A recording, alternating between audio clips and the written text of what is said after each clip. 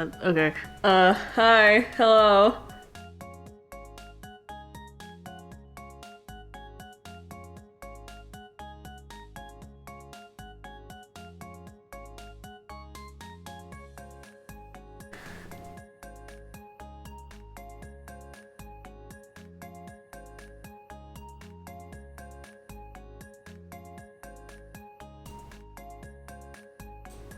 Welcome back, y'all, to the stable. Welcome back to heaven.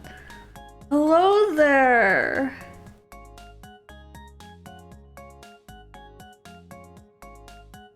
I have my water, yes. I'll probably have to take a break halfway through the stream to get more, but I do have water.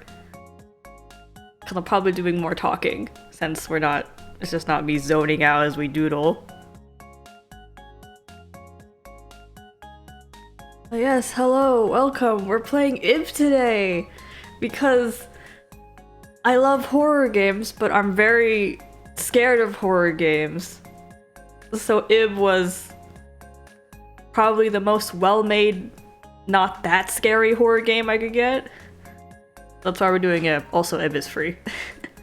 How have I been? I've been good. It's been a really hectic 2-3 weeks since I last streamed, but we're back, so we can get back to streaming again.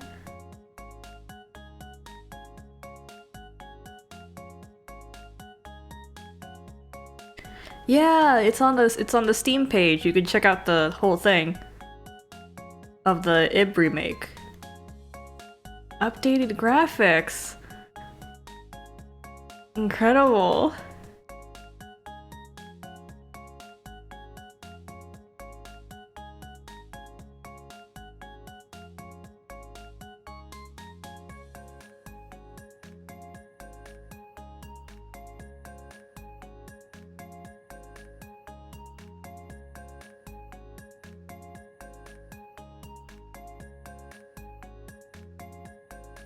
Yeah, also there's just not a lot of horror games that I can play, that I want to play, that are free, like Ib is. Cause the other well-known RPG Maker horror games are a little too intense. I wouldn't say intense in horror, but I think I'm too intimidated by their gameplay and like chase scenes to give them a shot. But like, Ib is a nice game to ease your way into the RPG Maker horror game scene. Relatively slow with some moderate chase scenes, which I'm probably gonna die a lot. I'm definitely gonna die a lot. I actually don't know how long I'll be streaming Ib. How much mental fortitude do I have to stream Ib for a while? Because I can sit there with you for 8 hours on Minecraft doing absolutely nothing. But how long can I go in a horror game? I don't know. Because I don't play horror games. The last time I played a horror game, it was with my older sister, and it was a mobile game, and I mostly just watched her play. But I was scandalized because every time the monster appeared, instead of running away, my older sister would be curious of what was happening. So she'd walk straight into the monster to take a closer look at it, and then we die. Of course.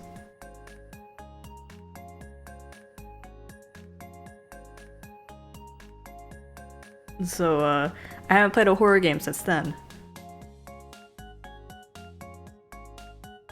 I don't own any horror games either. The closest thing I own to like a horror game would be the Sherlock games. They're not really horror, but they do have atmosphere and people do die. And they do try to like spook you with like, oh my god, you didn't expect that, did you? Are you surprised? Did your heartbeat go up? Kind of jump scare, not really jump scare, but I don't know, the scariest thing about the Sherlock games was the way Watson's AI worked. The thing with Watson's AI is that his AI is like to follow you, Sherlock. So he just as you wander around places, Watson will automatically follow behind you, and then he's kind of programmed to stand out of your way so you can properly investigate, or you can kind of push him aside if he's in the way. I'm like, yeah, that makes sense. But the thing about Watson is that like, yeah, Watson is frequently behind you. Watson also tries to get out of your way, so Watson will kind of like saddle up to the wall. And I was in a room. We had this entire sequence where like, okay, we're gonna break into the office so we can search their documents because they're definitely hiding something. So we were in a kind of like, uh-oh, we're not supposed to be here, someone might catch us. And I was kind of shifting through documents and looking at desk, and I whirl around, and Watson's standing against the wall like he's a coat rack, and I screamed because I thought I got caught. Because he was just a person-shaped furniture item. And he's always looking at you.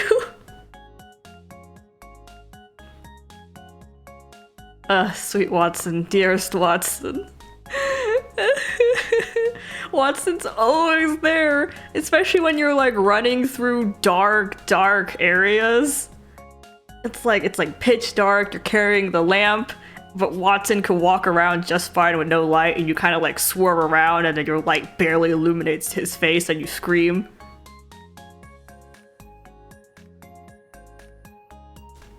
It's just like Watson's programmed to stand out of your way, so you always find him in places that you don't want to find him in.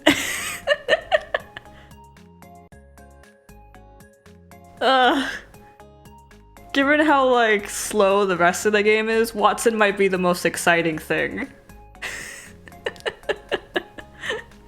We should do a Sherlock game sometimes. I have a lot of Sherlock. I have there's a company on Steam that makes a bunch of Sherlock games. They've gone from point and click to like, what was it? Item searches, I forgot what they're called. You know, the really cheesy ones. Item search? Item something. Whatever, you know what I'm talking about. It's the click around, find items in this clutter mess, and then you do a bunch of insane puzzles. And then like they went from that to point and click to like actual walk around, do mystery solving.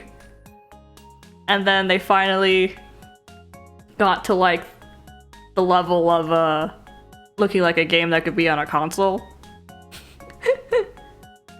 And like more cinematic, dramatic murder scenes, and like interrogate the witnesses, and like look at their clothes and their face, and like I see what you've done. And then you could work in Sherlock's mind palace, or whatever they call it. Because like in the older games, Sherlock doesn't have a mind palace, he just has like a bulletin board, and you just kind of pin stuff.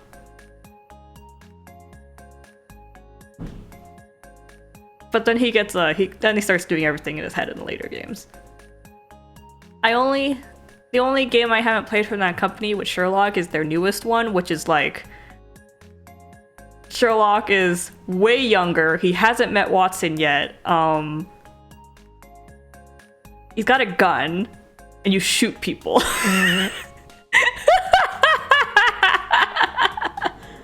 Sherlock gets a gun, and he shoots people. That's their newest game. Also, he's like really snazzily dressed.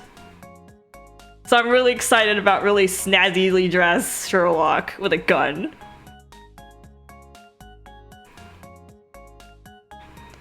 Also, it's like open world, and there's side quests for Sherlock and his gun. Ugh. I'm looking forward to being able to play that game. I won't be able to until it goes down in price. But yes, I own a bunch of Sherlock games. And we could probably do that some other times.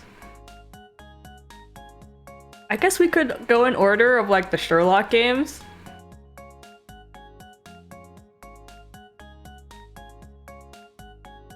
I'll tell you what, I can do the point and click item search game. I could do Baskervilles in like under an hour. Or like, what was it, under 2 hours or something? There was an achievement for it in the game that's like, beat the game in under this amount of time, and I did it! So I can beat the Hounds of Baskervilles, the item search game, in like under 2 hours, I think. If I speed through it, we don't listen to any dialogue.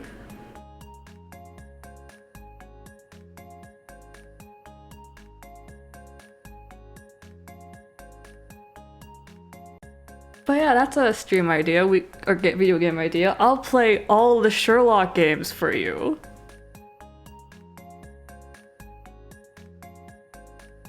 God, you guys have to see the, oh, I forgot what the one, the Silver Earring or something. I think it's one of their first games. That was ridiculous.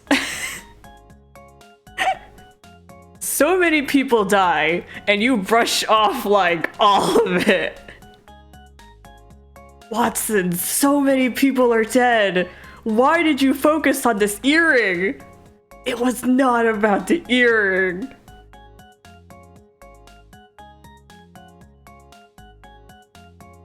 It was not about the earring, Watson.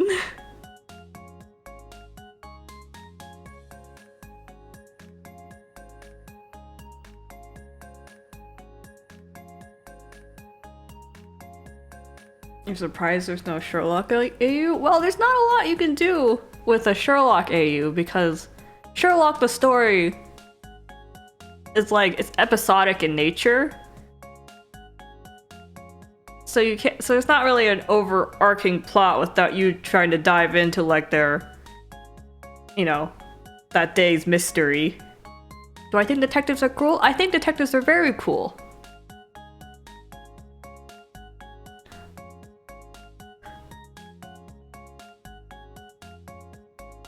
I do love detective characters.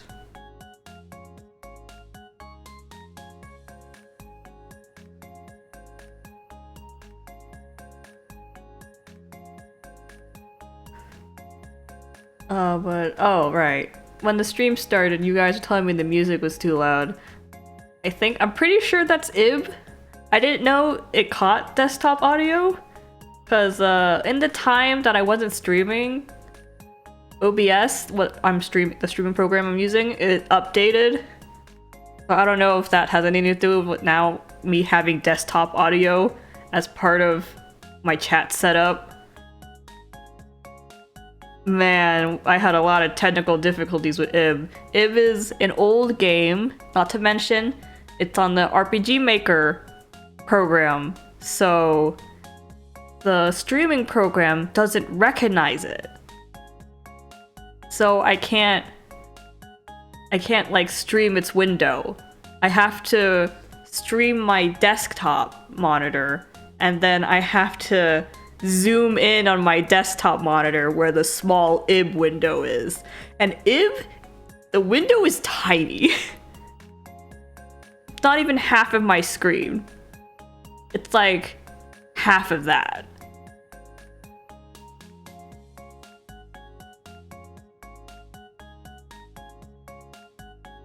It's half of half. 1/4. It's like 1/4 of my screen. This window is tiny.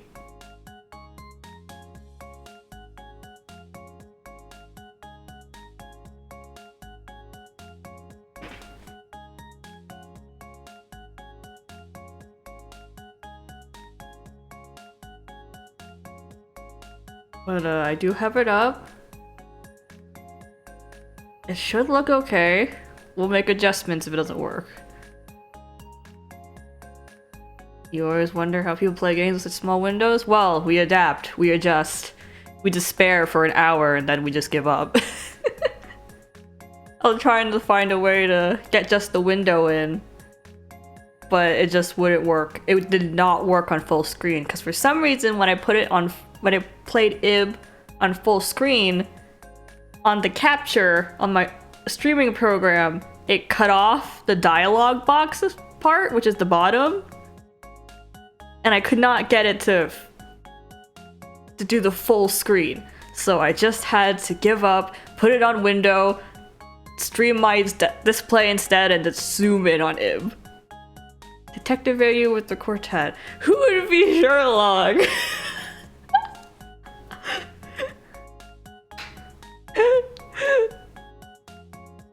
Oh my god, is it Liam?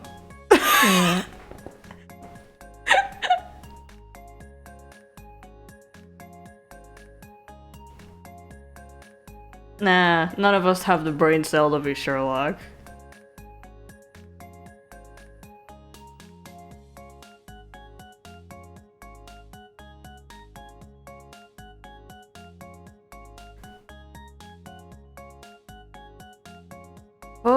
Folks, horses. Do not forget how I work with the AUs, in which I will always put you as someone not in a good, like, special position. You're always some schmuck, some normal person.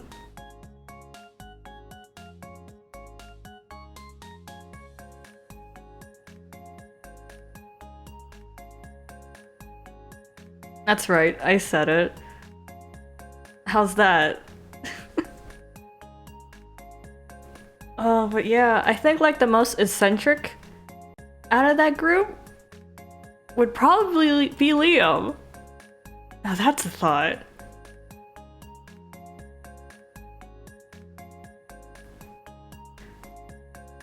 But if Liam's Sherlock,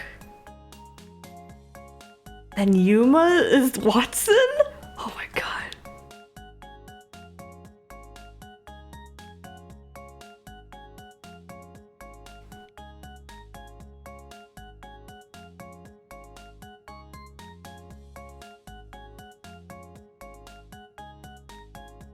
Wow, Yuma is Watson, and then Liam is Sherlock. That's a ride.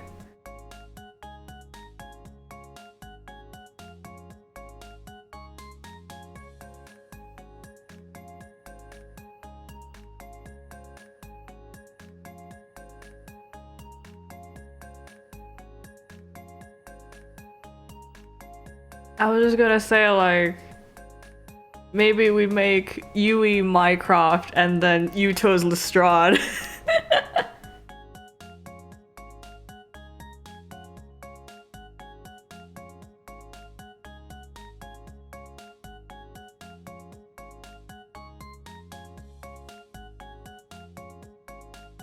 Good old Lestrade, you always need him on the scene. Who's Moriarty? I don't know. We can pull the OG quartet if you really want someone. Cause like, you could probably just keep everyone else and just change like these 4 characters and see how that goes.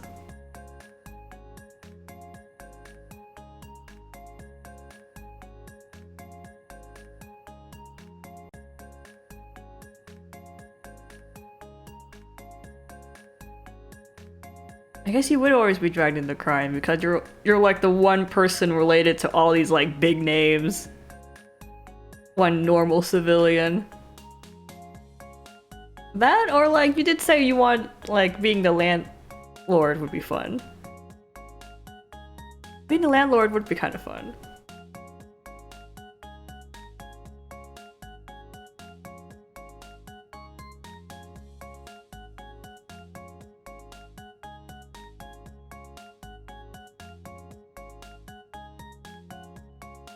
You're the landlord and you just hear stuff going on in Liam and Yuma's room. Or the fact that Yuto always has to come in person. Oh my god, Yuto would always come in person to request Liam's help, because then he gets the, you know, he has to get through you first when you open the door.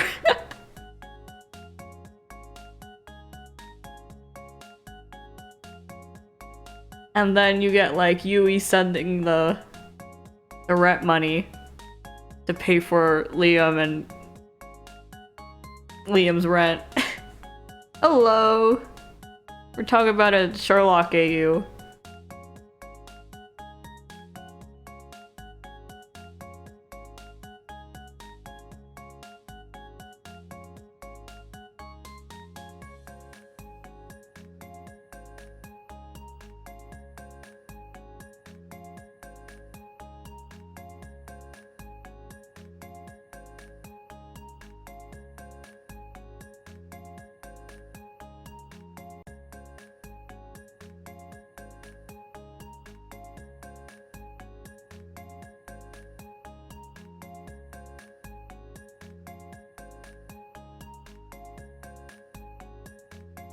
You're the landlord that sometimes comes in to bring them tea or something.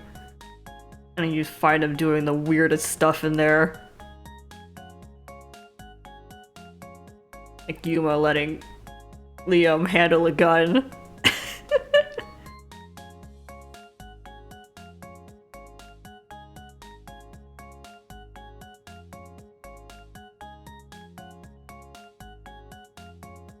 And then like having Yuto check in on them periodically. It's like one, just like checking on them because they're kind of public nuisances. And two, you know he's just there for you. He's just using them as an excuse. And then I imagine Yui would send letters with the rent money. Maybe make time to come see you in person when Liam and Yuma are out of the house.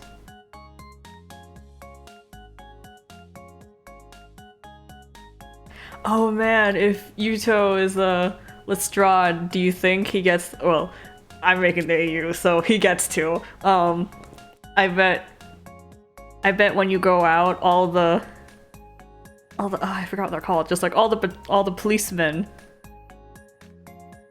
know you.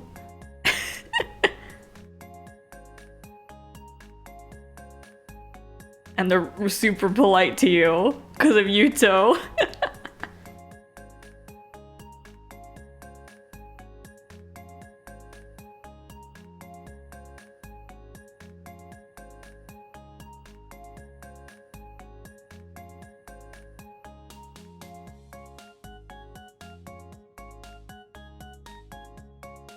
I bet Yui has people at your, like, watching you too, like, making sure you're okay.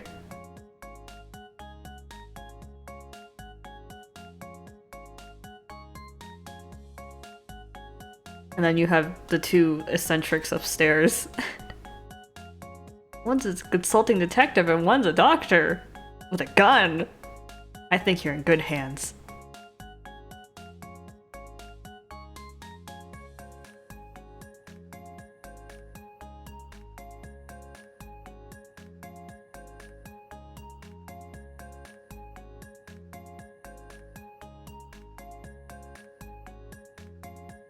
Wow.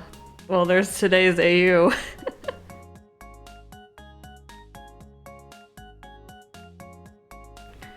We got off track talking about Sherlock, but we are here today. We are gathered here today to play Ib.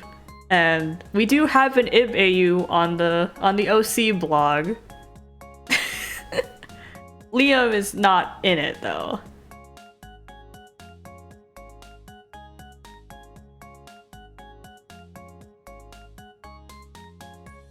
Oh man, Yuto would do that. Dropping in like he's a good policeman who worries about the citizens when really he's only concerned about you. Aye, favoritism. Oh, but the Ibeyu. Liam is not in there because in my mind, Liam was the artist.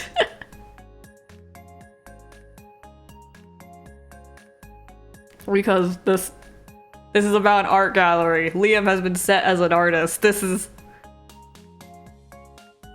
I'd be a fool not to make him the artist. Liam's dead? I don't know. Is he? We don't know that. Did you see him die? Actually, you can't even say that even if you did see him die. That kid does not die.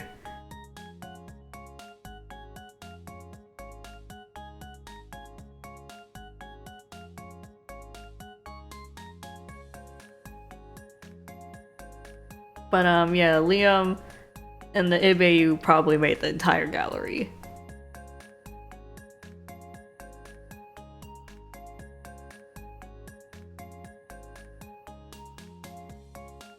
It'd be interesting if he did like a self-portrait of himself and that's how you talk to him.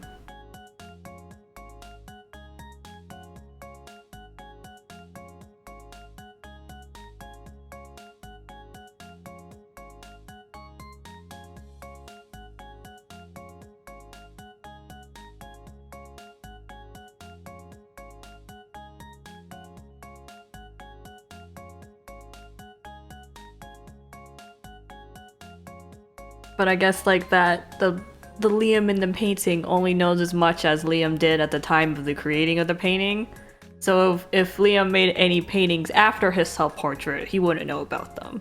You can probably guess his own thought process though. He may not remember, but he can guess what he thought.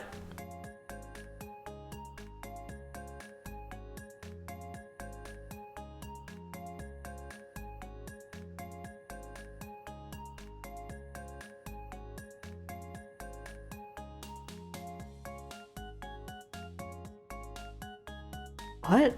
The artist was Gary? That's the first I've heard of it.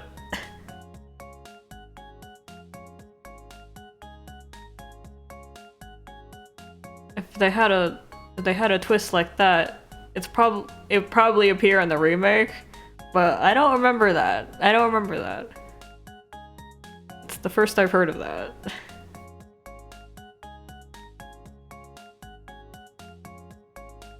Yeah, Gary was just one of the visitors who got sucked in with you.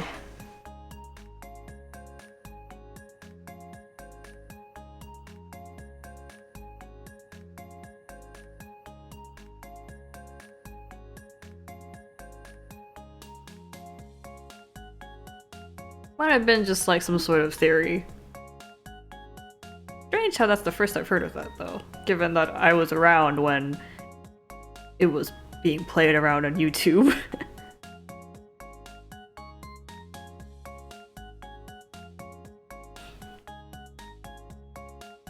I also haven't watched like gameplay of Iv in like a decade.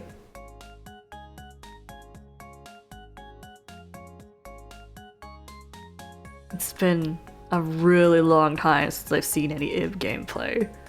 I'm not sure I'm gonna remember how to do anything. All I remember is like the basic flow of story, but not any like of the small puzzle mechanics or anything really. So this will be fun. We've just been kind of sitting here because I've been stalling on playing Im. Other than Liam, can the quartet and OG quartet draw well?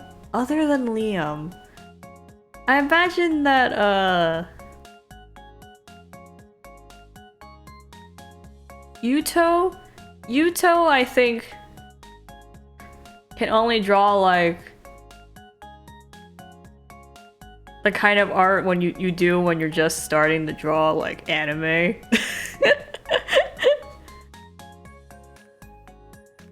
He's not that great at it, but when it comes to people and like animals at least. He's decent at inanimate objects. Yui also decent at inanimate objects, but she keeps her art style to like more cutesy because she's a heroine and she's gotta be charming in all aspects. So she draws more like, you know, cute animals, cute people. So it's not well drawn, but it sure is cute. Yuma, out of them, besides Liam, of course, I think Yuma would be the best out of the three. He's best at realism, that boy. As in, like, medical diagrams of specimens he probably shouldn't be cutting into. He's that sort of boy.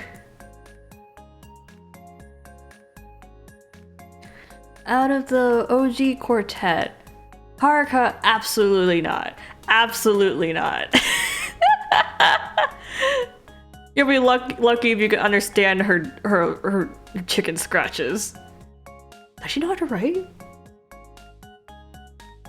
I think she does. She just doesn't.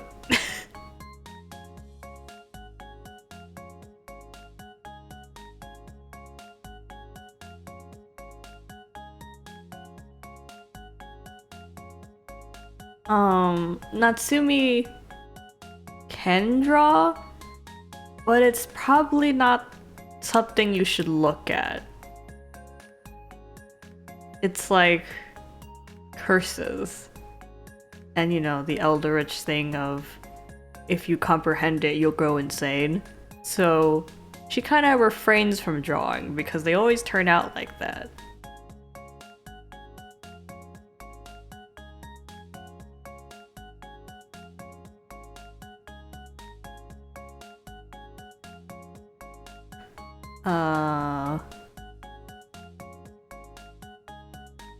Akira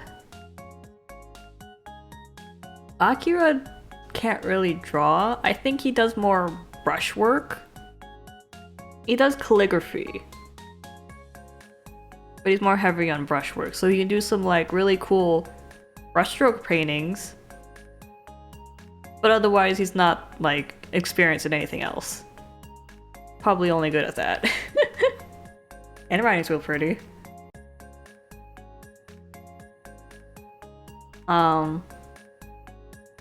Out of this group, Yulian would be the best. He's like Yuma in that he does medical diagrams, but the boy is also just naturally playful and more mischievous, so he does find more fun in drawing. But I imagine it's mostly just realism. Is the Yandere Quartet aware of Enma? No, Enma is in a separate world line.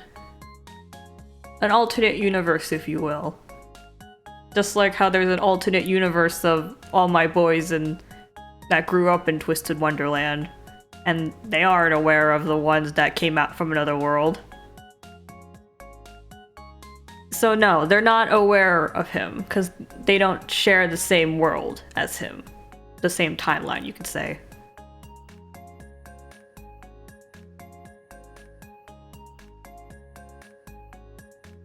The only AU I've included him in is the Yokai AU, so that's the only time they would be aware of him because they live in the same world. But they don't really have an opinion on him because he's just mortal human boy. So they don't really care about him.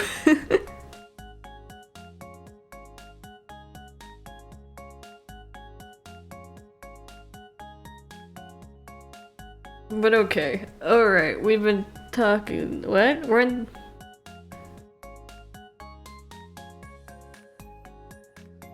I wouldn't call him an assistant, I'd call him an errand boy.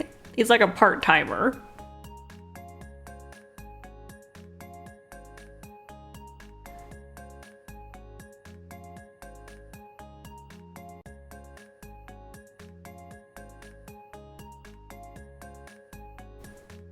The most he does is like kind of assist human guests and clean and do errands.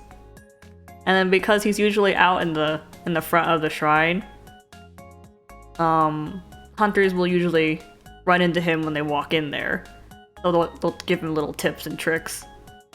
And while they're waiting for their appointment time with Yui, they'll usually like kill time by giving him some little bit of training.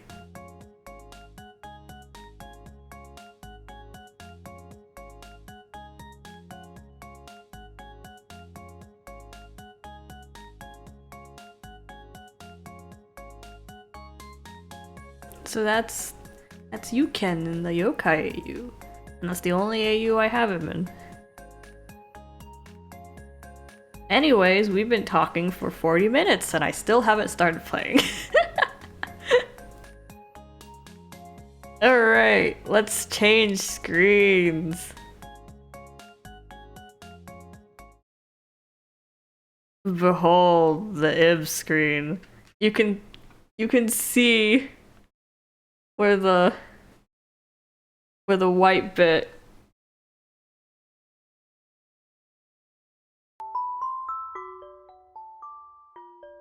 Where the white bit outline is. That's the window. How's the music? It's too loud?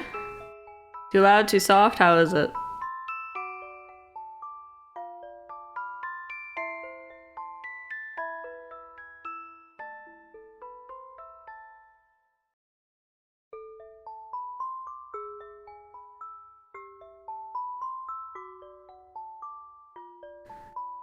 Hold on, I'm gonna move the chat box up a little.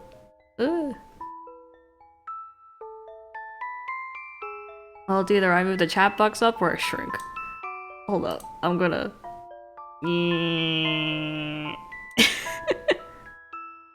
Okay.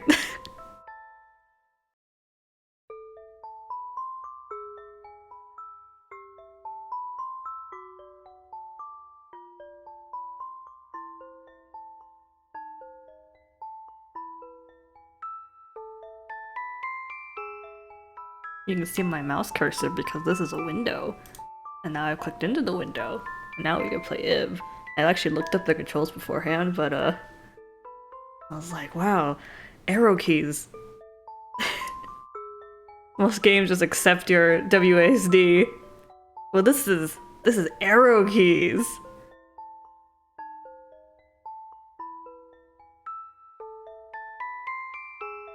You feel old? I also feel old. This was peak horror, RPG horror back in the day. I still think of this game fondly. You used to be a cute and innocent child in this AU. She was really cute. But then, you know, she just got disillusioned with the world.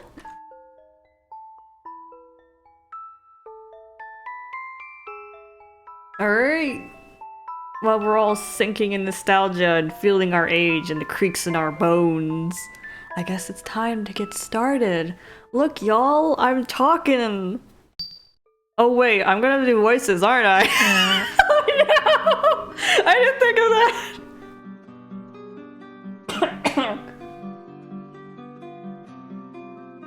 Hold on, I'm gonna wet my throat.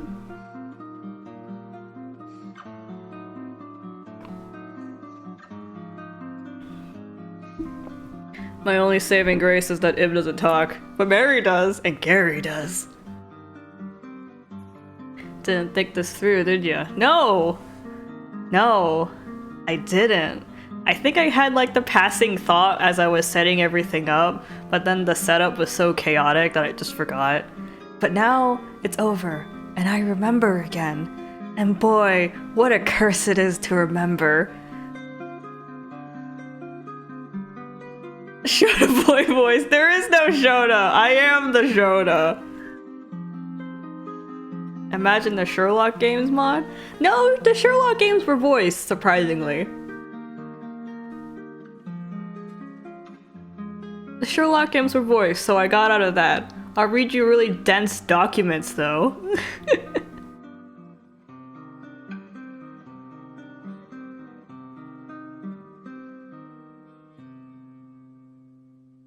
Alright. It's a shame. I wish I could do the Shota boy voice, but that is just my voice, apparently. So you're only getting, like, Gary, Mary, and then Ib's parents in the beginning, and then every mob that was in the beginning, and then that's it. This game reminds me of Death Palette? I guess so. Okay, here we go. Okay, what button was stuff?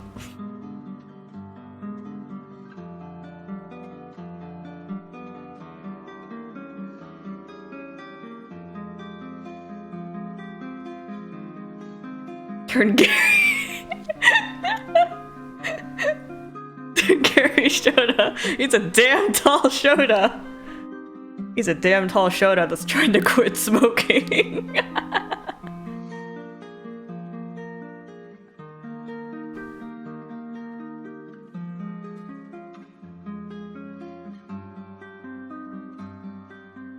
In the early afternoon, under a gray sky, Ib and her parents are on the way to an art gallery. Damn, this font is not the best.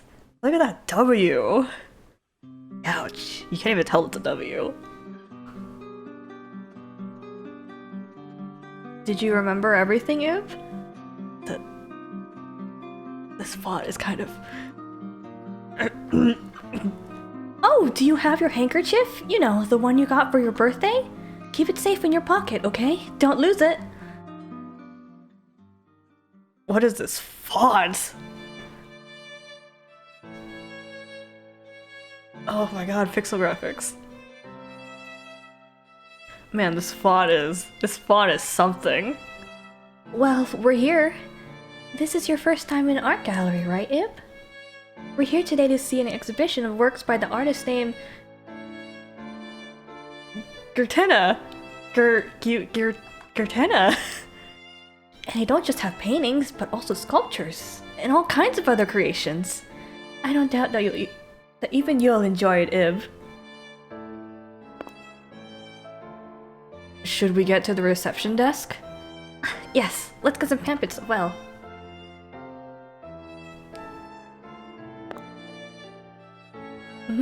You want to go on ahead? Really, Ib? Oh, alright. Just make sure you're quiet in the gallery, okay? Don't make a ruckus. Not that there's any need to be worried about you, I suppose. Don't cause the other visitors any trouble now. Oh, controls, oh!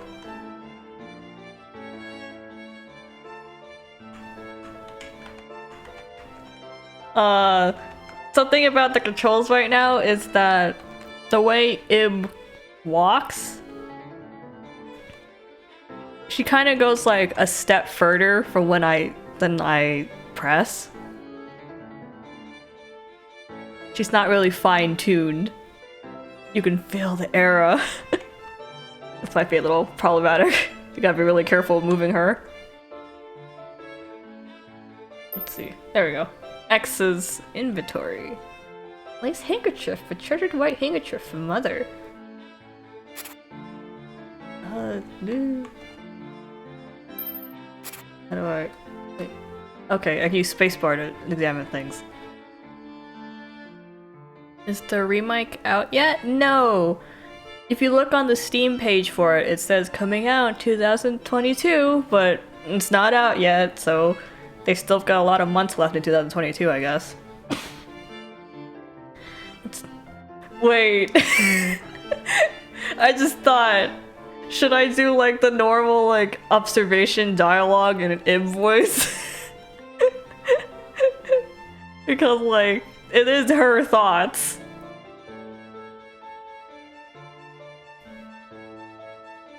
This is the reception area, my dudes.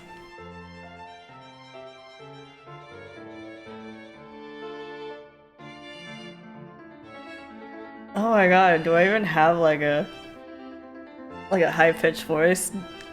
Don't worry about my throat dying. I did like an entire visual novel by myself with like 16 plus characters, all me, and they were all arguing all the time, always. And I did that for hours on end.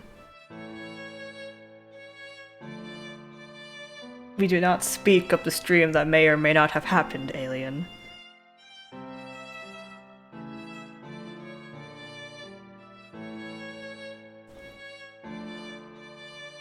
Okay. Ah! What does Ib sound like? When you stall on doing a voice, it gets more embarrassing the longer you wait. I guess we can just fix it as we go. It's nice and bright outside. I'm like a prick WSD. It's not that. Maybe I should take a break. There are pamphlets here. Shift key. Ooh. Dad is talking with the receptionist. Can I? Hey, Ib! You know you shouldn't go back there.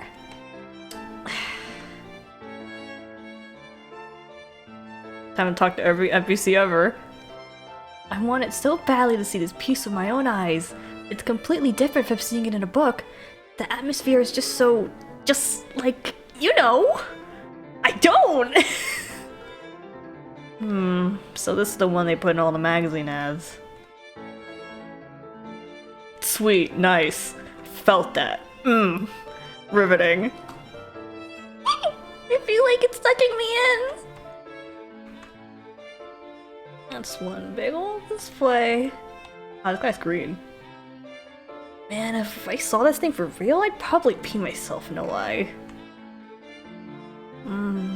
Like peering down deep into the sea from the surface. On the deep, a world where man will never stand. To that world, I decided I would... it within the canvas. I don't know some of the words. Wait, there's a painting on the top.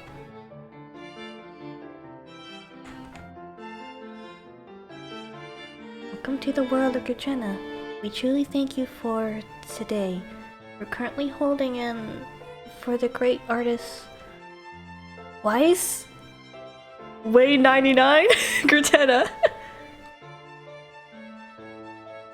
We hope you deeply enjoyed the art of the late Gurchena, whose creations carry such mystery and beauty both.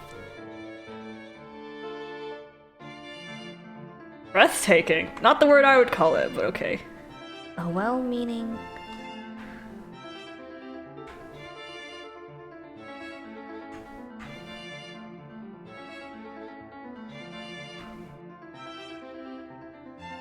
Boy, it looks like the slightest jolt can make the stalk part snap into a million pieces. If that happened, I wonder how much I'd have to pay. Oh, jeez, that's scary.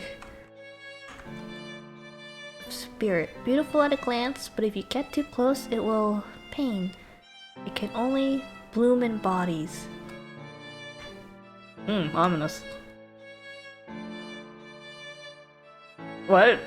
Why does this have an option? I want to pick up those petals! I don't think so. What? Why is that? Would you just leave them there?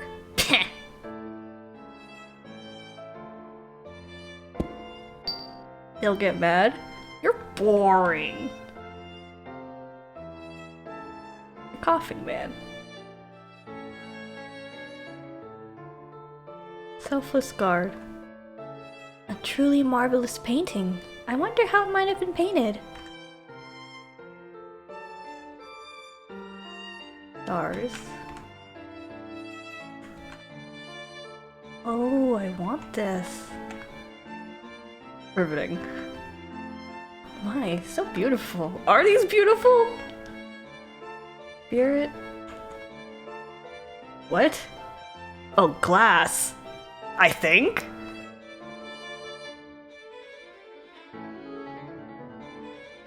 Man, the Gate Gurchena does not disappoint. The more I look, the deeper I see it is.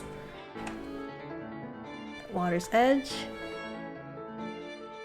Back to the beginning, let's go upstairs! Wow! Oh. Cool.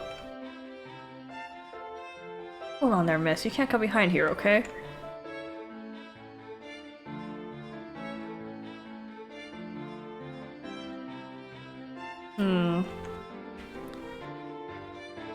Lady taking the newspaper. Wow.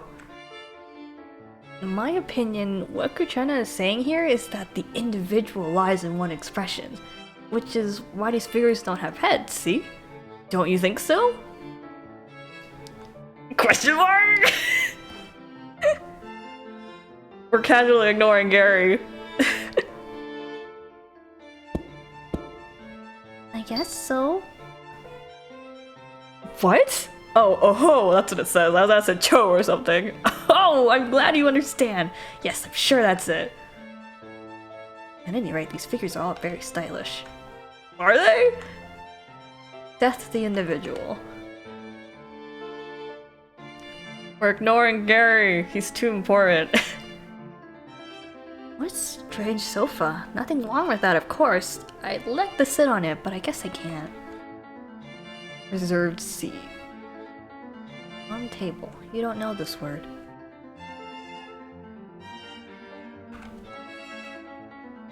Towers. You don't know this word.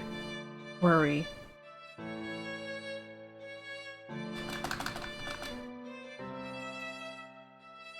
Hey! Hey! Pay attention to me! Boo! You're boring! I learned something from that kid downstairs. Diamond. You don't know this word. What a beautiful woman. But I wonder if she was someone real. They say Gurchana didn't typically paint any real people. I don't like that you turned your head. Why do you have a turned head sprite? Why do you have a turned head sprite? But there's always a chance, you know. This girl could be out there somewhere. Wow. Bitter fruit. I kind of read that automatically, but that does not say bitter. That does not look like bitter. That's Biller. That's Biller Fruel.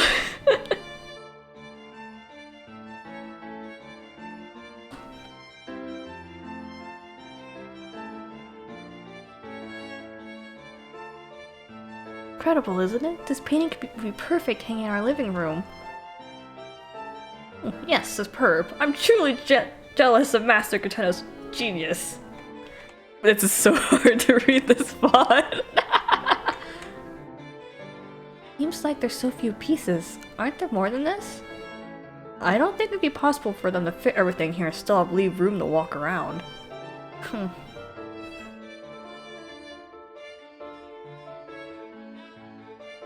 Couldn't tell who was talking. That rainbow stuff looks kind of tasty. I mean, if it's taste cleansing, then maybe it's candy. Taste cleansing tree. Sir Gurchana is indeed astounding. I cannot hold him in high enough regard. Alas, if only you were still alive, I would have gladly been your apprentice. That's pretty. You're thinking pretty highly of yourself. Cool. It's a what? Oh, kitty! That's at the killie, and I was like, what? It's a killie! Mommy, there's a killie picture! Yes, yes, I get it. Be quiet. I told you not to shout.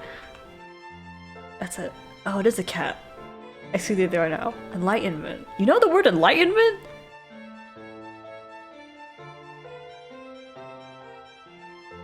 Okay, cool. I also thought it was a fish. World. You don't know this word. Hmm?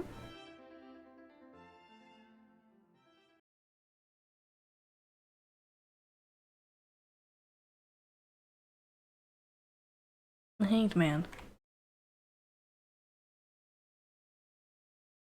Wait, this is my chance to go look at everything that other people were covering up. Let's go! Lady in Red. Century's End. Look at this. Bitter fruit. Cool.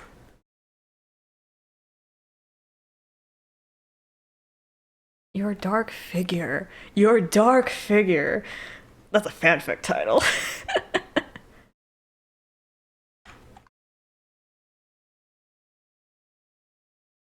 Oof, I felt that. That was lag.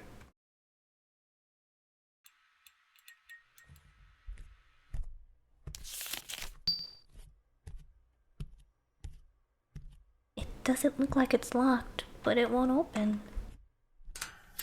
The entrance is locked. A poster for the Gurchana exhibition.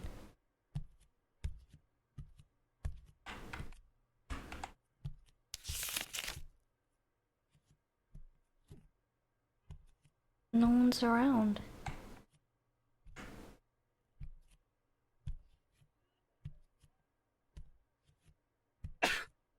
Excuse you.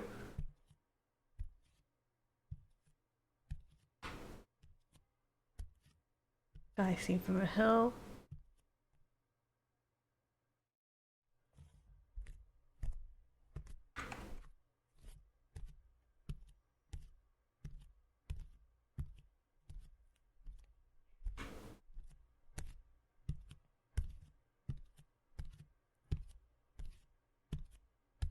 Alright, back upstairs. Wow. Wow. The fruit fell off. I feel like you should be concerned about more things there, but okay. Hello. There we go. There's a blue liquid leaking from behind the frame. Come down below, Ib. I'll show you someplace secret.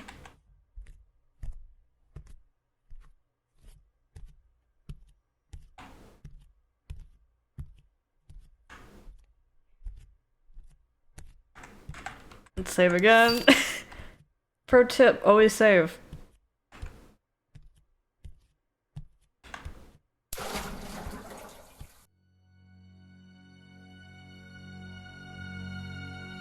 Ooh, music. Ooh, music. I don't like that.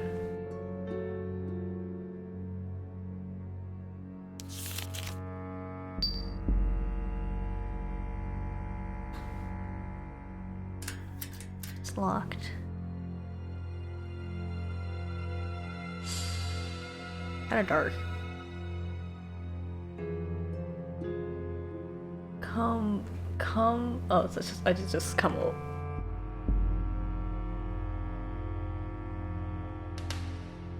There's a rose sitting in a vase. Take the rose.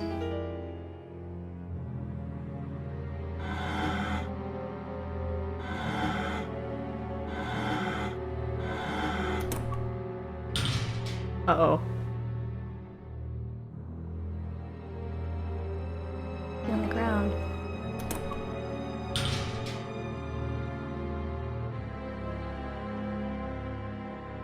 You and the rose are. You must know the weight life carries. You don't know this word. Vase full of water. Well, yeah, what do you want me to do about it?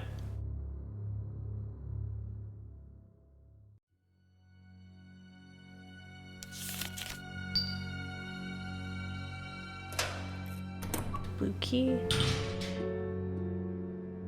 Beware the edges. Painting of a ladybug. Painting of a bee. Butterfly. Painting of a spider. Prologue. Chapter 1. Chapter 2. Last chapter.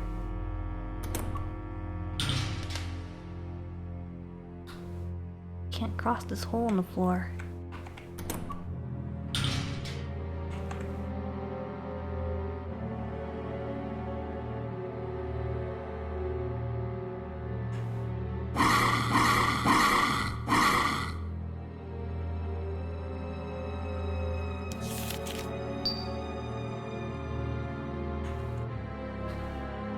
Painting of an ant. It's locked.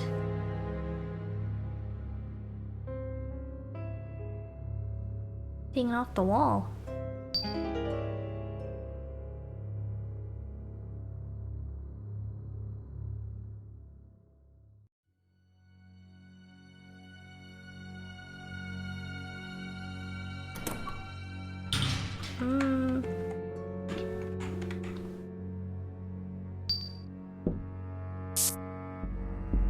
I had to do what had to be done.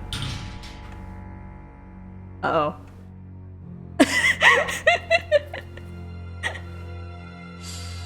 Ah, my wow chasing. I can see it.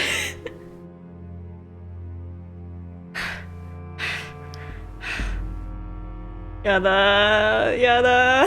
I don't want this.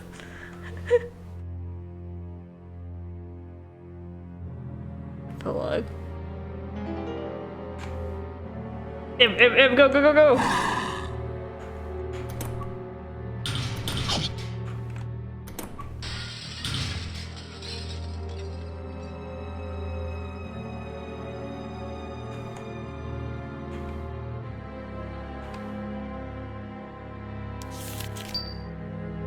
Oof. Face-shaped hole in the wall. Ugh.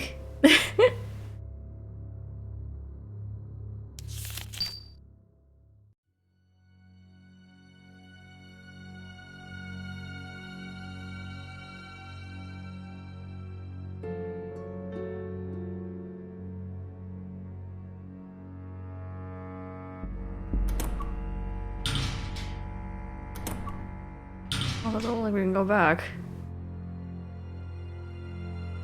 I don't think we can do anything here, so I guess we just have to go out.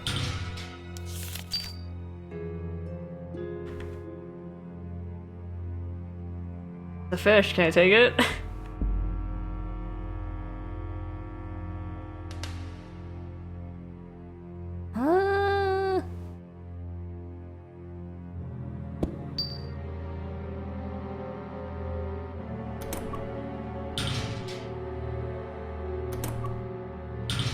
Huh?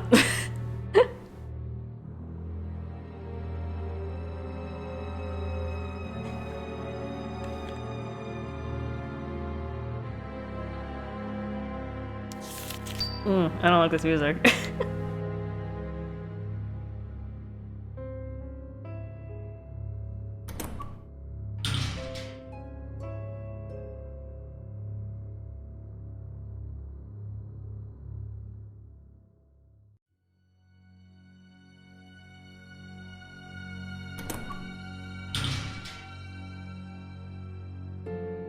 On the painting now? Yep, okay, yeah.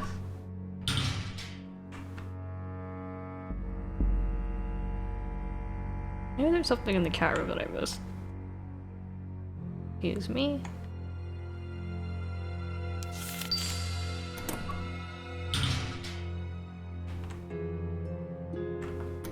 Ah, there's a door. I don't like this. I don't like that.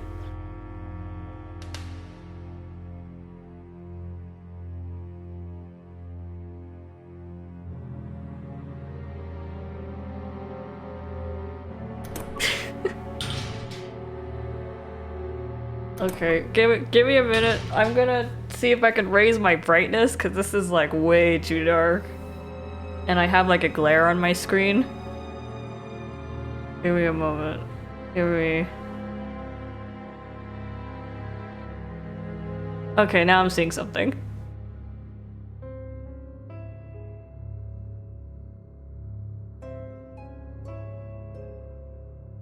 Okay, now I can see stuff. Oh my god. I didn't realize how dark it was. There's a... It actually has cat ears. I couldn't see that at all. How's the brightness on your guys' end? I don't think I can do anything to fix it, unfortunately, but... Oh, I guess you guys aren't playing, so I guess it's fine. Anything this way? I didn't see anything. I didn't see anything. I didn't see anything. Okay, thank god, and I can finally see stuff now. I didn't realize how dark I had it. I probably made it extra spooky.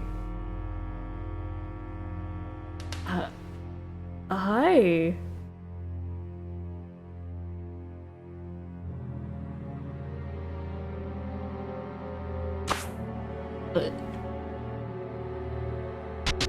They hide and seek?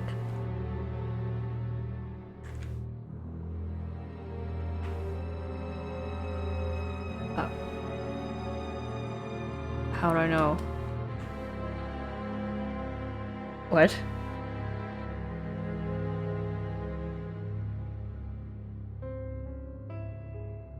What?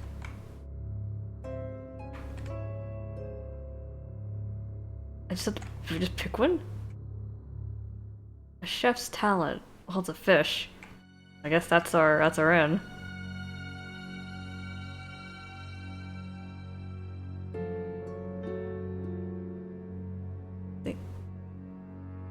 I don't want to just press these. I'm just looking at them, I'm not pressing anything.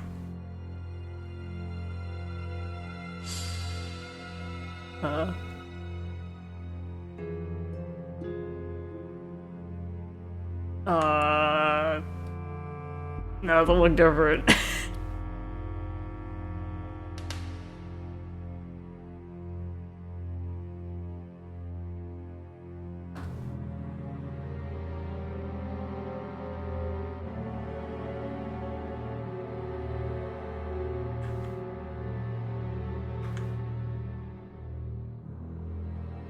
'Cause-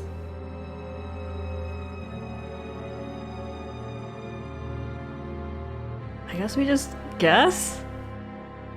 Can I leave?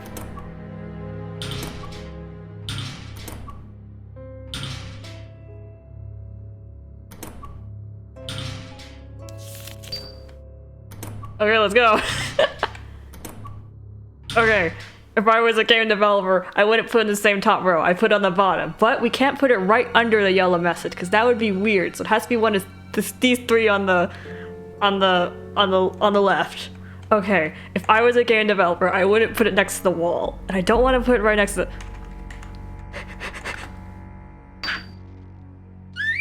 Ay! Okay, let's try that again. Can I actually? How do you?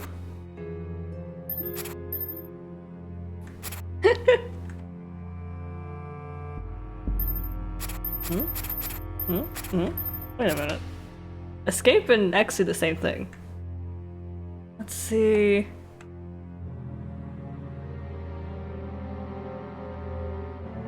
One of some sort. One of some sort. One of some sort. One of some sort. One of some sort. One of some sort. One of some sort. Okay, they're all the same. Okay, so I guess they're... Okay, so I guess they're all random. Eh. I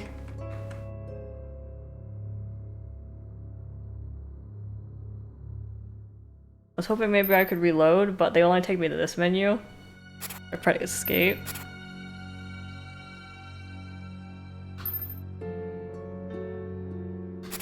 Guess there's no reload. I guess it's an old game.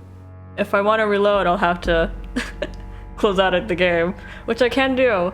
Hold on a minute.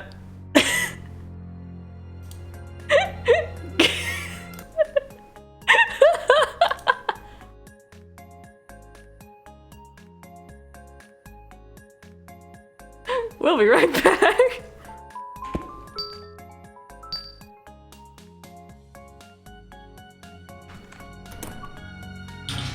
Okay, you guys chat. I'm gonna keep doing this until I get it.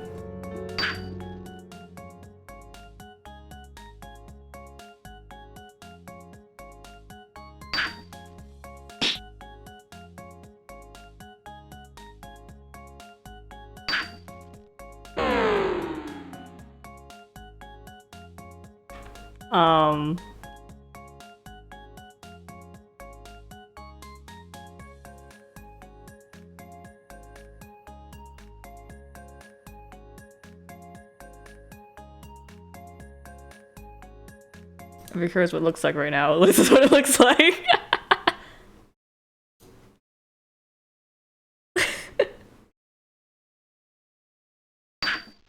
Oh, I found him.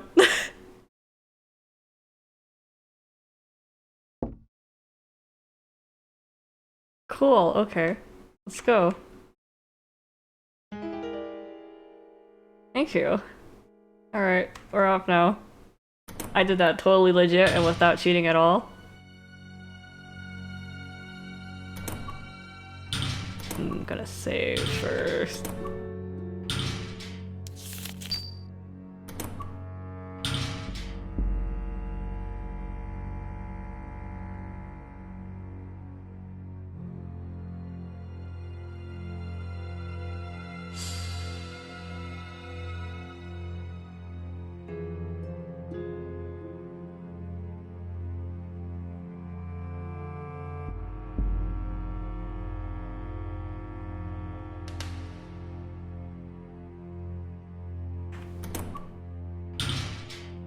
Okay, which one of you comes alive? I do not like that. Why'd you turn off the lights?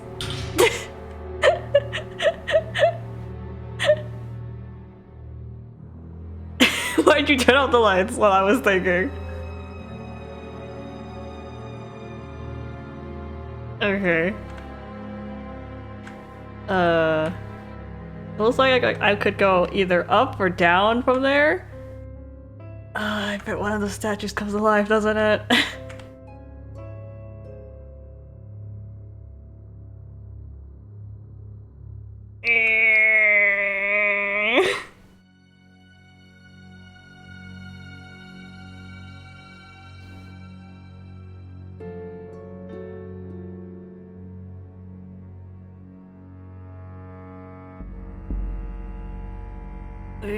Okay, we're going up.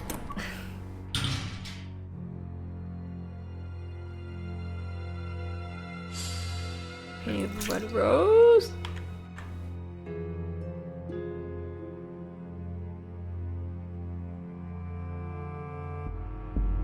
Uh.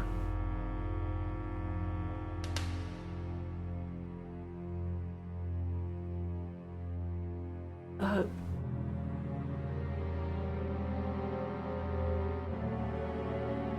Um.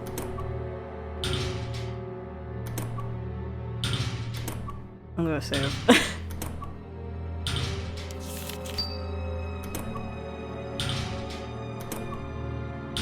Oh. Oh.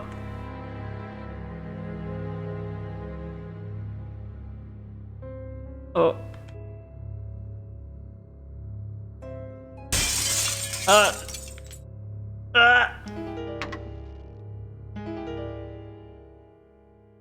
The bus is broken.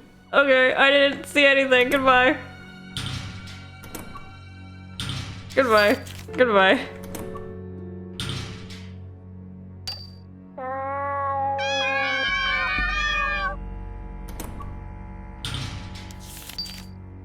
That's my fault that he tripped.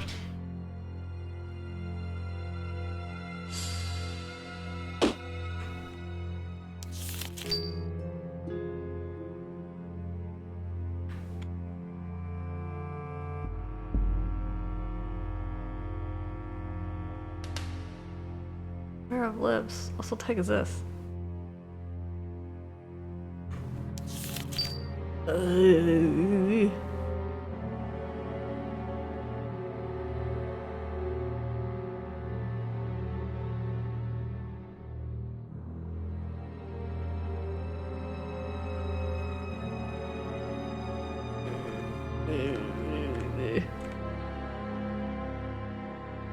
Oh wait, there's a second thing.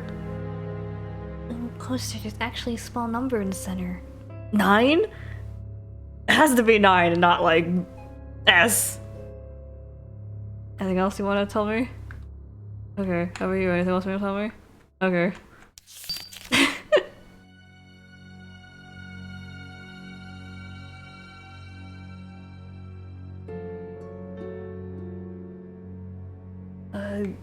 Where do we go from here?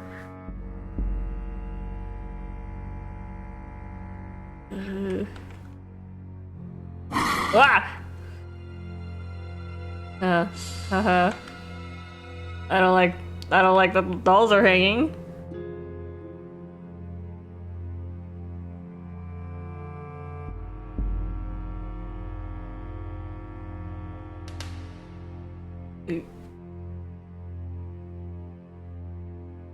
Oh. What? Are you okay?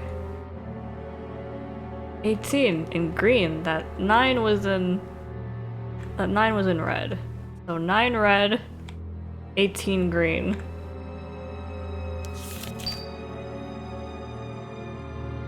Oosh. Oosh.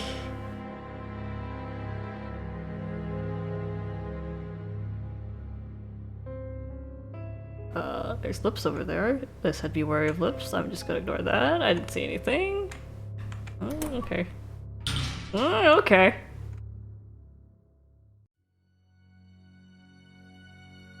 Down in front of the statue, go west 3 steps, south 1 step.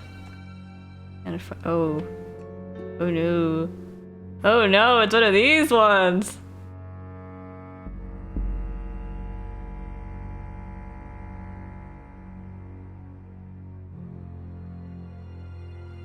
Okay, so yellow, blue, red.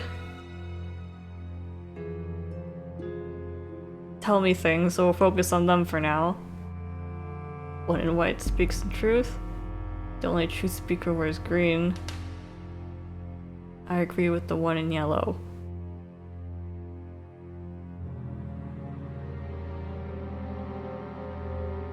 So red agrees with yellow, who goes with white? What about the other guys then?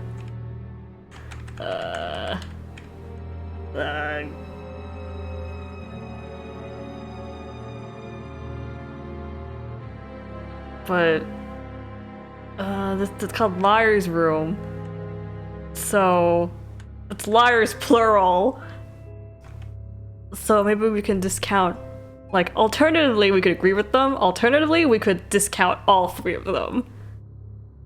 So yellow, white, red, we're gonna discount them.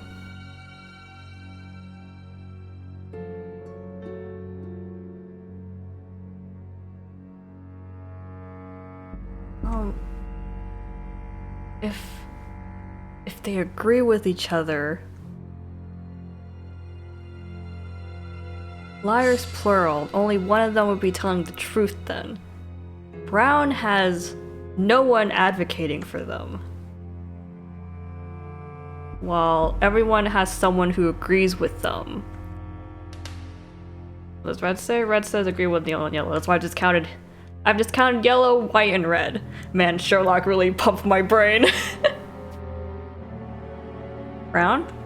Oh, Brown said east 4 steps and north 2 steps. So I think we're gonna go with Brown, because Brown has no one. Which means they might be the only one telling the truth? Hmm? Look at me pulling out all the things I learned in Sherlock.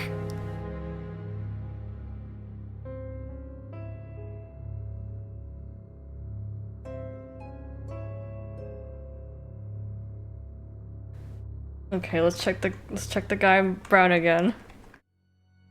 Stand in front of the statue. East 4 steps, north 2 steps. So left 4 steps, north 2 steps. Oh. Stand in front of the statue. Left 4 steps. 1, 2, 3, 4, 2. Loose tile at my feet. Oh, whoops. Did I count wrong? East? Wait, east, that's right! I mixed up east. No, I mixed it up. East is... I went west, that was east. Okay. I don't remember the last time I saved, but hold up. Hold up. My brain fried on the liar puzzle. It's okay. I'm a safe scum kind of guy. I don't remember how much I did. Give me this number. 18 green? Okay. Just in case, I'll read everything again.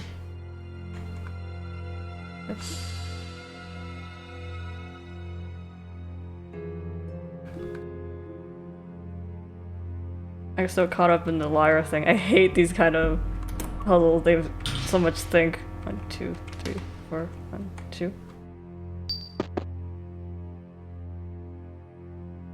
4 and green? I don't like that noise. Oh.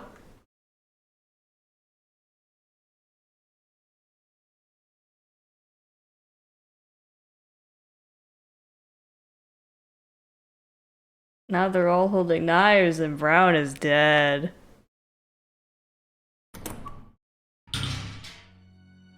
That's a good time to save, I think.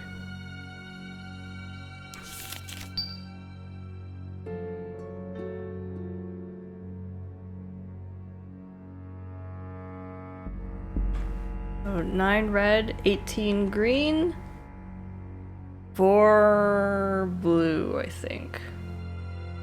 Who's blue? Where's purple? Oh, oh, oh, oh! What? Oh, I guess I just do math now.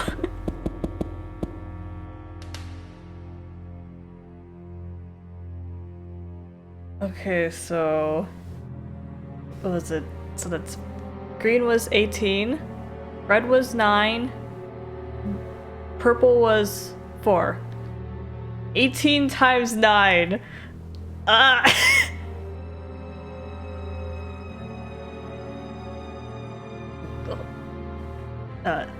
the top of my head, 8 times 9 is 72. 2 carry the 7. 1 times 9. 9, so that's 8, 16. Okay, 162. I think that's a plus. That looks like a plus. So plus 4. 166, I think. I should get a calculator. Trust in my math skills. That's a plus sign, y'all.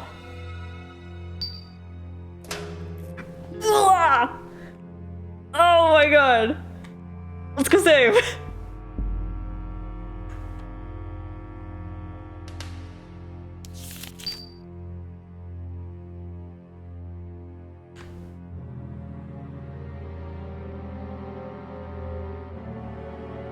I don't wanna.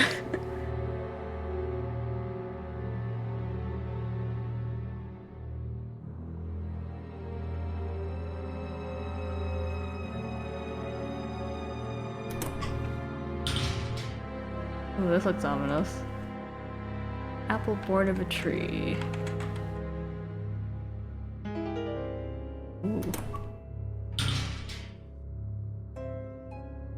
You know cardinal directions better than math. That might serve you better in the long run.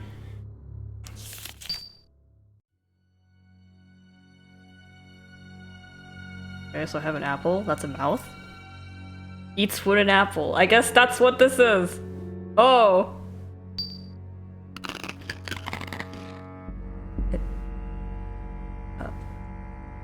I'm gonna go save. I'm gonna go save. I think saving's a really good idea right now.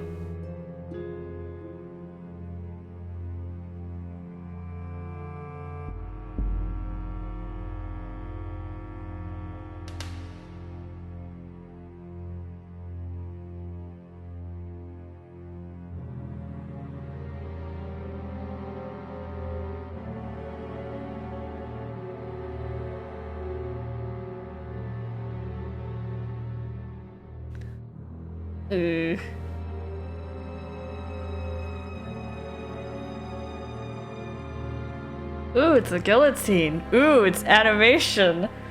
Ooh, is the end bit gonna chop me? Is the end frame gonna chop me? That looks like a chopper.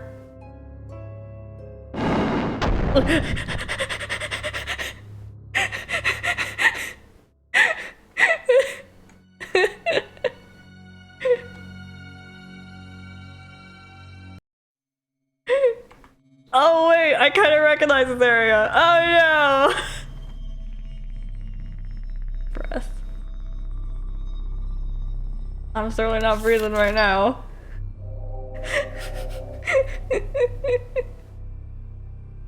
You know, guys, when I was editing the screen for the game, I'm gonna have to click out of the game for a second, but hold on, look. I wrote this text placed in the Genshin text I had before.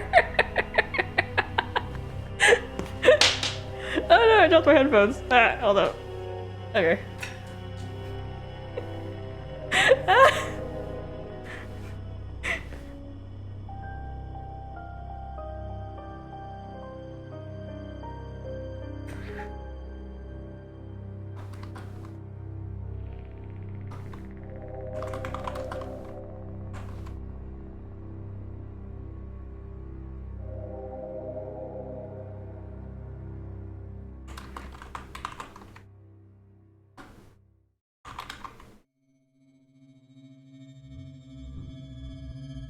Okay, let's keep going.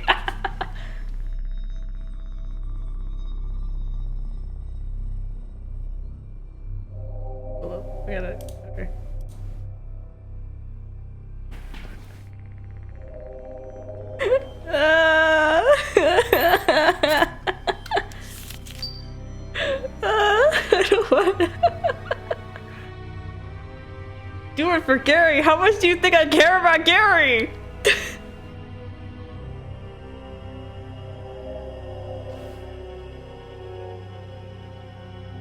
We're in it together.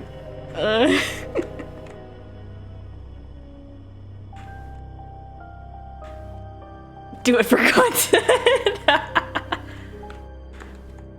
You guys have it easy. All you have to do is watch. I have to do the brain maneuvers.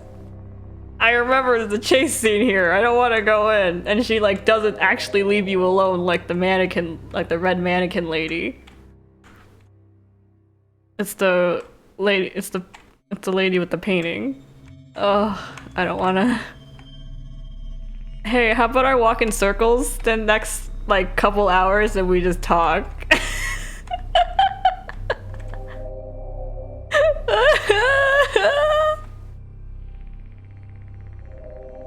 Oh, yeah.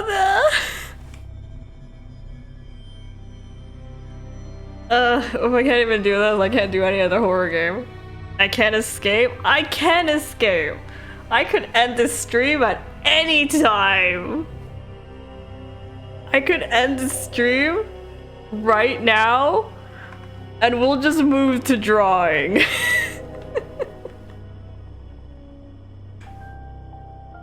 I don't have to lie in anything.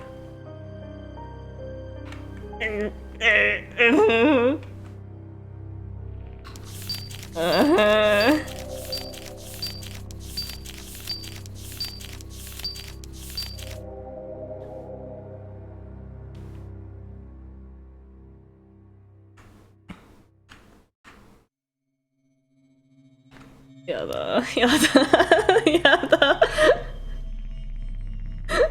진짜 그나이.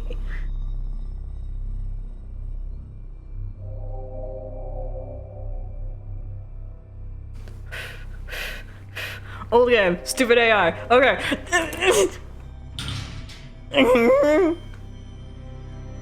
What? Shut? Not what I would call that, but okay. Pattern, you don't know this word. Open, I'm so sure she's up there. Hold on, let's look it up. Booking, you don't know this word. Heartbeat. Ooh.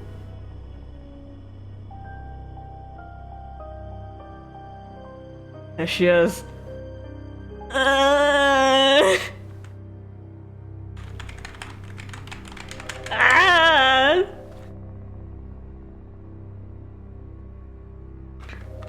Hey.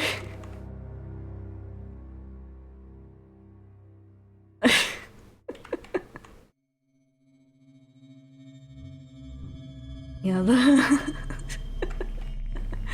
진짜 야다.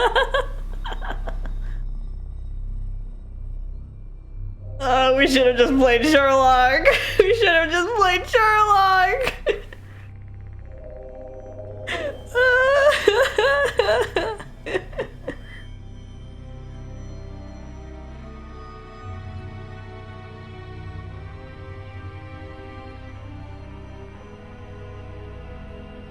It's not scary. I just saved. I'm gonna save again.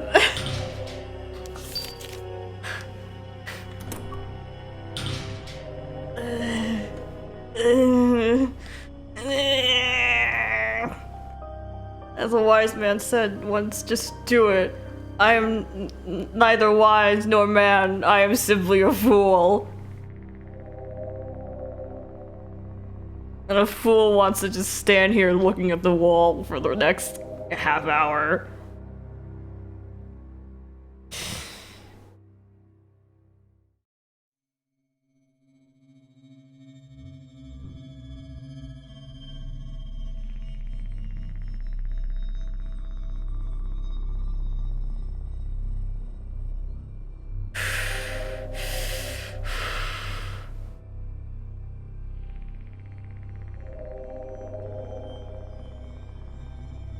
Okay, worst case scenario, we take damage and that's it.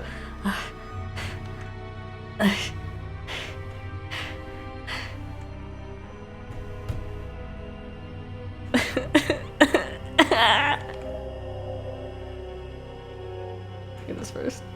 Alright, hours. Okay.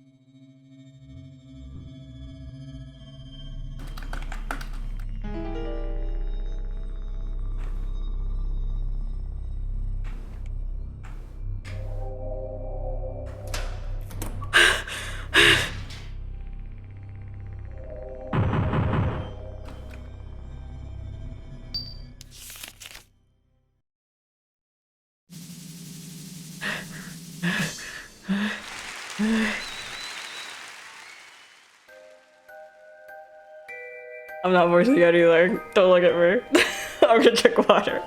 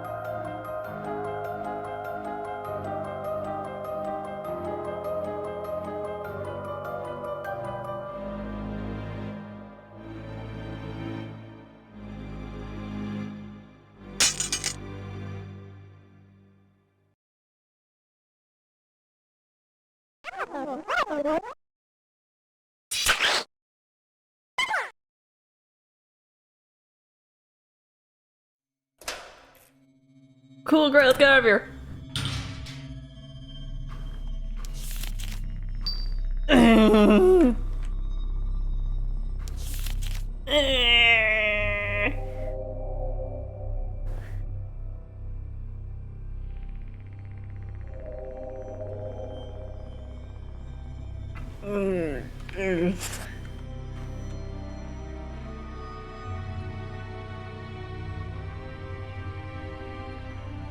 Oh.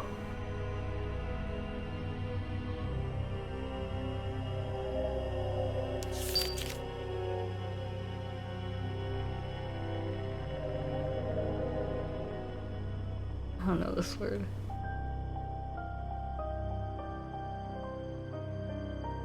Okay, now I have to do voice acting again because it's not just sitting around. Oh my god, I did the sign out of Gary voice. Ah.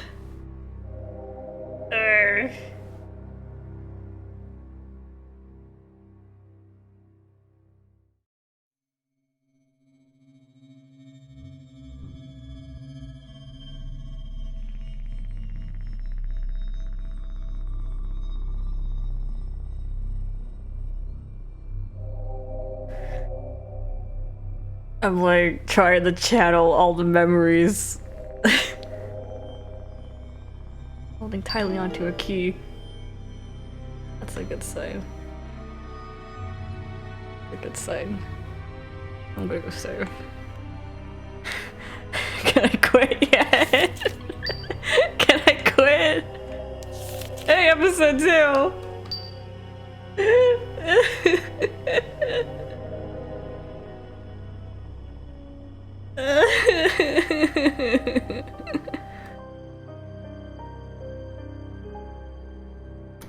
It's so weird.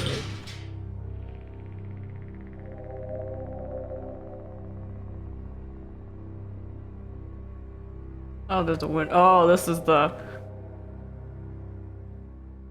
Oh, I remember this now.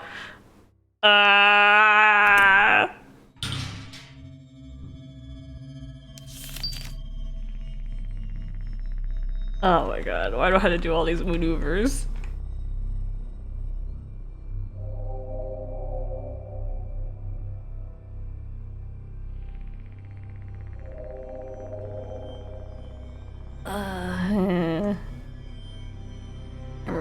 no. Oh no. No. Another lady in the painting. I hate chase scenes. We should have played Sherlock. This is gonna be one of my shortest dreams. Oh no! Oh no!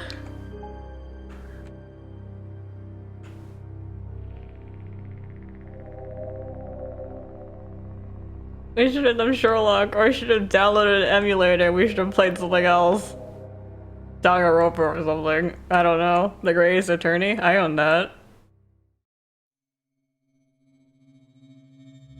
I don't feel like I'm becoming any stronger than when I overcome my fear. I just feel like I ran outside and went back in.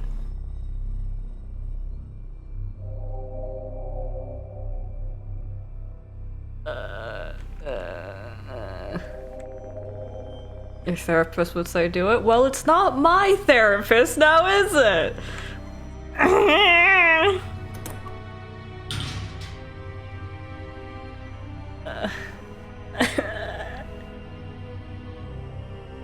Question, does anyone remember if she follows you out of this room?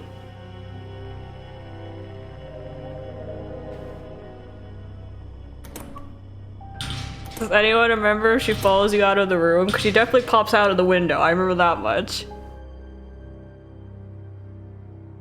She might. She does. Ugh. Wonderful. I love it. I love it. Perfect. That's wonderful. So I have to go in. I have to get her to come out the window. I have to go back in, get the key, run out, come back through here, put it in the pot, save, and then run to Gary.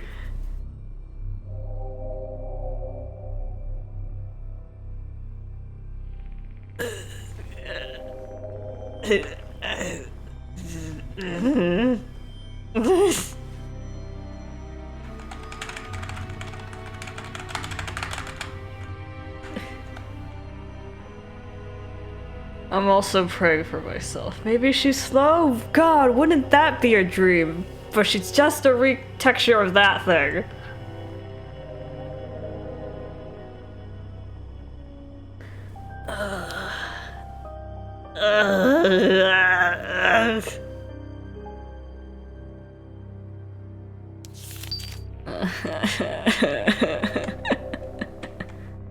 Can I quit? What have I done to deserve this? I wish I could call someone to do this for me.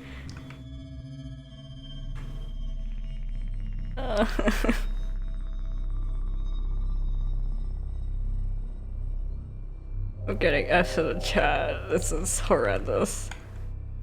Chose to play this game, honestly, man.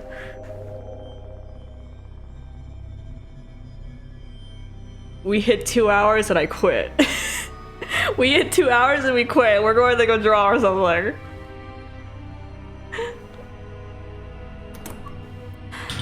I'm gonna save again. Saving is just my safety hole. Okay, we're gonna run through a simulation. We're gonna go in there. She's gonna pop out the window, then we're gonna loop back inside, get the key, come back out, and then we have to run. Okay, it's in the corner. We have to run, we have to put the rose in, we're gonna save, and then we're gonna run straight back. How long has it been? I think I've been like stalling for about 5 minutes.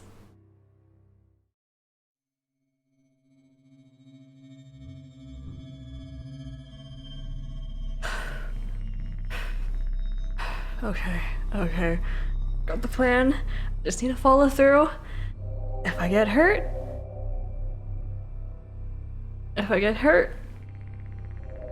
we'll save Scum.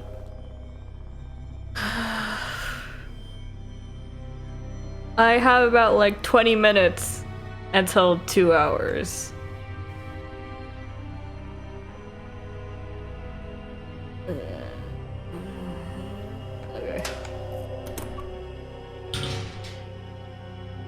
is this?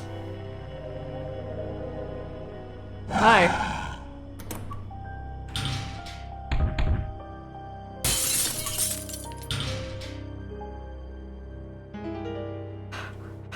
Okay. Go down.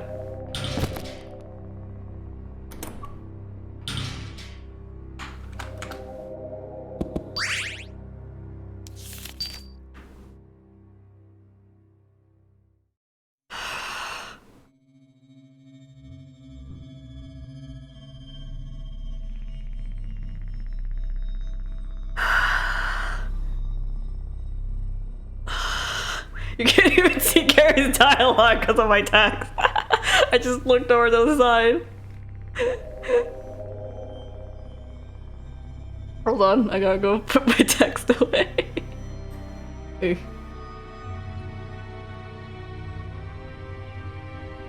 There you go.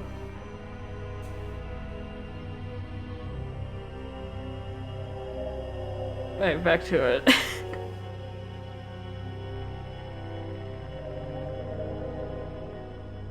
Alright, Gary voice. I didn't voice him before because he was just dying on the floor, but now he's not dead.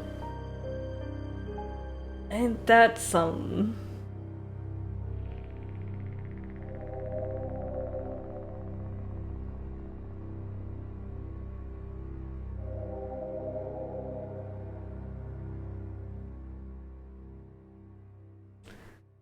Apparently, yeah, Gary talks very, like, effeminate.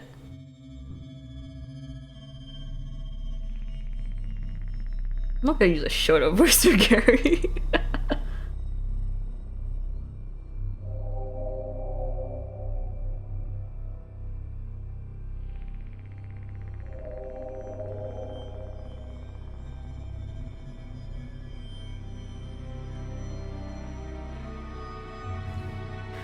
I mean, I don't have a guy voice. It's like my voice doesn't go that low. What do you mean he talks feminine? In the original Japanese, he refers to himself as like, I think he refers to himself as watashi, which is typically used for females. And also he's just kind of talks like that. He talks, the way he speaks in Japanese sounds like he's your big sister.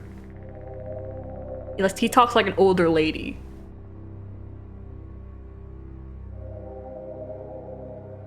Is the idea.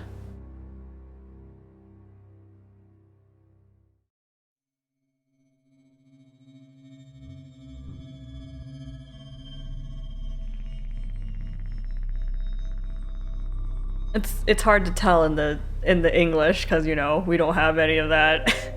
Especially not when you're talking, when you just say I. Everyone uses the same I in English. Rich lady voice. What the heck is a rich lady?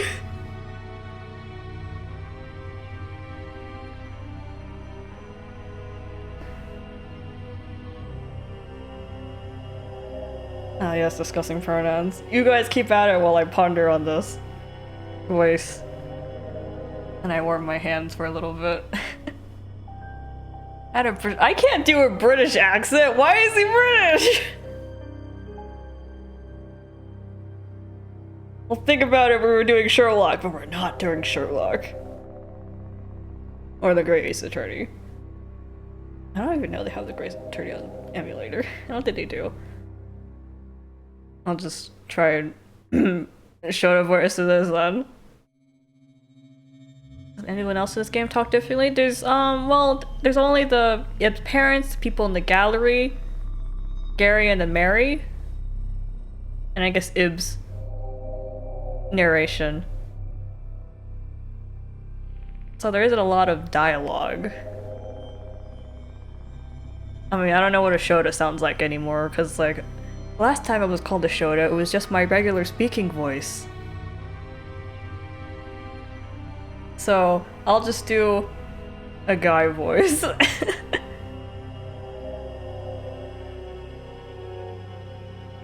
Ah, this is embarrassing. What's this? The paint's gone. Huh? Ugh! What is it now? There's nothing left for you to take, I tell you! Wait, dear me, could you be a person? From the gallery? So you are! Oh, thank heavens. There's someone here besides me. So I see. Then you wouldn't have any clue as to how or why of all this either. I believe my situation was much the same as yours, from the sound of things. Even down to these roses. Wounds appeared on me when my rose loses its petals. I thought I was a goner there. Thank you for getting it back. Now, first things first. We had better find a way out. I think I'll go mad if I stay in this dreadful place for too long. Oh, I still haven't asked your name. My, that was rude of me. Well, my name's Gary, and you are? Ib. Ib, you say?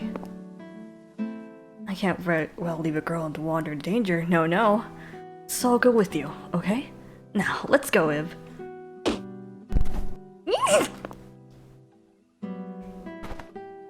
I was just a bit startled. Really, that's all it was. Anyway, let's keep going and watch over such bizarre things as that. Wow, that hurts. Whatever. I can take one hit, I think. What a lousy place for this thing. Step back a tad, would you, Ib? And heave! Ta-da! Now we can proceed. Alright, let's go. Did you put all right in 2 words? Did you put all right in 2 words?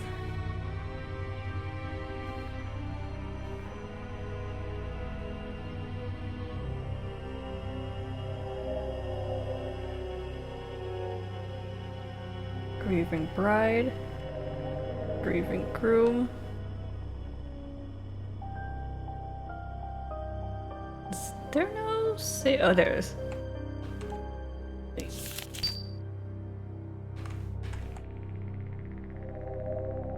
Big cake. Man, I'm looking at the OBS and it looks really dark, but I'm not sure if that's just my monitor.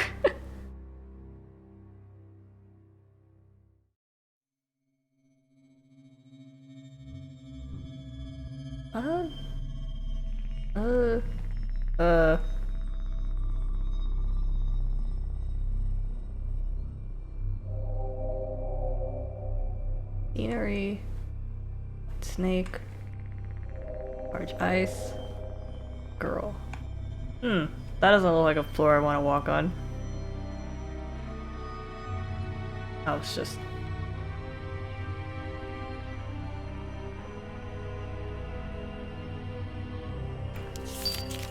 Oh, Gary's here. I didn't see her when I saved.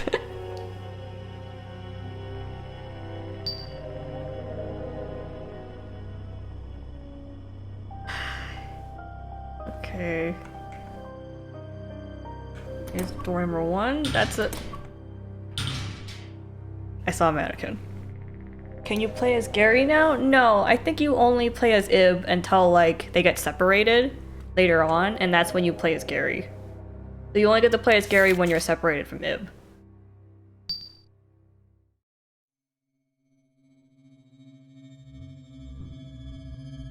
Ma, do Yui and Yuto get along in the Ib AU?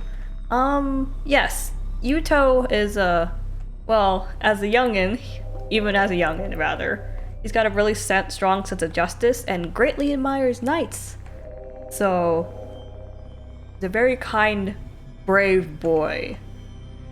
And Yui at the time, while she is kind of aware of her charms, she's not like super manipulative and everything has an ulterior motive, it feels like, and you can't tell if her smiles are genuine. As a kid at that age, in the Ib AU, she's very pure. She's a good girl.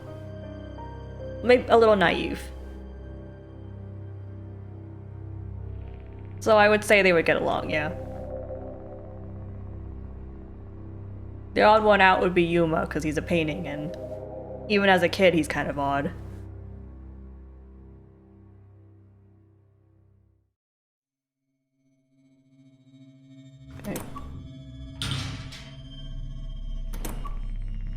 Okay. I don't remember how to do either of these moves. But there was a mannequin in that one, and that one didn't have one, but it's cramped, so I don't like it. I don't like it. Not a lot of running away room.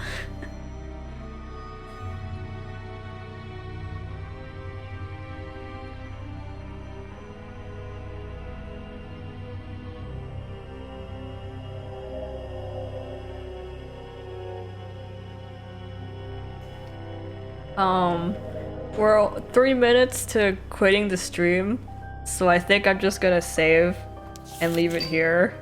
We made it to Gary! We made it to Gary! What do you mean we barely played anything? And we're not that far in. I run this show. I run this show. You can't make me. You can't make me.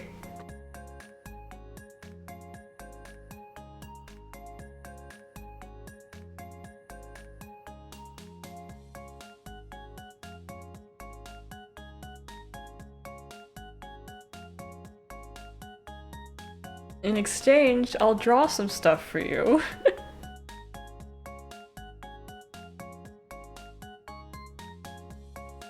Actually, I haven't looked at the drawing setup in a while. I don't know how it looks anymore. Wait. Hey, remember the art BGM?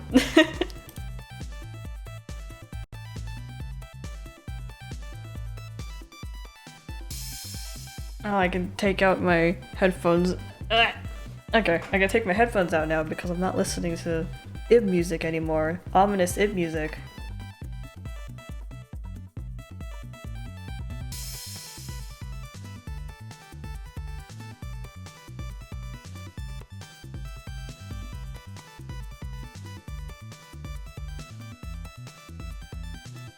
IbAU art? We could. Do I have the references on me? I don't have cause the only images I did of IbAU were on my sketchbook, so I'd have to pull up my sketchbook. Now, which sketchbook was it? Detective AU, we could also do that. We only spent 2 hours playing it before I gave up. Don't tell Sophie. Don't tell Sophie when they get back that I didn't play it. Don't tell Chad either. Don't tell Discord Chad, rather.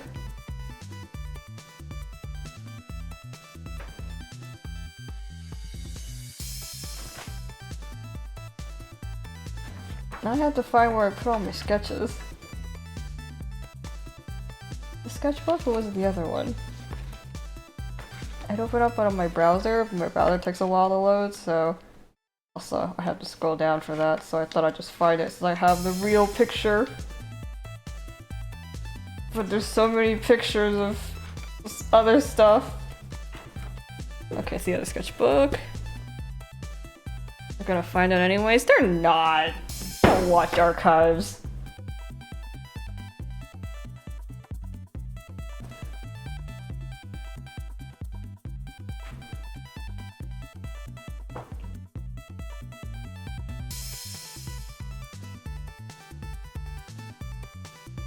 I don't watch the archives, I'm good. Okay, found it.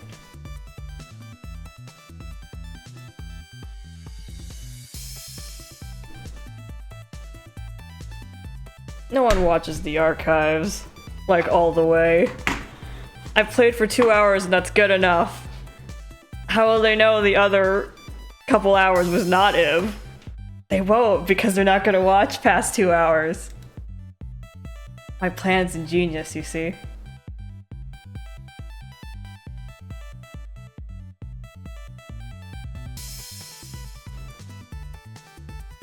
You'll get over it, Alien.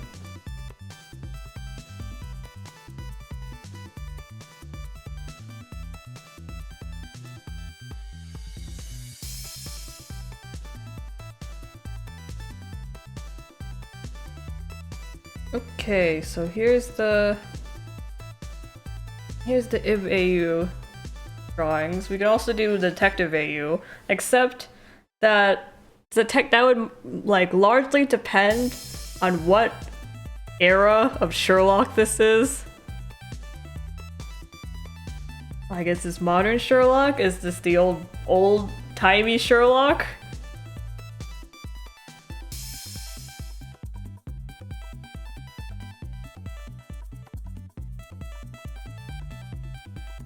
What era I want? I mean, I've only played the Sherlock games are the ones take place in the old-timey era.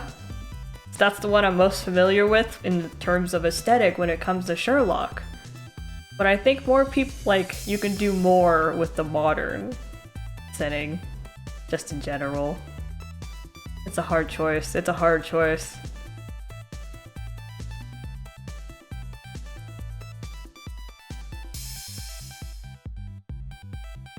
Alright, we can do old-timey. Oh man, I don't remember what Sherlock looks like.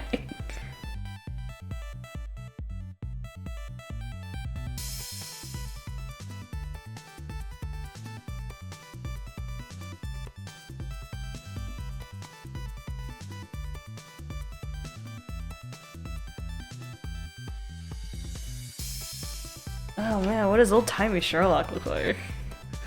He was just always wearing suits when I played him. DLC outfits, that's what they are.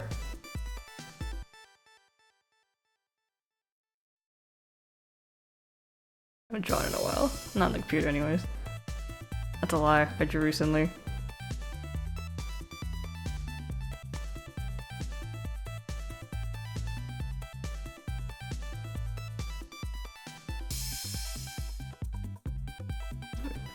Kind of a bit of a lag because it's streaming.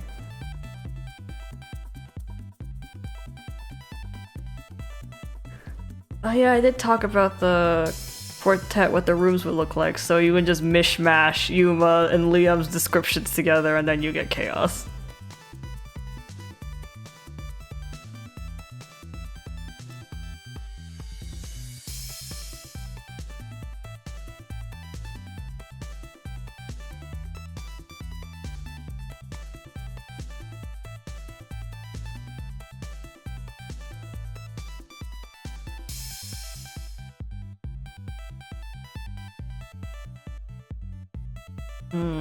Let's do this. Maybe it'll come out better if I do more dynamic piece.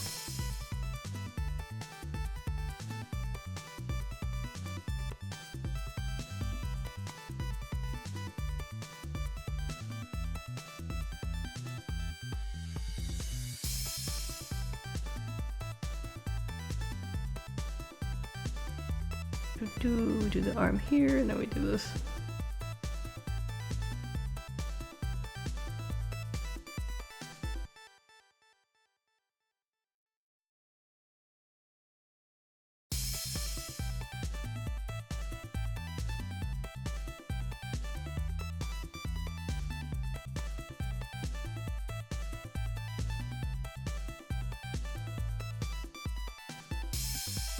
I mean, if it's Yuto and Yuma, they're probably still siblings in this.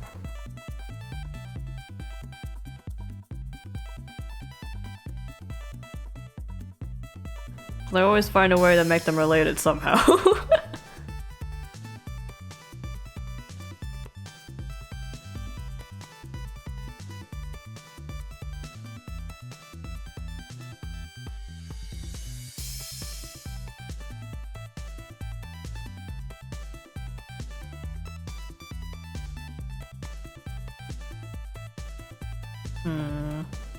Thinking poses.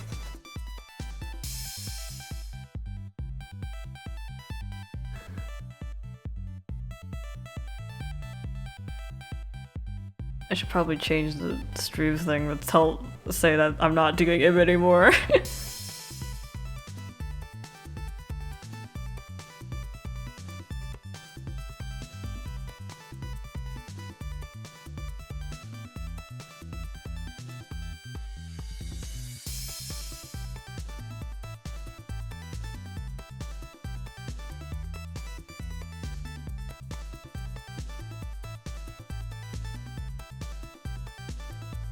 Yeah, Yui's Mycroft.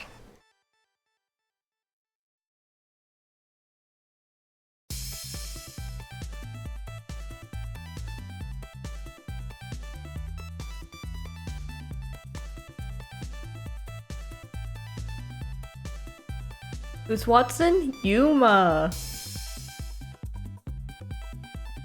Bubble pipe or real pipe? Bubble pipe. Here, I'll do your bubbles.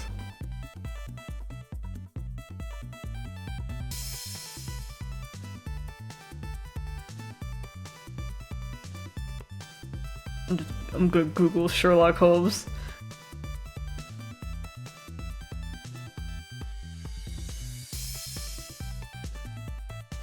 Alternatively, I could Google Herlock Sholmes, the great Ace Attorney, who definitely has a stylish outfit.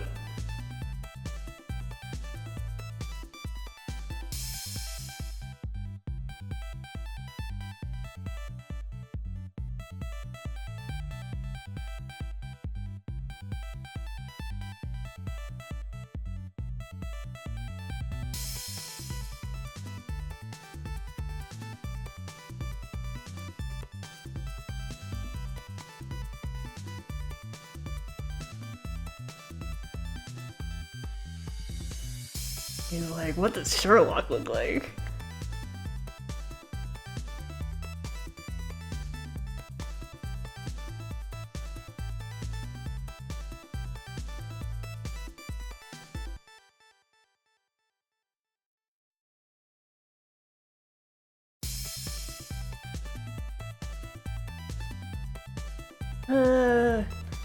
Sherlock Holmes. Google.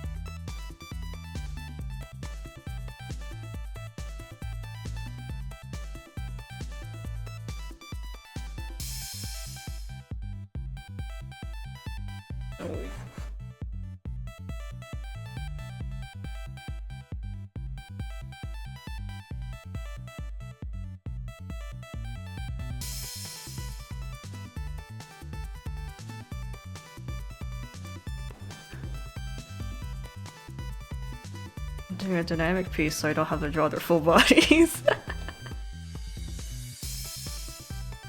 I think doing dynamic pieces are better when you're doing concept because because this is how you get the feel of what you want the outfit.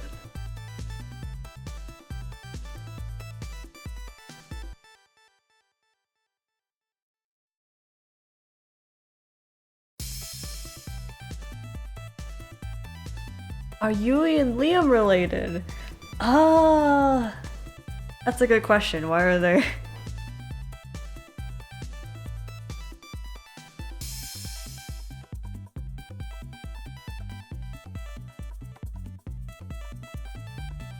I wonder why they know each other. I'm just the guy who draws.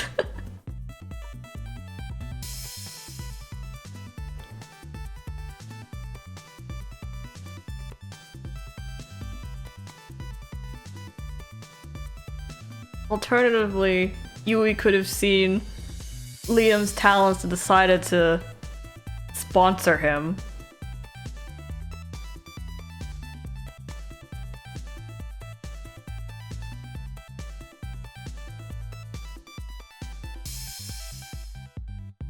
Also, the reason why I picked Yuma as Watson is because Watson, adrenaline junkie, can use a gun, doctor. Yuma's the only one out of this group with like extensive medical knowledge. And probably has cut people up. So that's why it's Yuma, and that's why Yuto is Lestrade.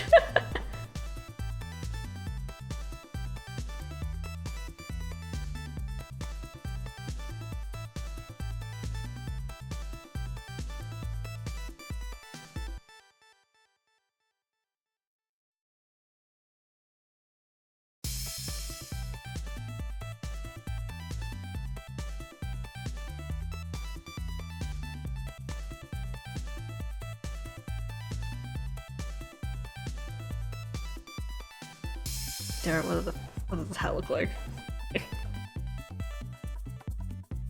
Hey, working with hats.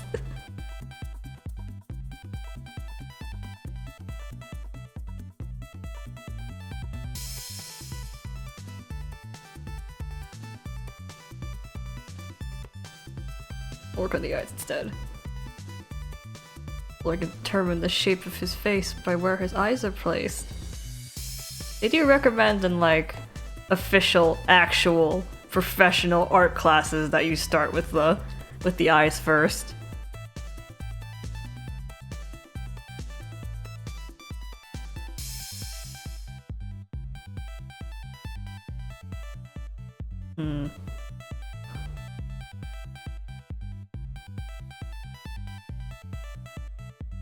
That's a little closer to the vibe I'm going for. Yeah, because like when they teach you how to draw like real human faces, they measure out your entire face by like eyes. So it's like you have like one eye and then like the space between like the space between like these two eyes would be the size of another eye.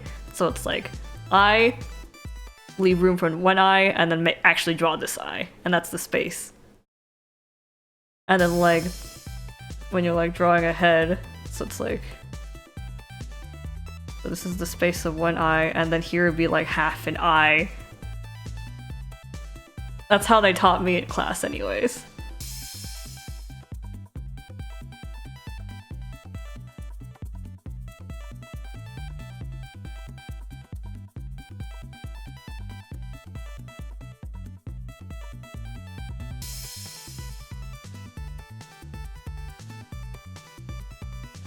I'm gonna tell you right now, I didn't listen to any of that advice when I was when I was drawing at the time though. I just did whatever I want.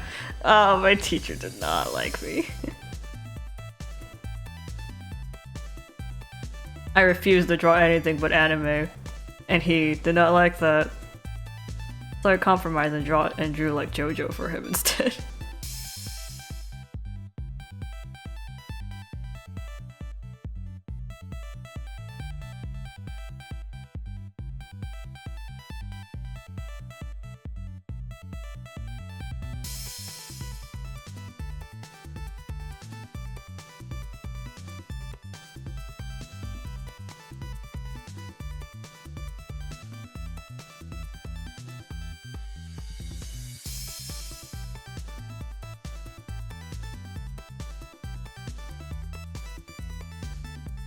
Yeah, I exclusively would do character designs and comics.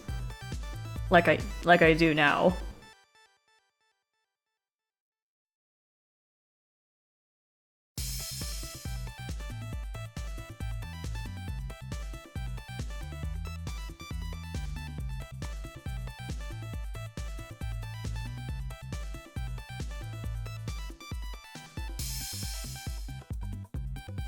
Man, I'm like frantically looking back and forth at these pictures of Sherlock.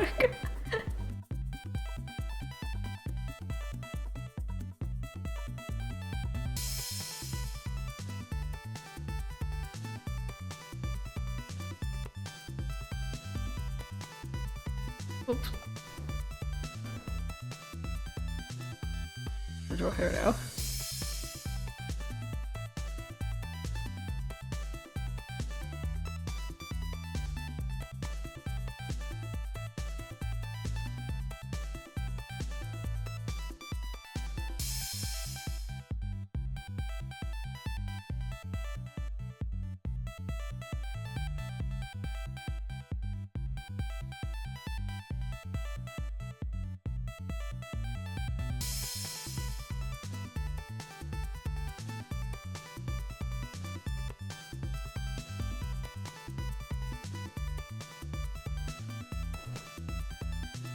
Yeah, professional art scene classes at least aren't very kind to cartoony or anime artists. Unless you're like stupid talented in that regard. You can't just be like averagely good. Like, you gotta demonstrate that you can do really good techniques or something. And then maybe they'll kind of gloss over it.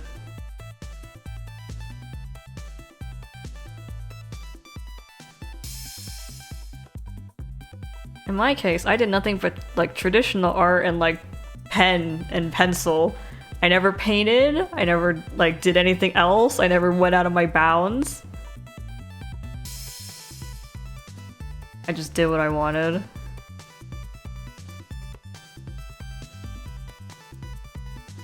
But I still passed the class, even though I never did any assignments.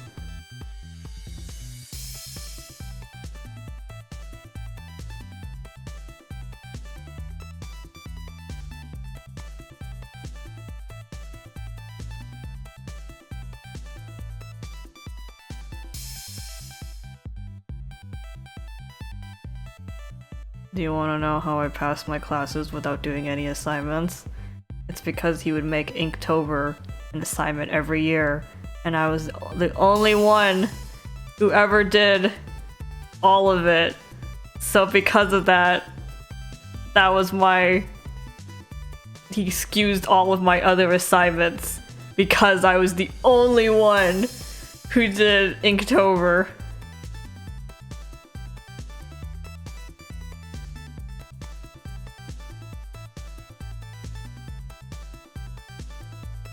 All the other kids would give up, but not me.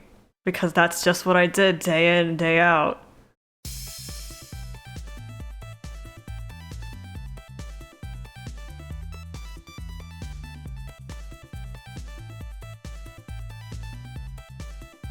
And that's how I passed my art class.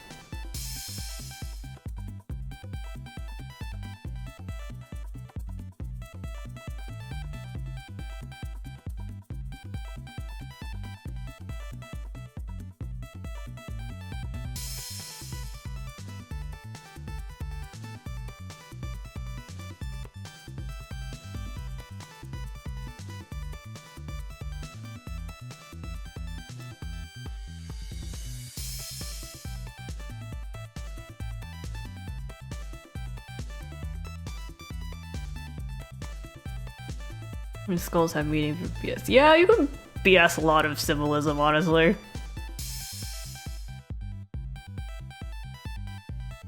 The heck does Sherlock look like?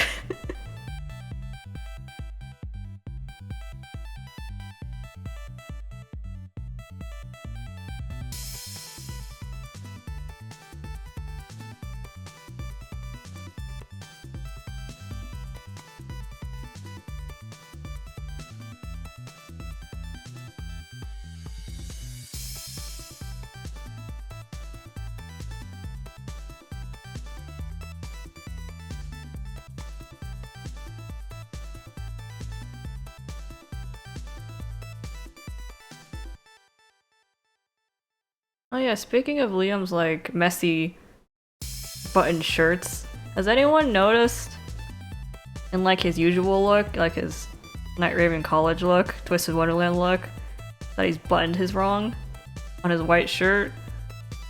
Cause I keep putting that detail in, but I don't know if anyone noticed. I can't remember.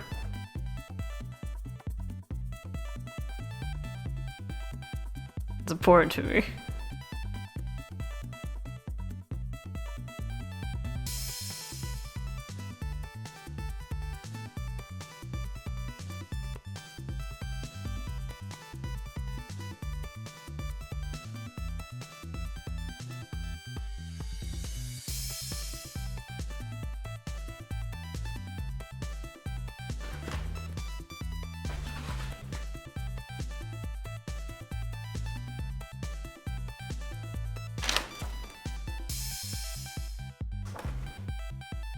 Gotta redo this hair.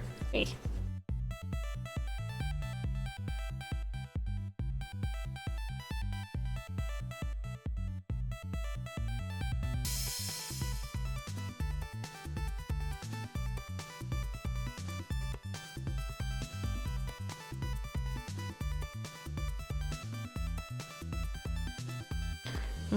Something not right about this hair.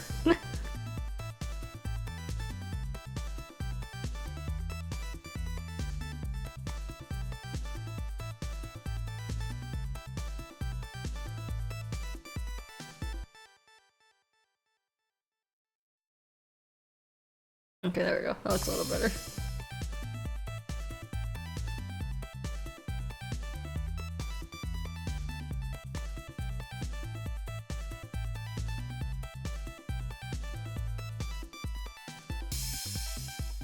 It's okay, y'all.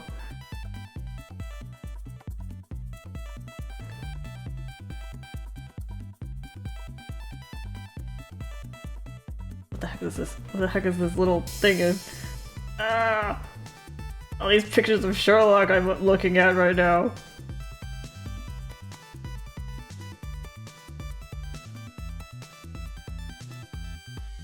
Why do you dress like this, Sherlock?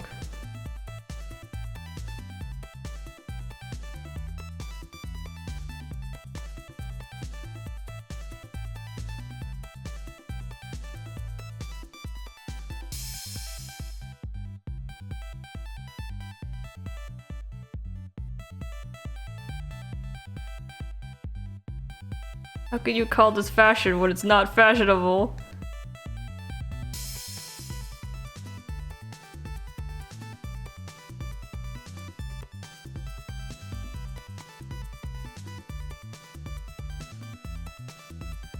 Can't tell mysteries are looking cute.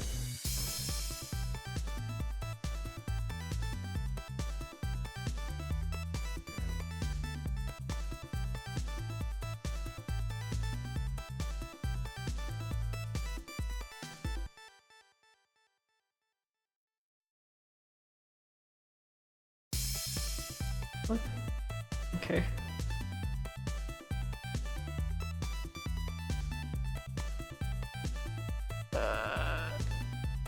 Going jumping around from a bunch of Sherlock Sherlock designs.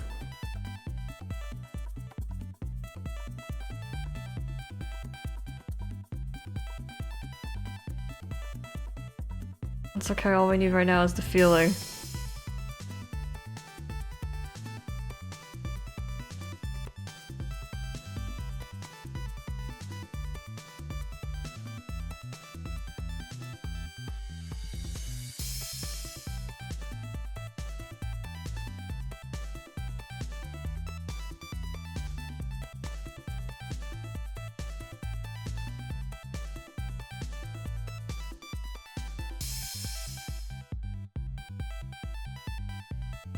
Me debating if Liam has sleeves, because he always rolls them up.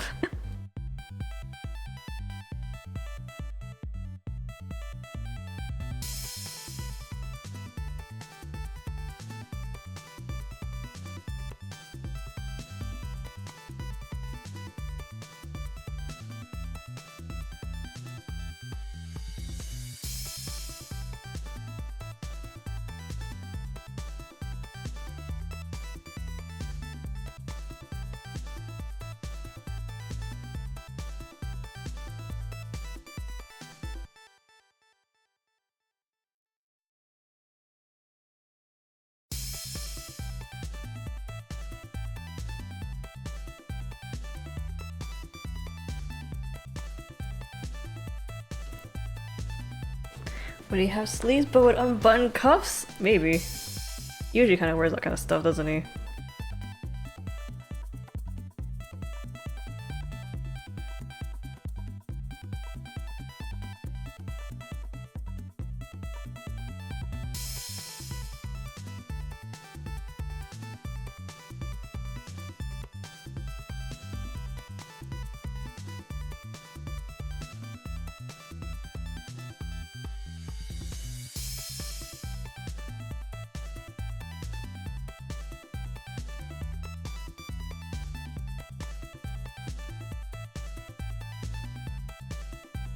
Okay, I made the sleeve a little big, so I'll make it bigger on this end.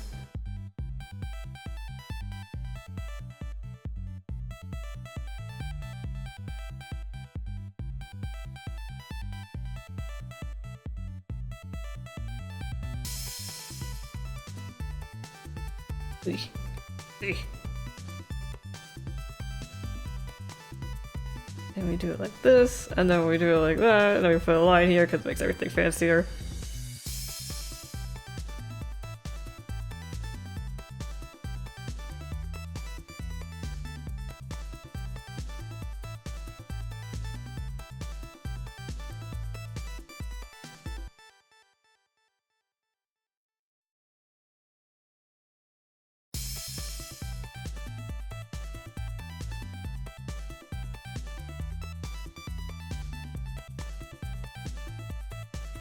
That's fine, just leave them a cuff.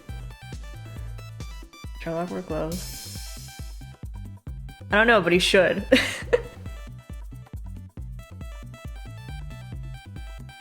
Doesn't look like he does. Not on a regular basis, anyways. Damn it, Sherlock. You're contaminating the evidence.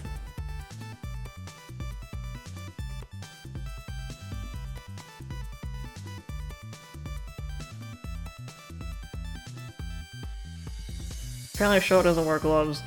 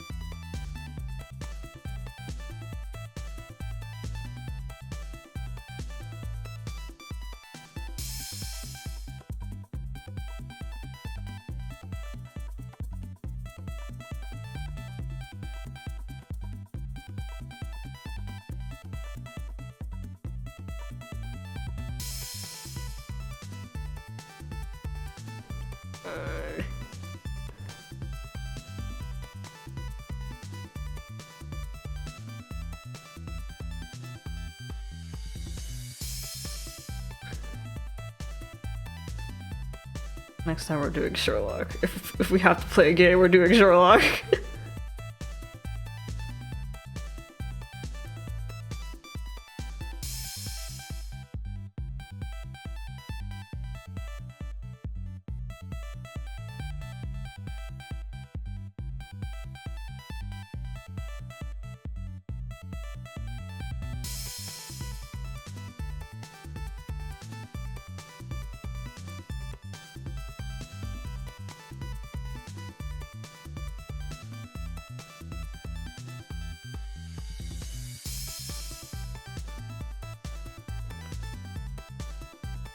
The great thing about the consequences of my actions is that I'm in charge here, which means I get to pick what we're doing.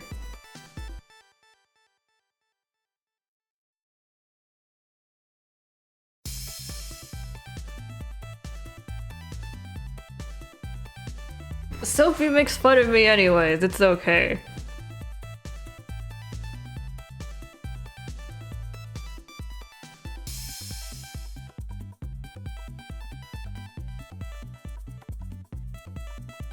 It's alright, I run this place.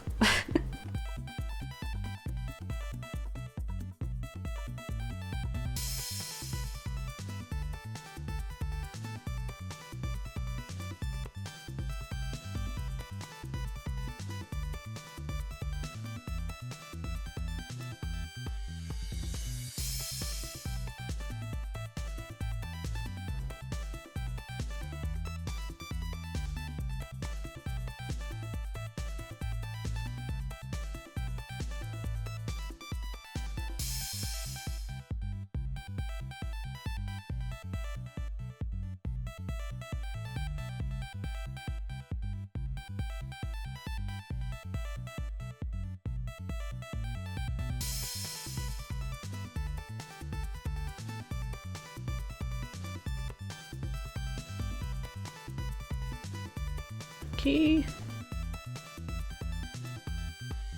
You see Liam's eye bags? Yeah, he's got eye bags.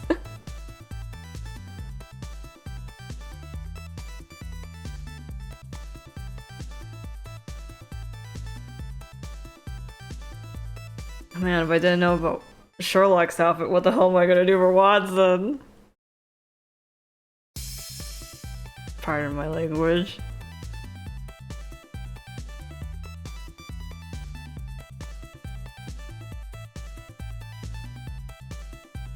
What does Watson look like?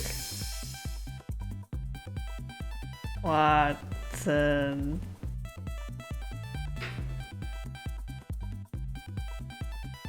The only thing I can ever get is that he's a shorter man.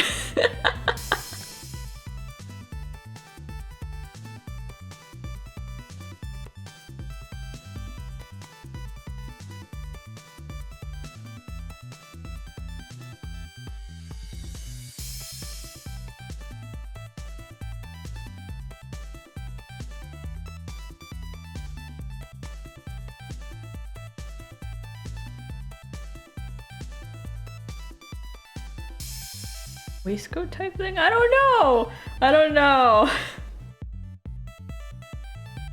There's so many Watsons. There was even a female Watson at some point. Got that hat though.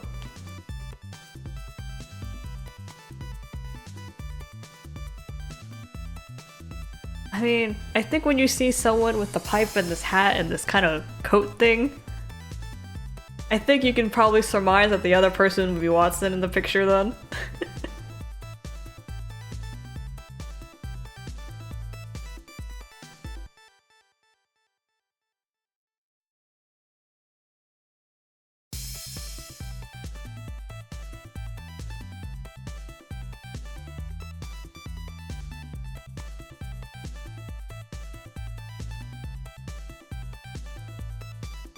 Oh, see ya! Thanks for coming to the stream.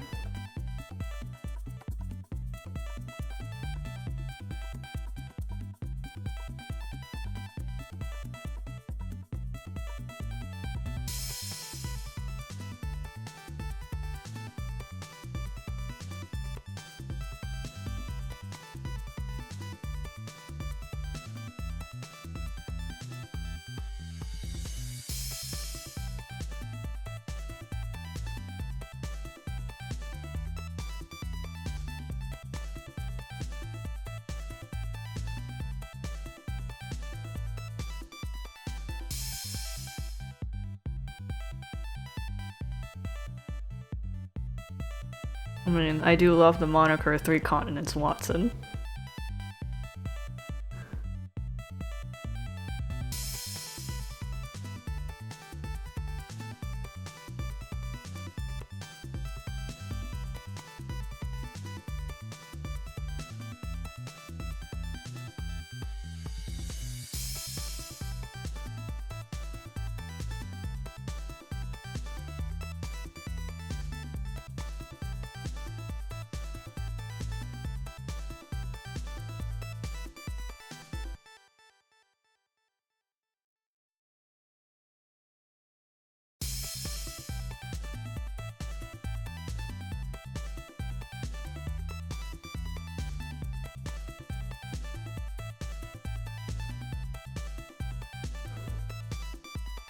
Oh my god, you have 3 continents now. Oh man.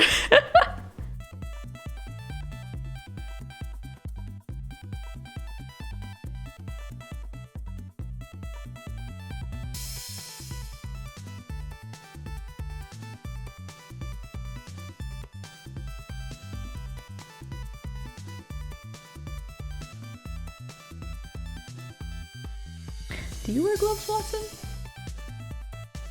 Only when it's cold, I guess. Never mind. You also don't wear gloves.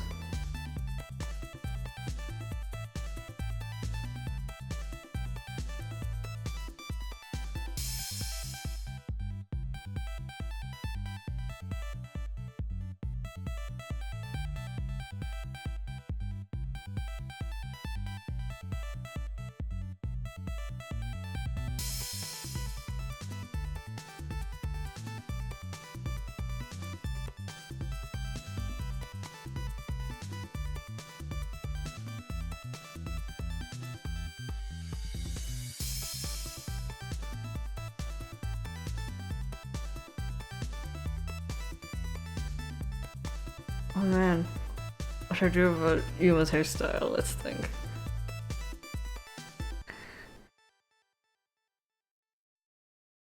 I guess it's fine to give usual, I guess.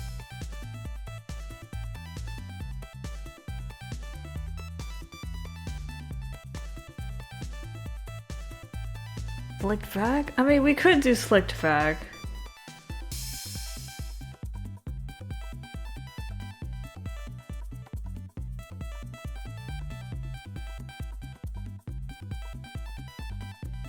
Might just do his hair short.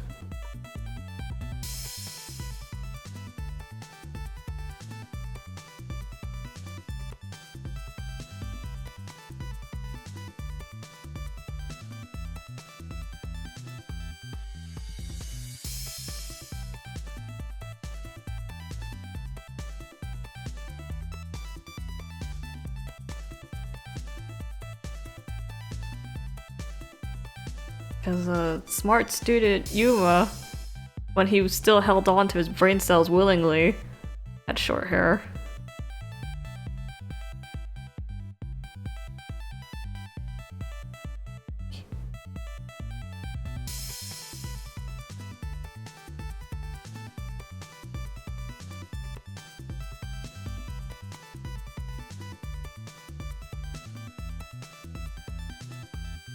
He's here.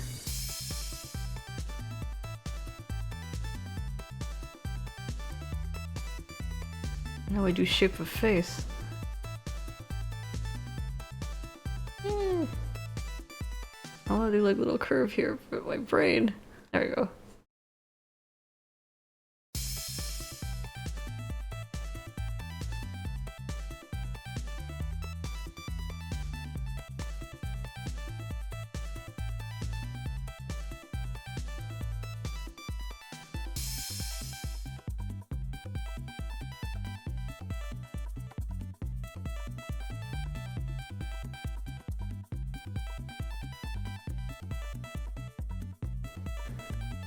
"1:40 a.m.? That's pretty early.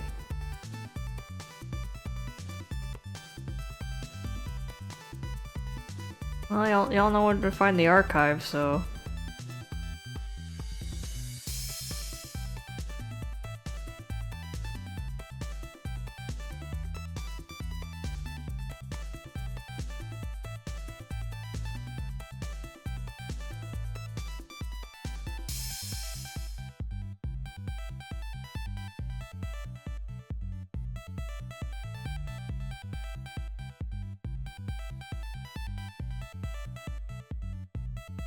see. Let me see you again, Watson.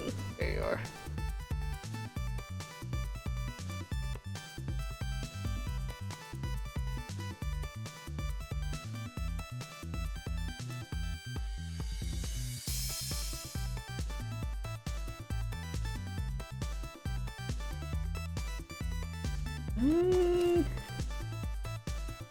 Where are you, Watson? Let me see you, Watson. What are you wearing, Watson? What aren't you wearing, Watson?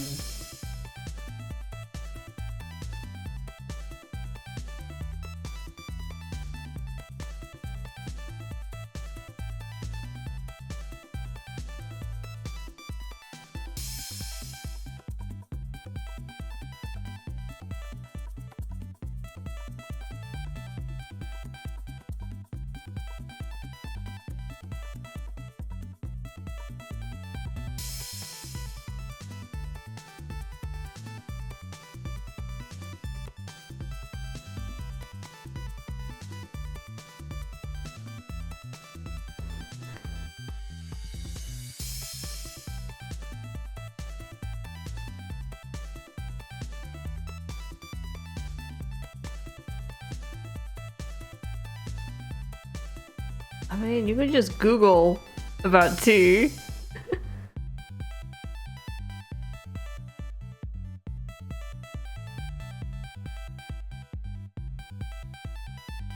I was thinking about Irene Adler, but I was just like, no.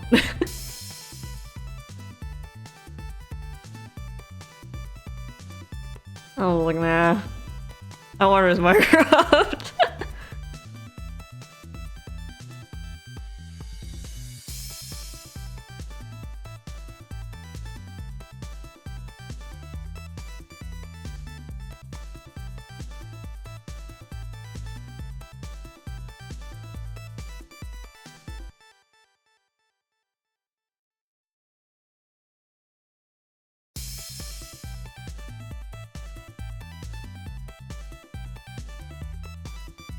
I just want Yui to have a lot of government power.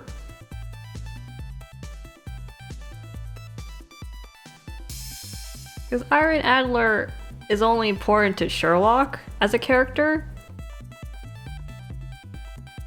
So with Liam being Sherlock, there's no need for an Irene Adler.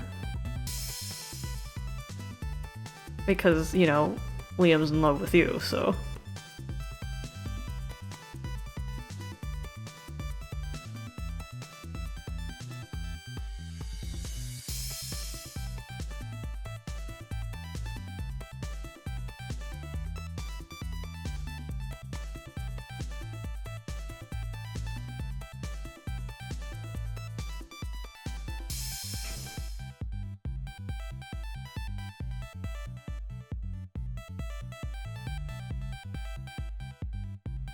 What the heck is this? I like it, but what is it?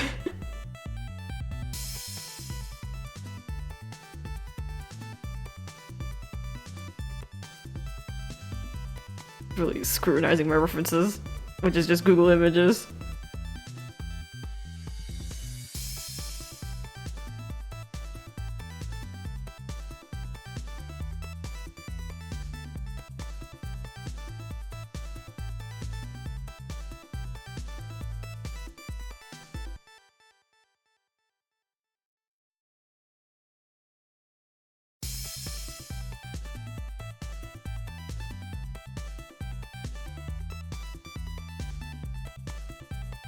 About Watson, I just think it's super funny and kind of interesting how now we've made Lestrade and Watson brothers.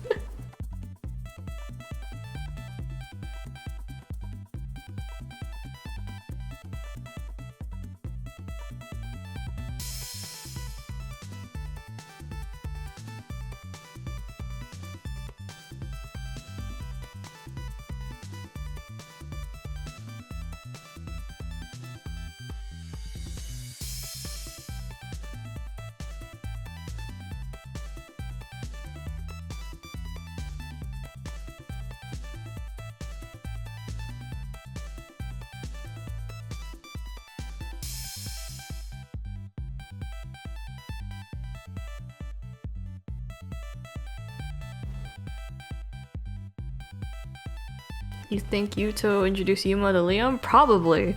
Probably Yui's told him to.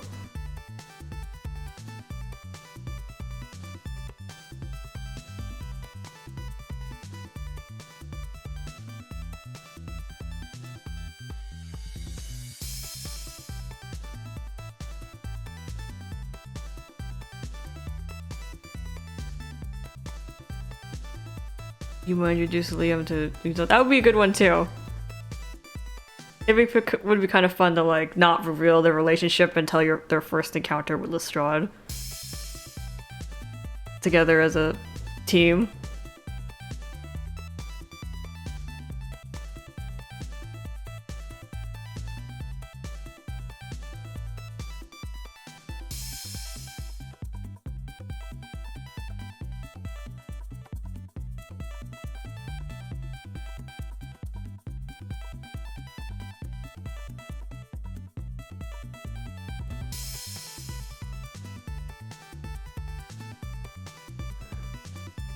Then I guess you got both of your tenants from Yui's recommendation. Yui might be like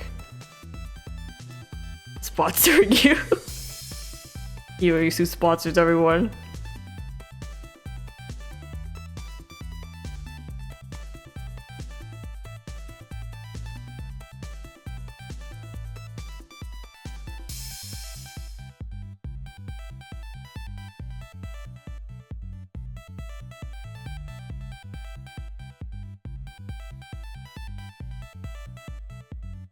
I mean, you want the chaotic people, because you know the lengths that they'll go to any lengths to do what they need to.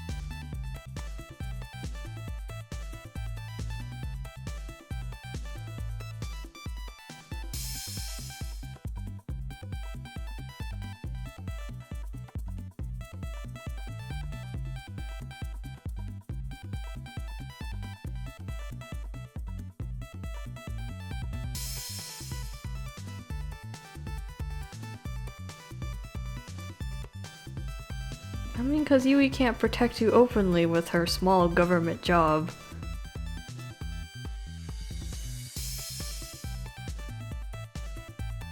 Quotation marks for small.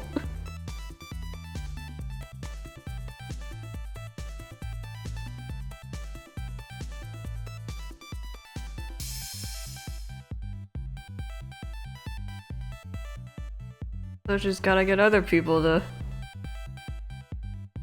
cover her.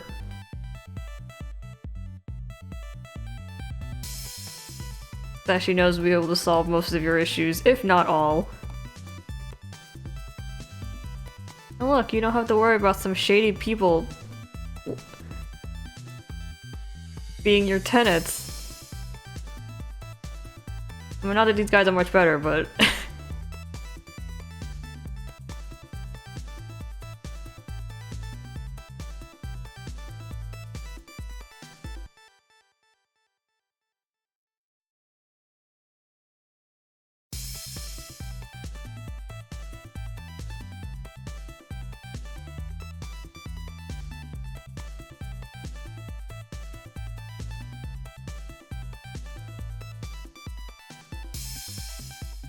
G-Quartet can be villains? Maybe.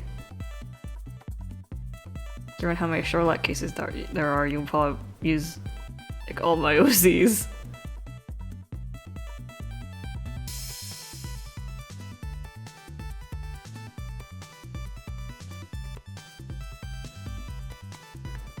Detective Conan.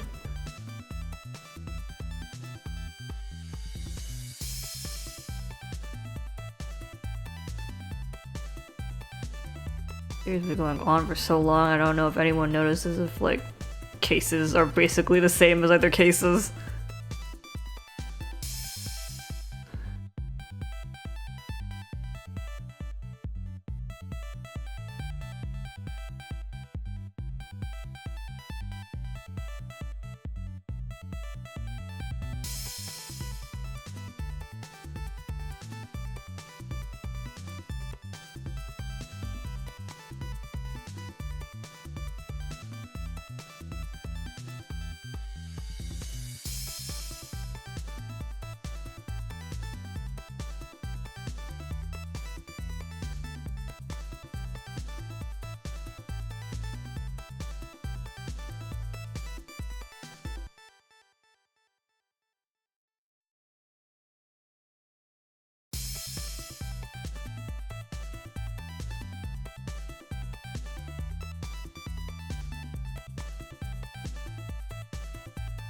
Oh my god, the Speckled Band.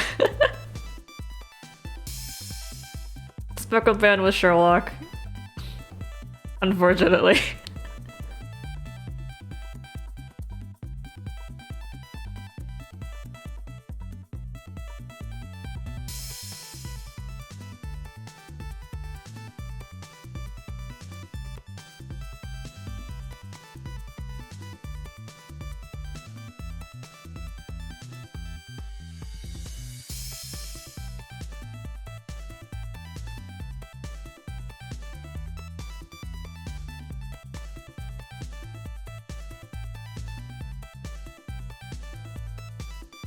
Also, I did decide that Yuva has gloves, so now I have to go draw them on the other hand.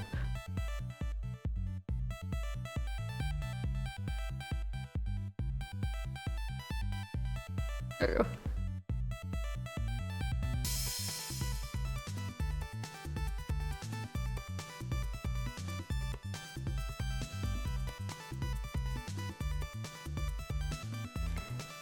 Like cosplay? Yeah, basically.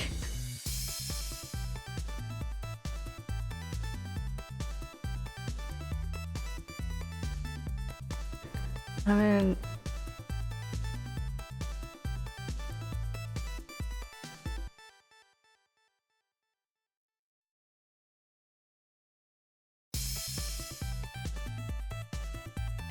I guess this will do for like a basic design.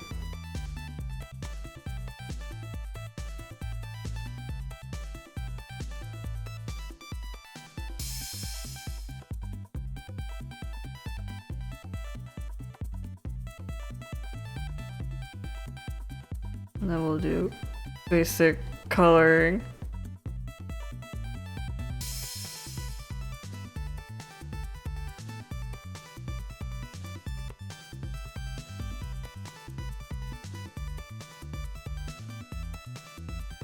Oh, these two would be such a chaotic detective pair.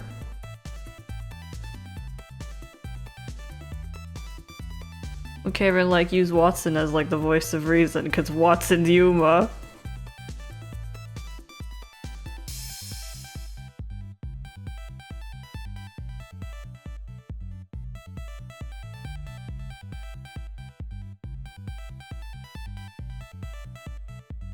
So the only hope you have is Lestrade.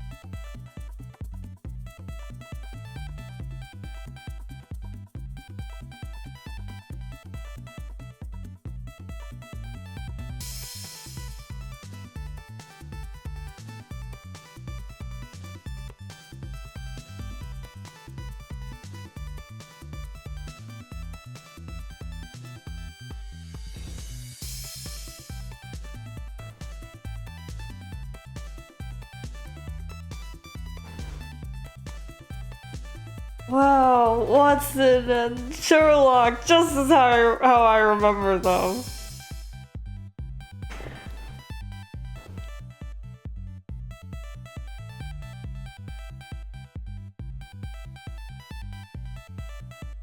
I guess we'll put it here also.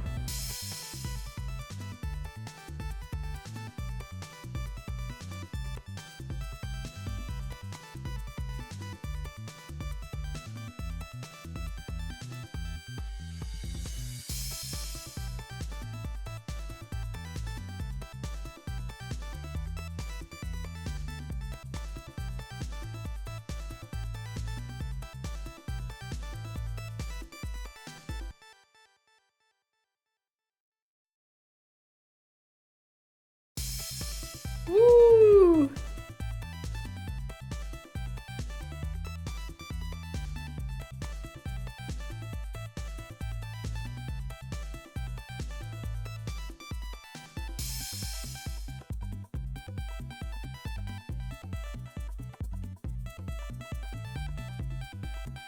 I don't really feel like drawing Mycroft or Lestrade. I guess we'll just move on to doing Ib drawings. And not the game. So we can still be in the Ib category.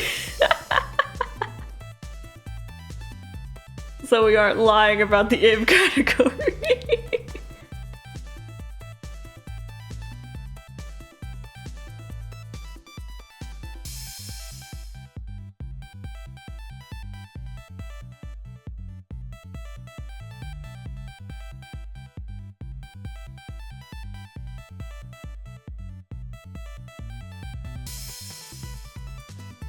Okay.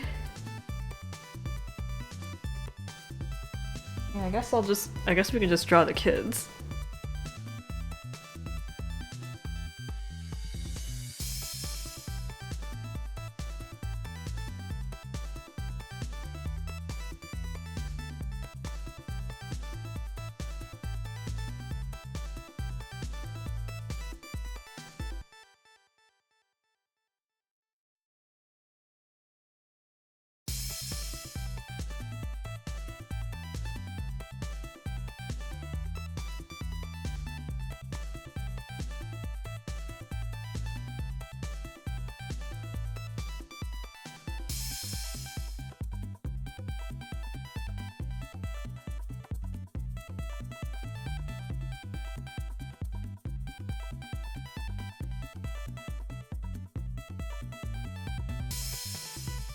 First we do poses. Remember, there's always more interesting poses than just them standing.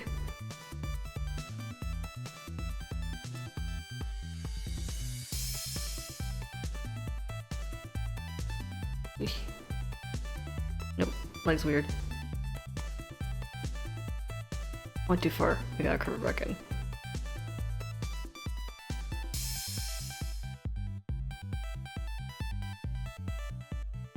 I think I need to tilt them. Here we go.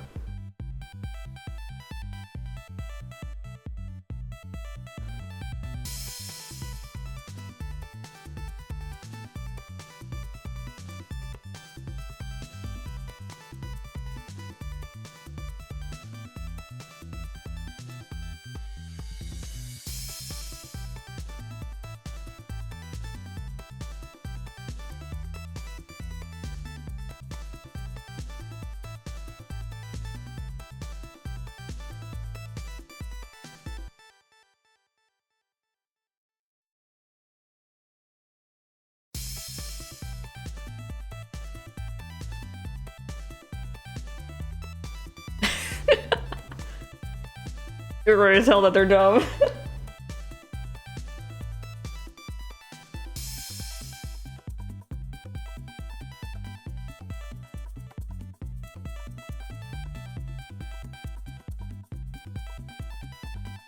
Team Rocket pose? No.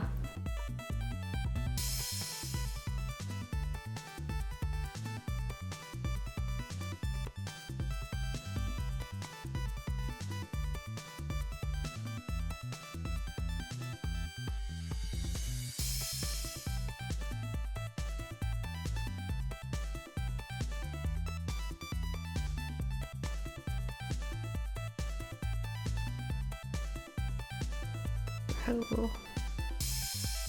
Tilt her head a little because she's with her arm here.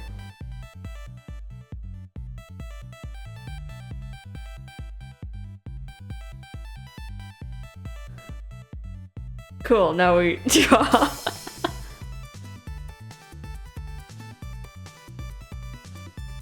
This feels like those drawing tutorials where it's like, here's how to draw an owl. Draw a circle, then draw the rest of the owl.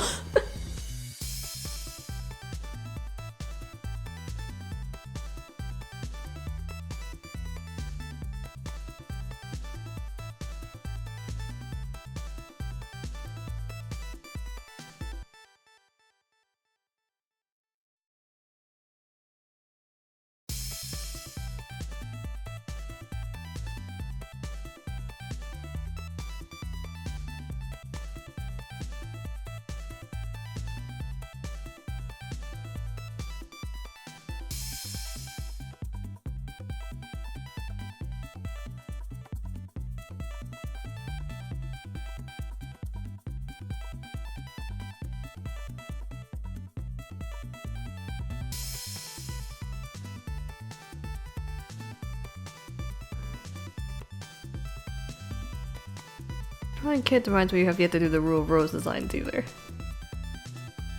Another time I had to do the research on the Rule of Rose.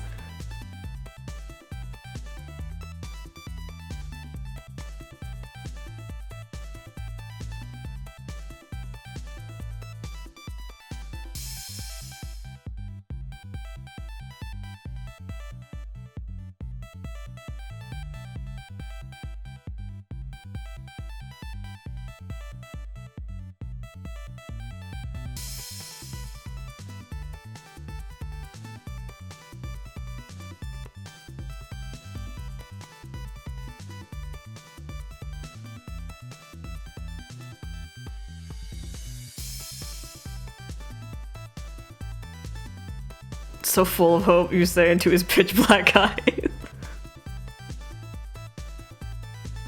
Let's see, but also their Johnny designs.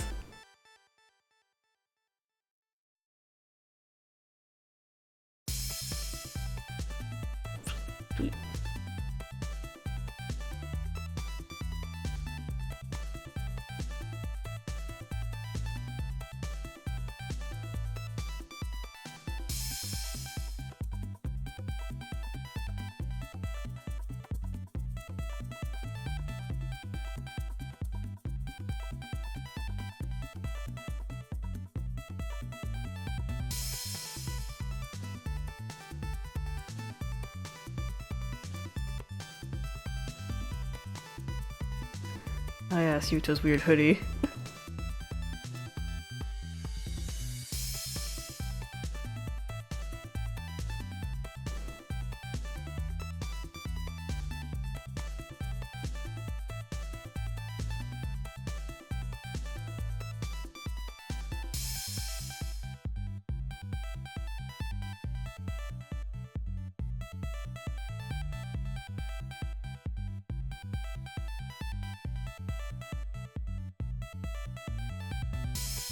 And then we put his earring motif here.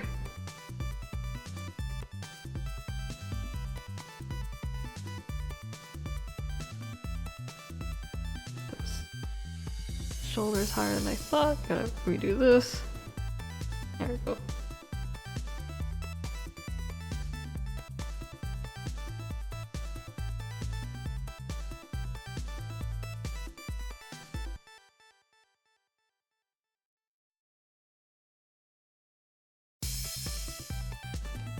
We do it like that, and then his shirt goes here.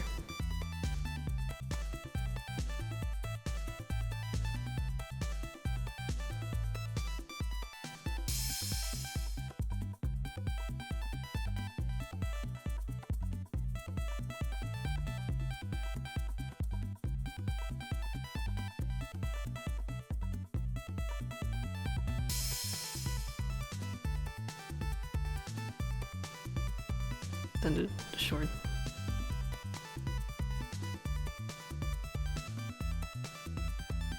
It's a really normal looking kid. I guess that was the point.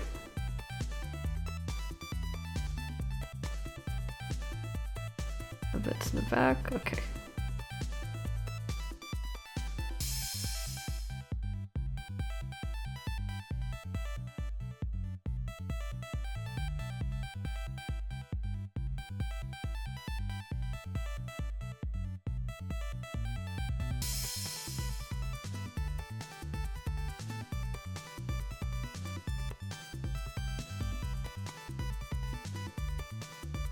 A completely normal child.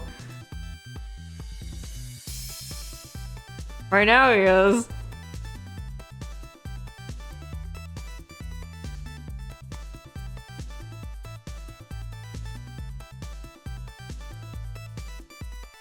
Is they have this jacket? It's either just how it was made. I think it's just how it looks.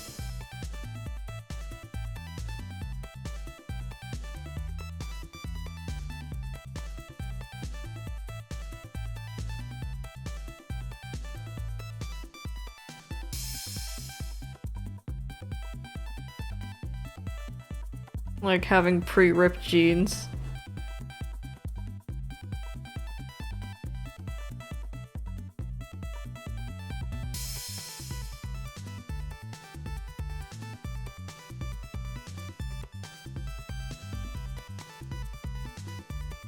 And then his plethora of bandages.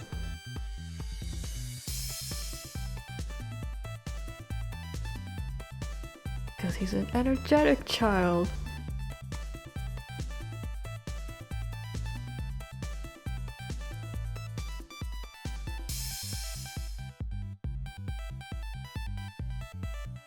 I mean, he also has a backpack, you know.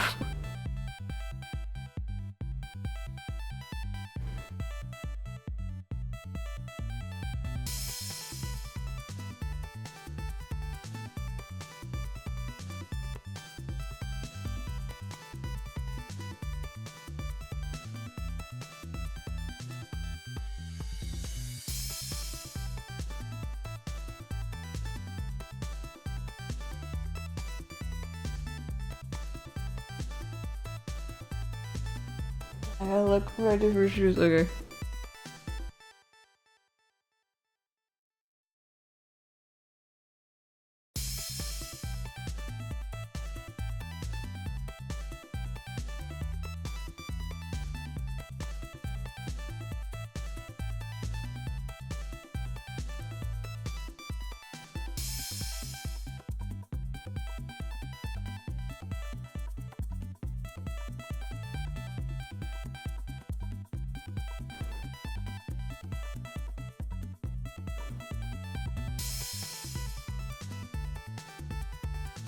What's in this bag? All the stuff that original Gary has, so that'd be like a lighter, candy.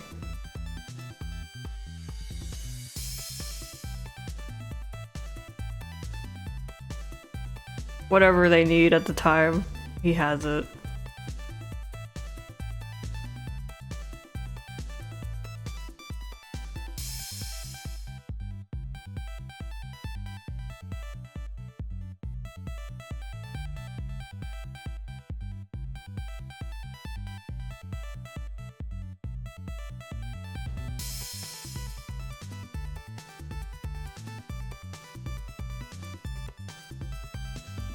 That was a pretty firm no.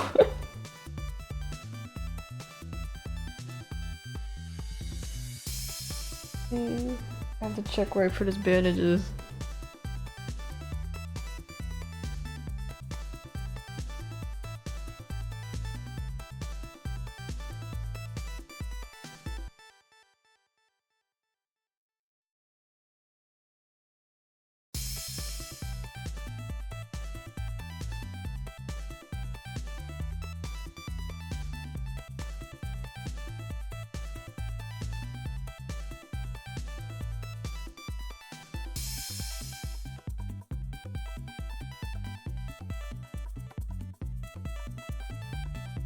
I think he just runs into things a lot, and that's why he nicks on.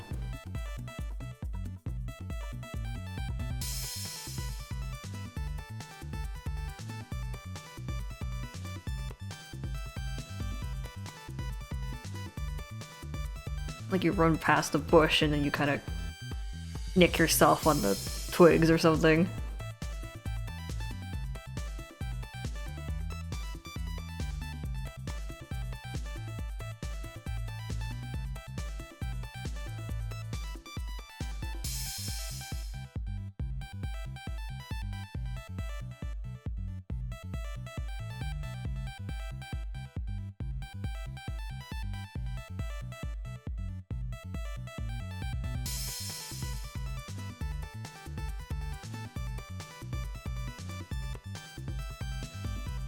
Now we're doing Yuma.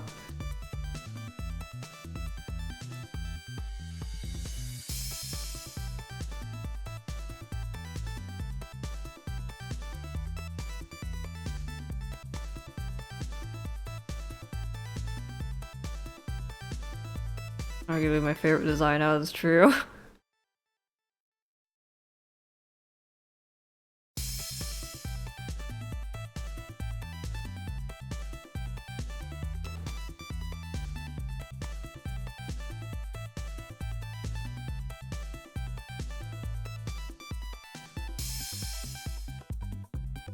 Good night. Thanks for coming to the stream.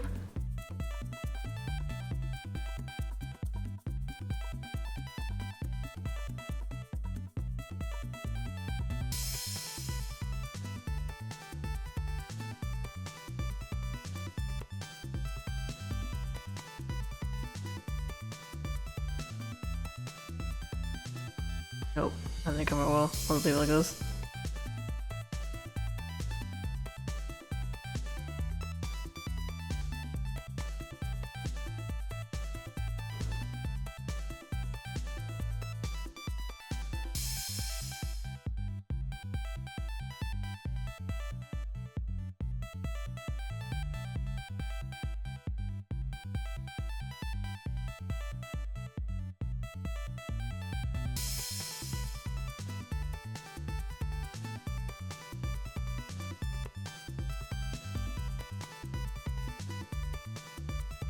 I mean, when I think of Alien Dance, I just think of the Vocaloid song.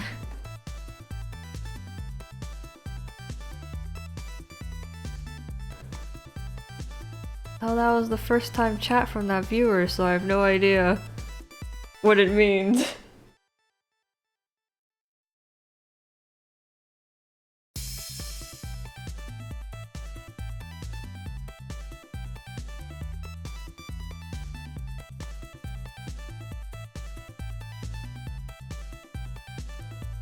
Where did I put his?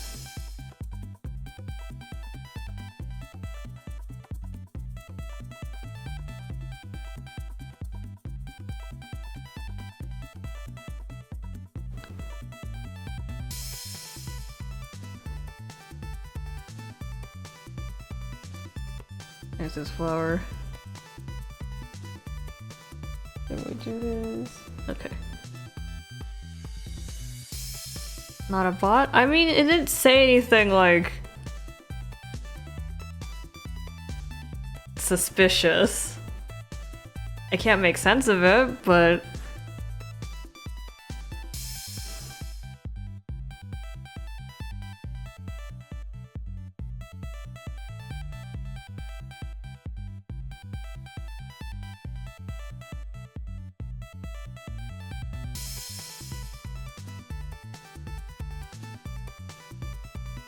no, this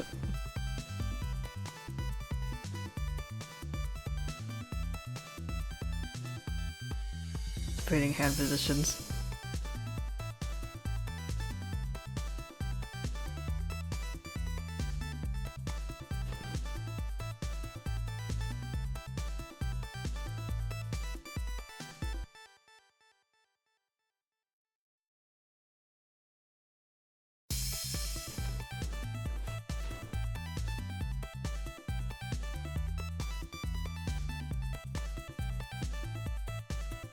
I mean, Yuma's not really interested in going outside. He's just concerned about being left alone. So alternatively, you can just stay with him.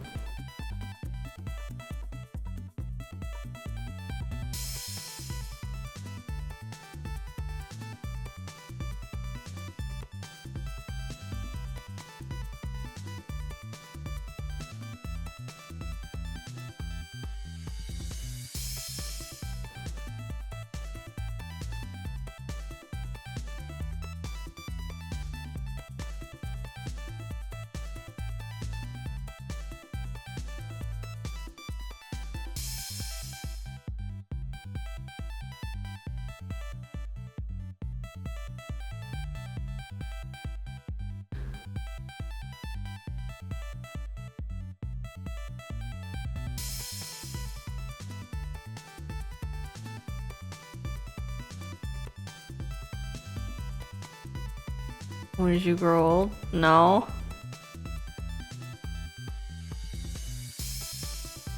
What kind of logic are you applying to that museum?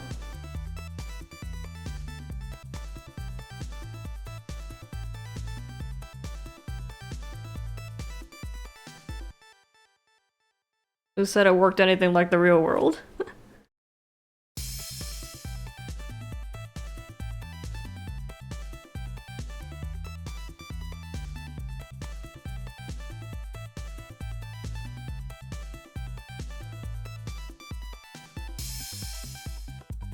Yeah, and guess who made the museum? Leo. A multiverse boy.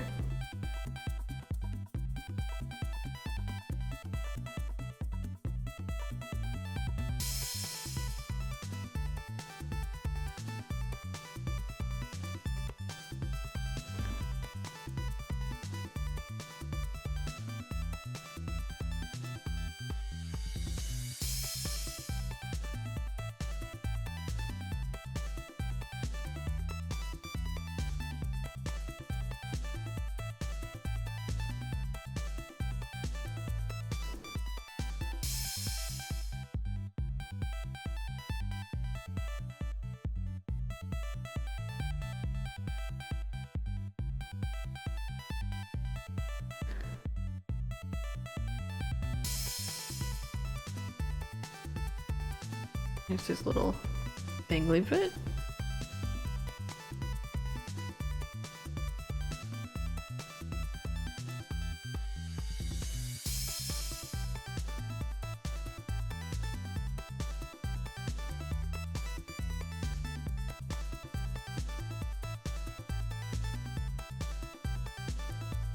What does Yuma even do in the art gallery?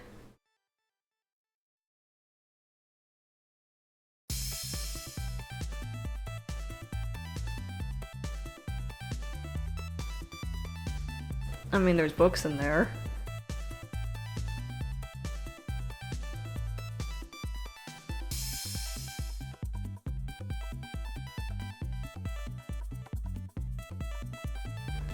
I mean, yeah, because what Mary does is she draws her own world.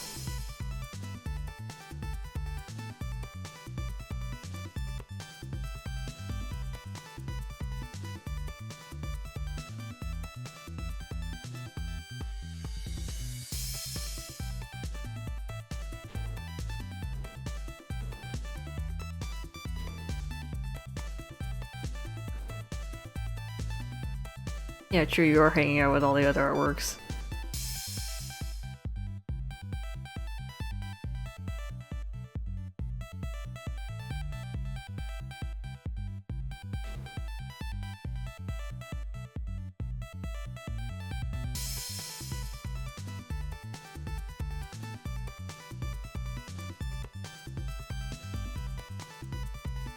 Alternatively, what you two are doing is could be like you're waiting for another pair to walk in.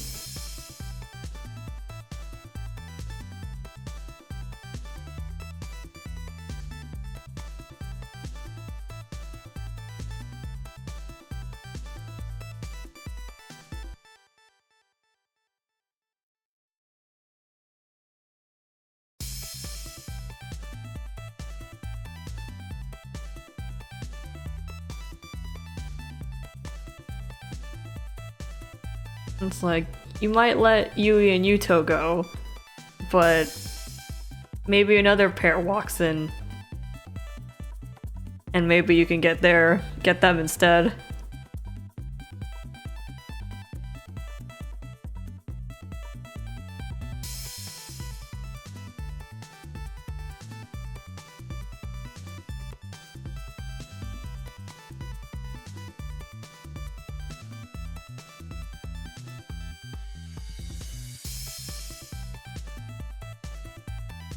Alternatively, maybe that's what you asked Yuto and Yui to do when they get out. And they remember.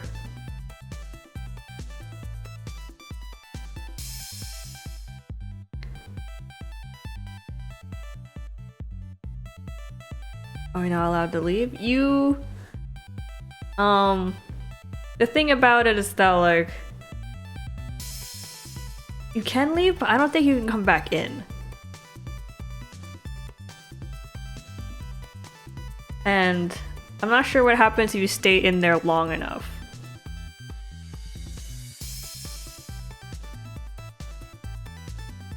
Because if you're in there too long, you might turn to a painting. Like, if you're in there too long, you might turn to painting. I know for certain that if two humans go in, if one human goes out and one painting goes out, then the human that's left behind becomes a painting, and the painting that went out becomes human, is how it works. So a painting has to take the place of a human. But Yuma will not let you go.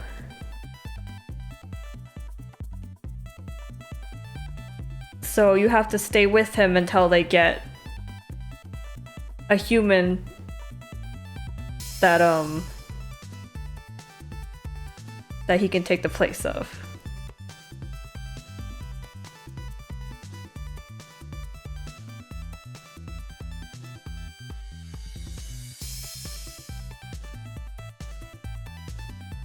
So it's like, technically you can still leave because 3 humans came in and there's still a space for you to leave. But Yuma doesn't want you to go because he does not want to be alone.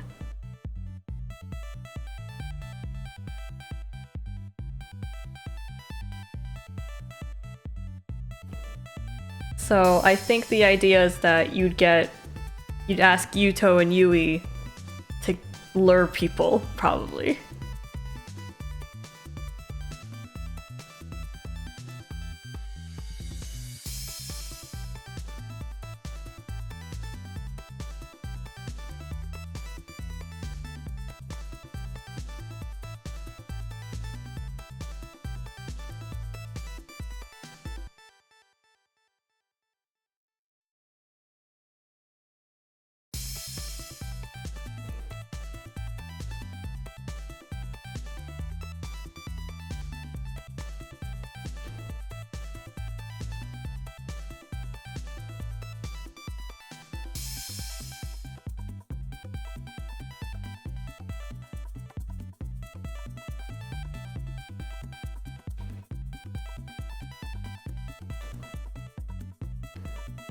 And like, we don't know how long it'll take until they find someone who can come in. Because I don't know what kind of qualifications you need to get someone in. Because like, how does Mary do it? Like, why?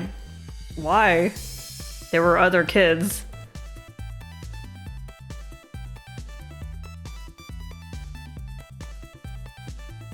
So just like, why are you? I don't know what kind of qualifications you need to become a painting. Or like to come into the world in general.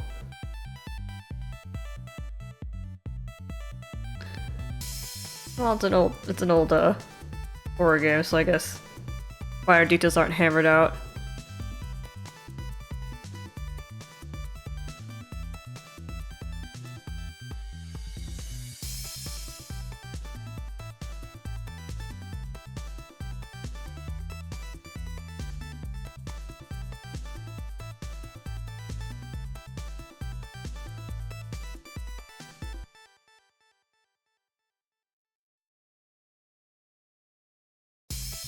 Childhood connection to art? I don't know.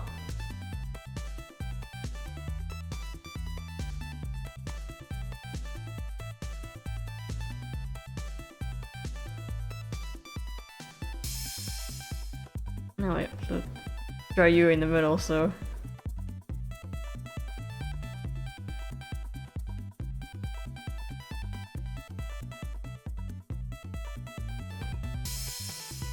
I mean, we are getting a remake soon, so maybe we'll hear more details there. Hopefully.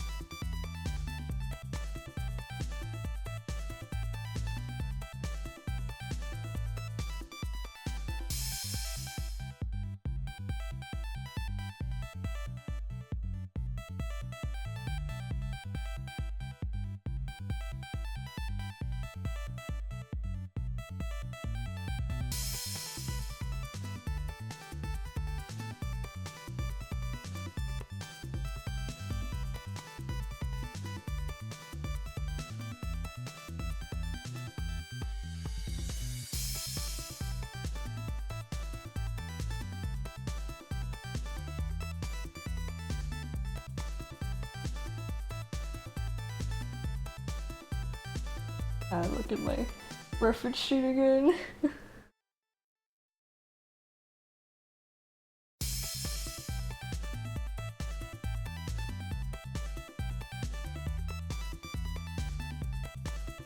So great that we're getting a remake. Now I can finally see what all their outfits actually look like because the dude kept changing them every drawing. Original artist guy.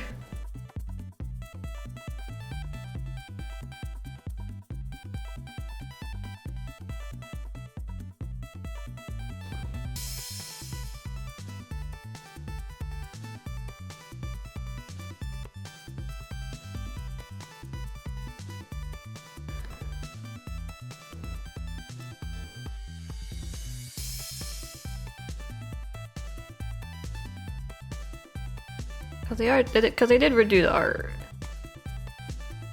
in the remake, according to the Steam page at least.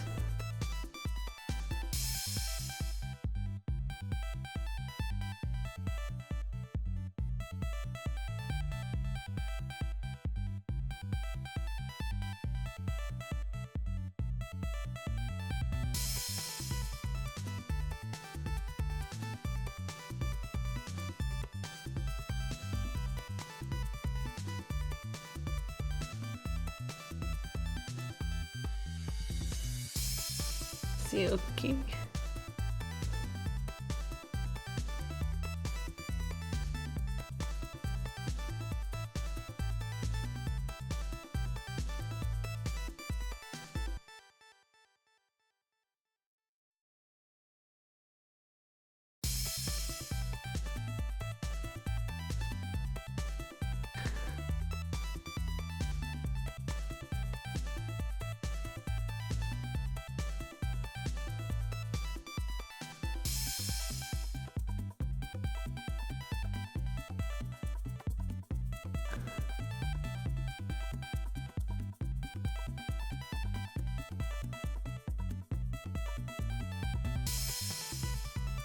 Well, since you're the first one in the art gallery, you're the odd one out, I guess. Given that Ib only comes in after Gary comes in, I guess.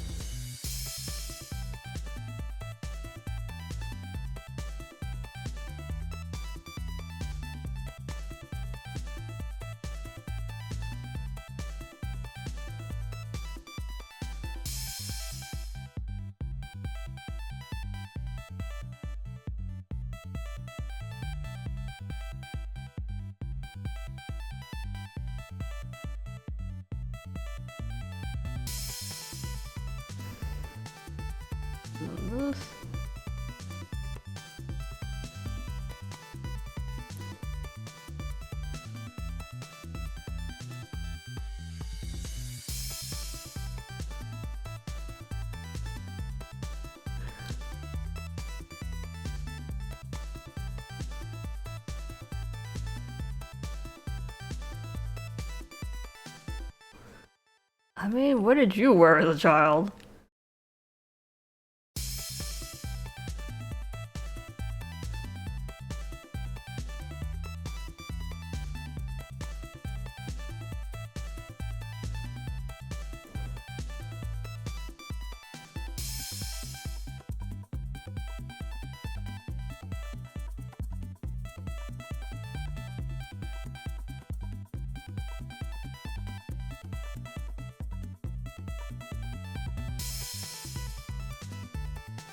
I guess y'all are the equivalent of the miscellaneous kids in the art gallery at the beginning.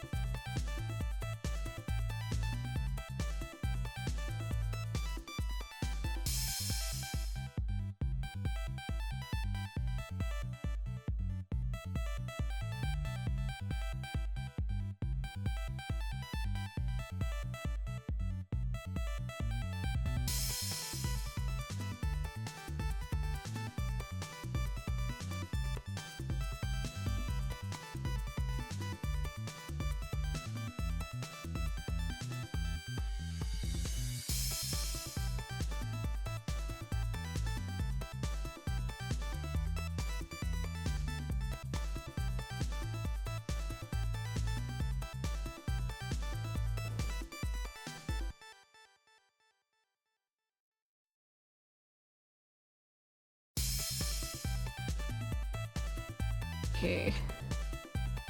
Fix this foot. Oh, the magic of digital art.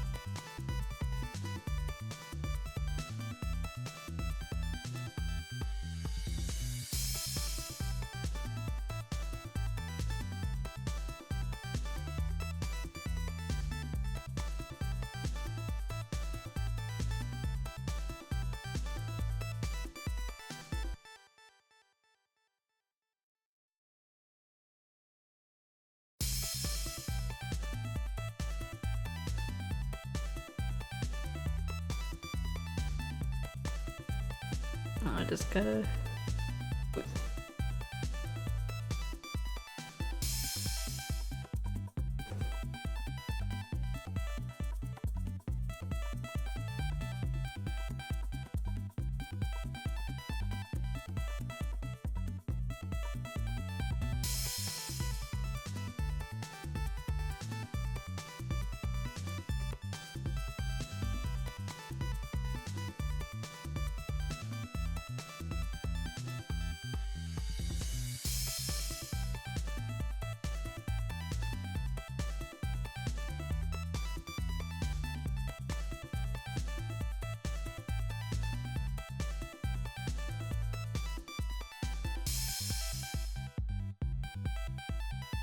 That fixed her feet a little.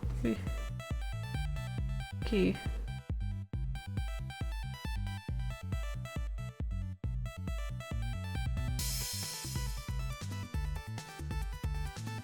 Okay.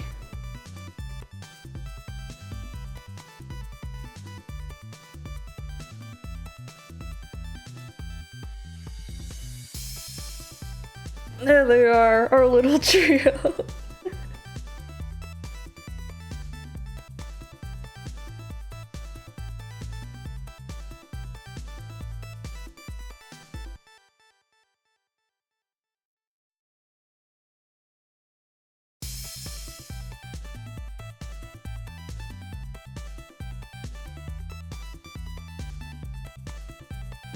Now I guess we color them.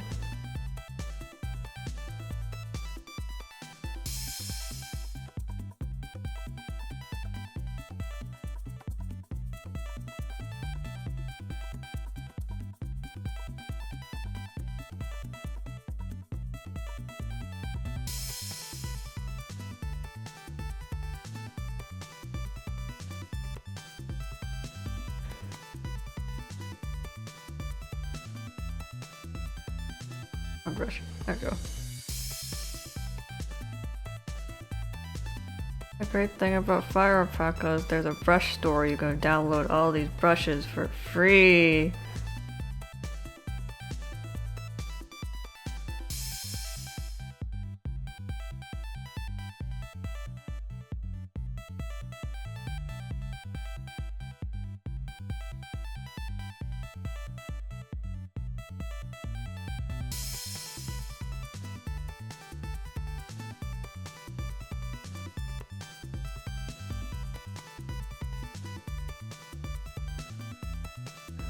Am I gonna write about Detective AU on Discord? I'll probably write something brief about it.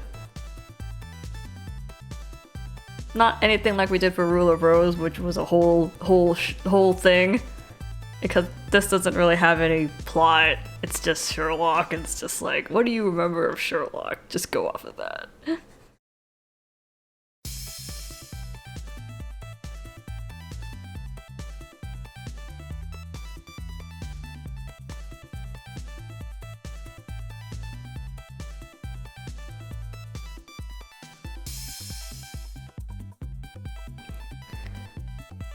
Damn, what the hell was Gary writing? It's part of my language. It's gotta slow down.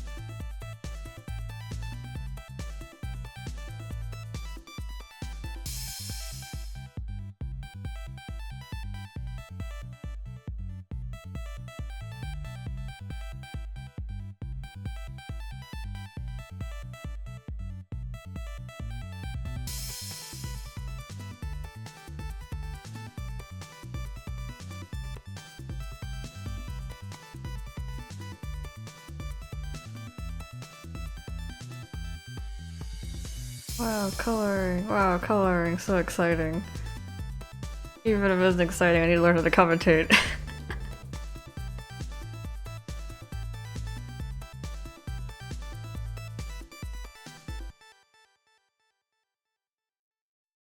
Hello!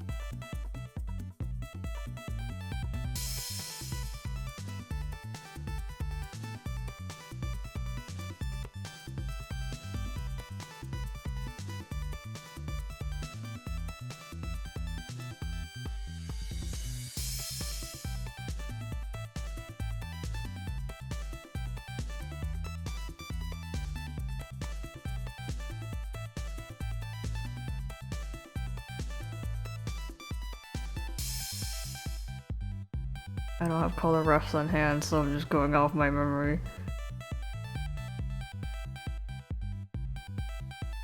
I do have pictures up for the IB though, so I'm looking at that for their colors.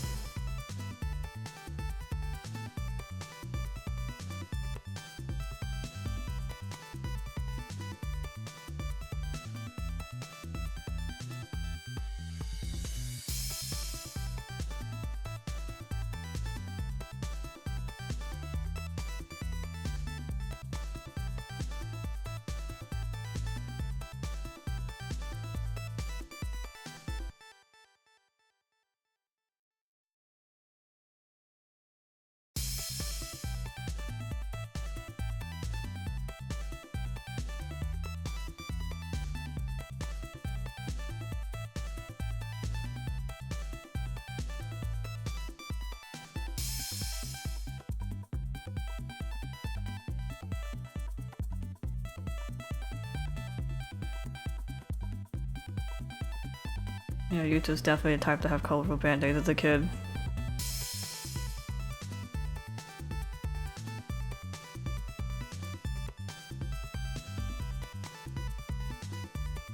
I mean, he might own some, like, now. Like the regular twist. Just for Yuma.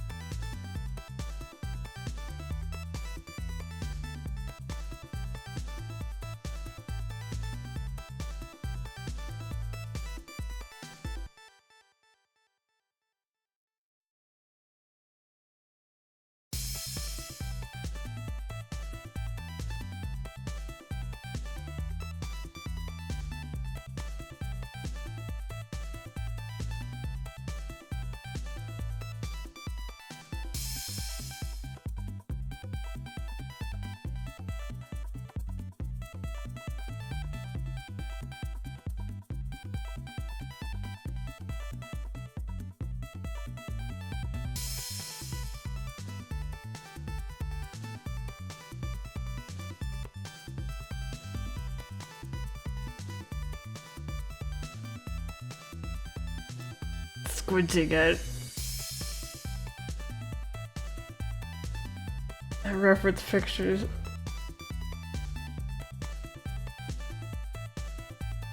What type of cute band-aids? Like primarily the color ones, as expected. Probably ones with like simple but cute patterns, like polka dots or stripes or something. Zigzags maybe.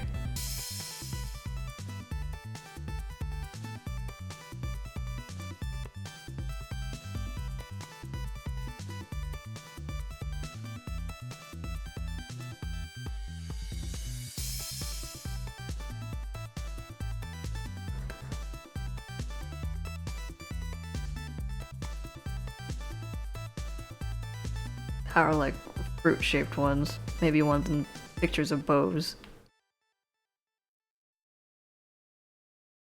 Nothing too like extravagant.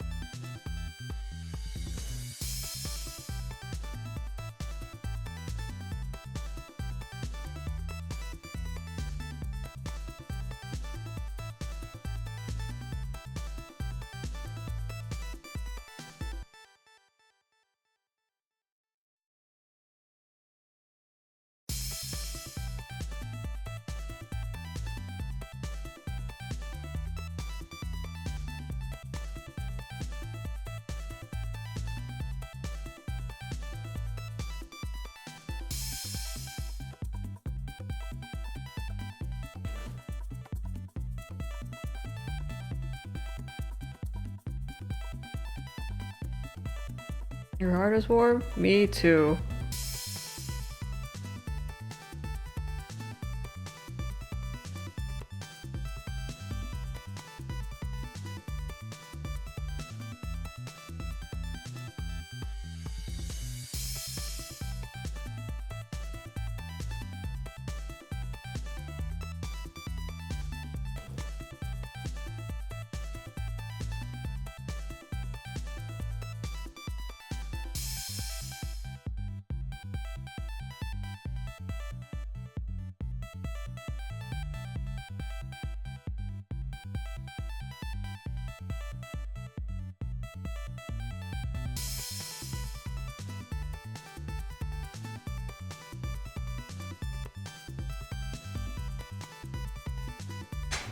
There we go.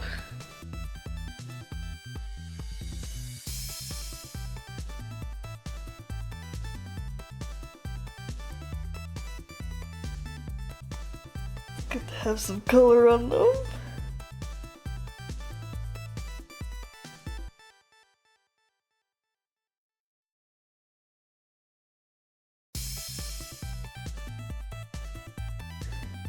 Alright, I should probably save this too. I didn't save these pictures, I just kind of went on. Well, time to save things.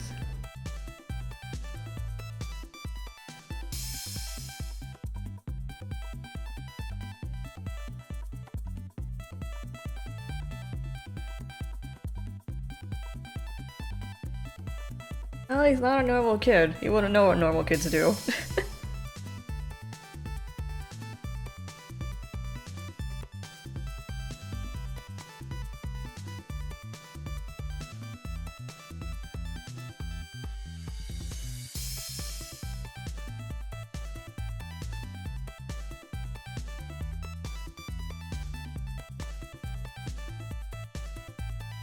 I guess we gotta keep on theme with the IB AU. So we stay relevant to the tag, because I'm too lazy to open Twitch and change it, even though it's so easy.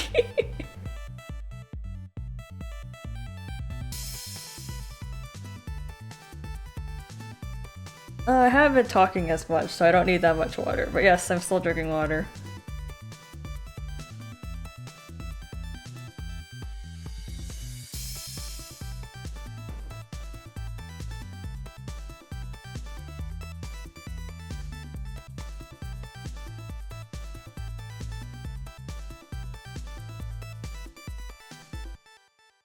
You need the blood piece?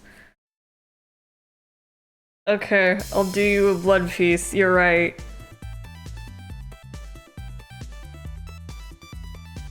Where's my serious picture? I mean, this could be counted as a serious picture, but...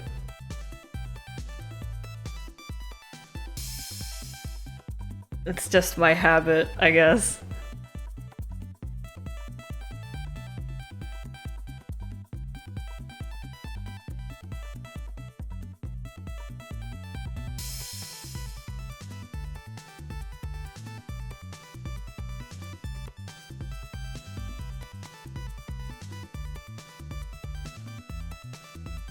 I guess we gotta keep up with the IB AU.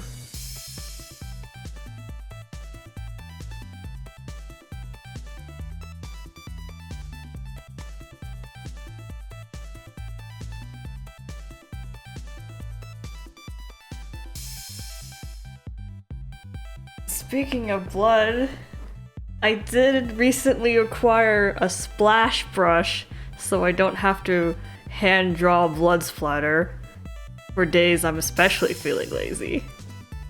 Or there's just too much blood and I just don't want to do all of it. So maybe we'll use that today. Again, I can't recommend Fire Alpaca enough.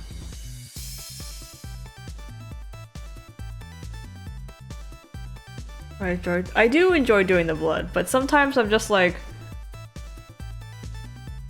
I just want to see how it looks right away to know if it's like a good idea to do blood. So it's a good quick way of doing blood so I can see it.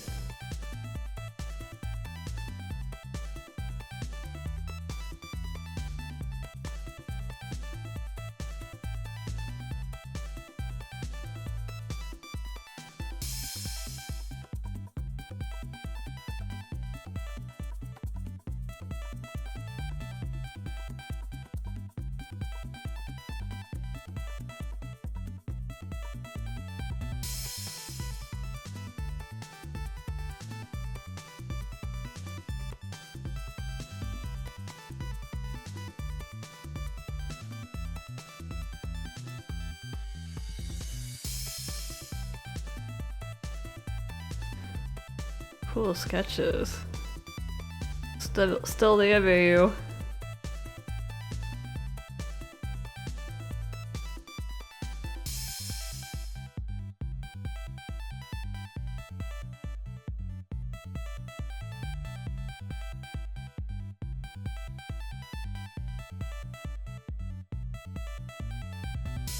Taking too much space.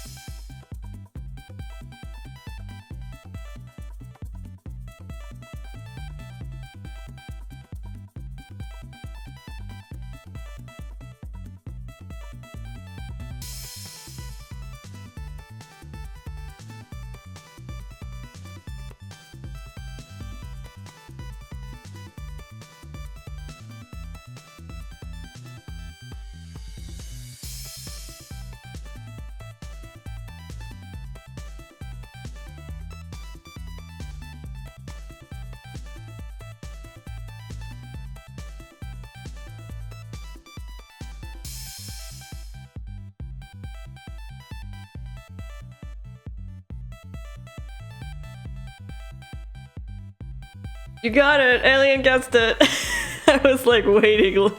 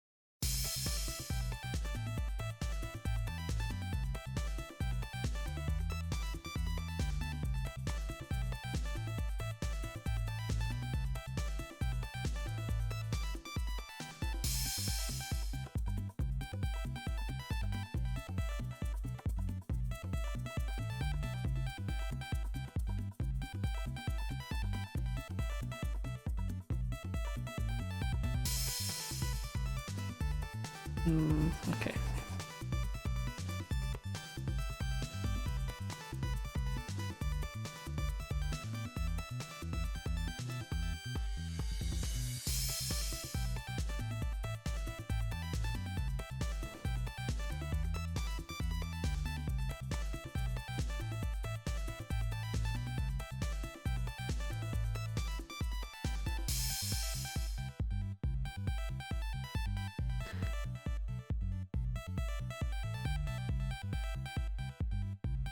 The idea of this was just like them as older people, as adults trying to lure people in. I typically don't draw you, so you're not in here. I'm also make you a white hand, like the Yokai-Yu.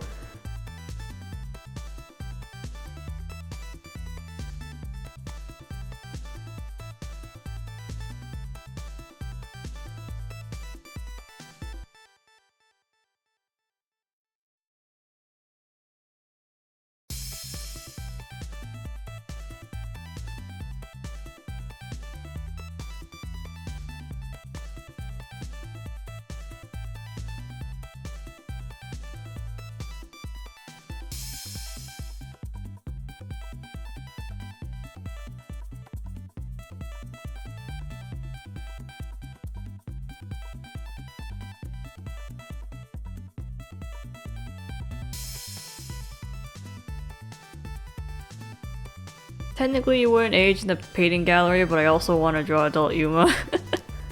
So maybe I'll do that afterwards.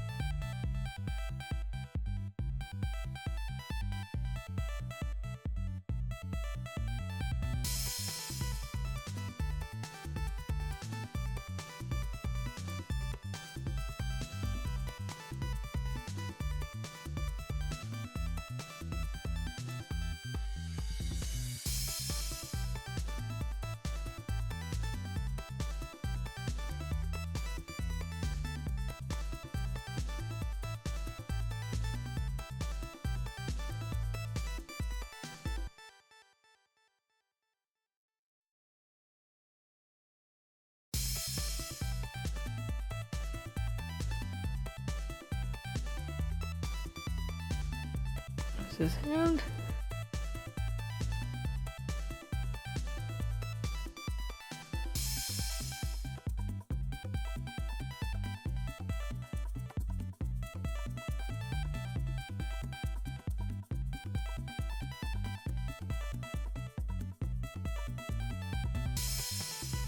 Let's see what they do for this. Okay.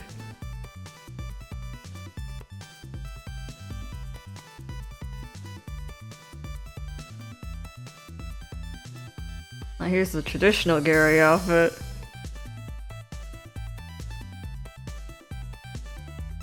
This weird trench coat look.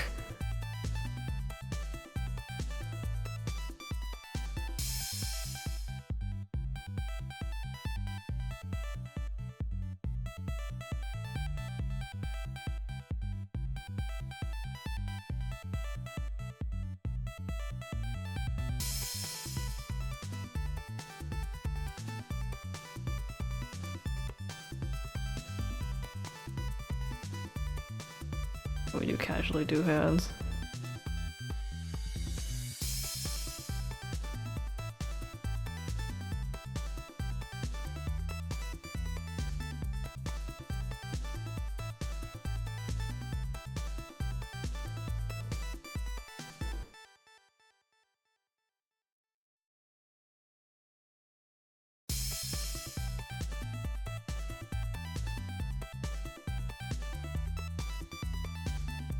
Oh yes, the main reason why I didn't make them adults in the Ibeyu, because Yuto would punch everything.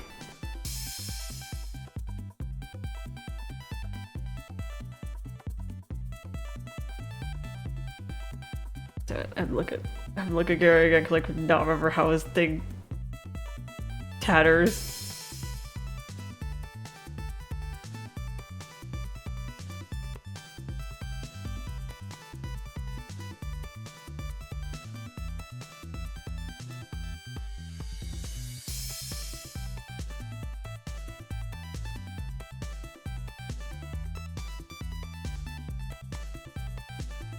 Also, I think like half of the reason Gary is written the way he is to make it so that he also can't like really fight back, you know? Even despite being an adult. Like, he's not that reliable.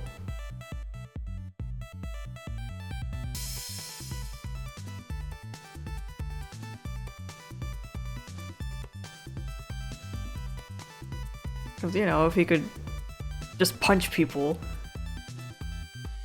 and break everything, then we wouldn't have a game. Is Gary an adult? Gary's an adult, yeah.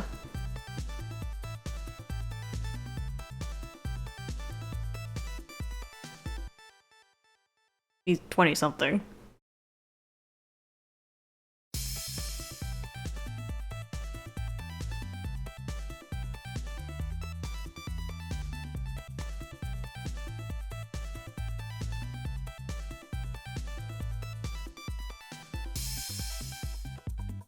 I don't know if they said exactly what his age was, but I feel like they said he was like 20-something. Just like somewhere.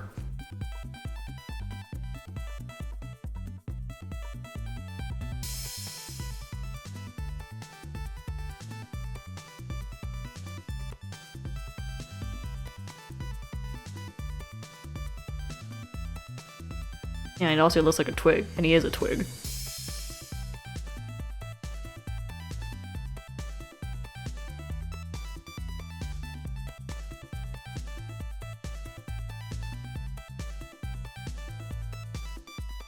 To be fair, him being an adult doesn't really do much for us. So it's like, it's fine. Like, it certainly didn't help us do anything. The only thing he knew was how to read, and then he carried a lighter on him.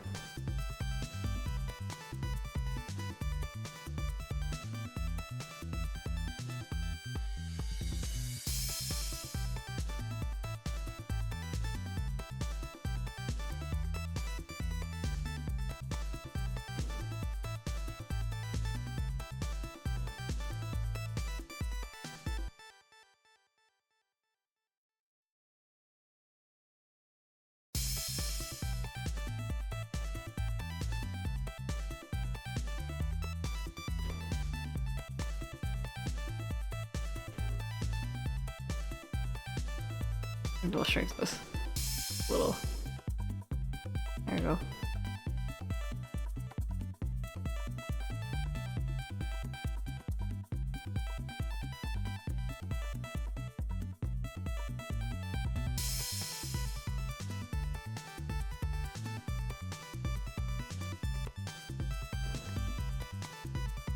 You're lucky that Yuto loves those kind of lines.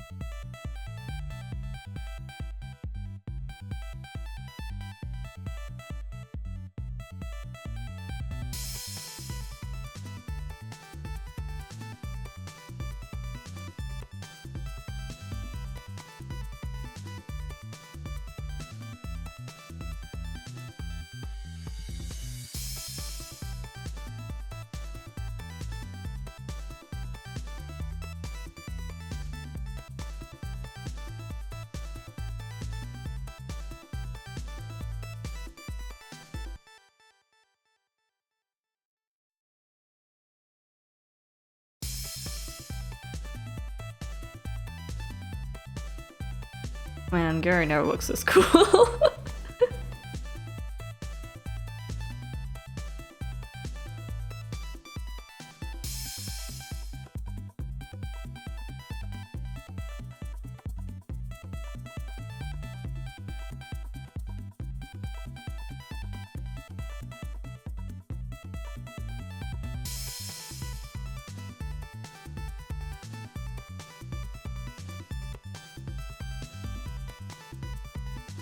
I mean, I don't pay that much attention to this hand because it's gonna be behind Yui anyway, but whatever.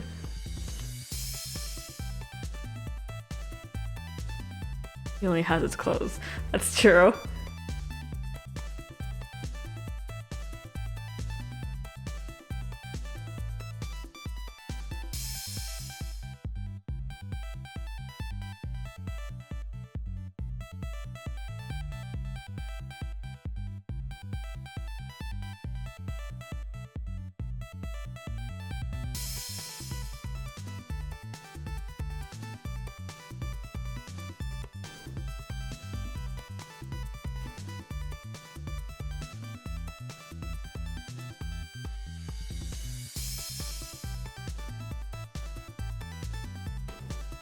I'm sure y'all have noticed by now that I'm engaging in the forbidden art of drawing noses again.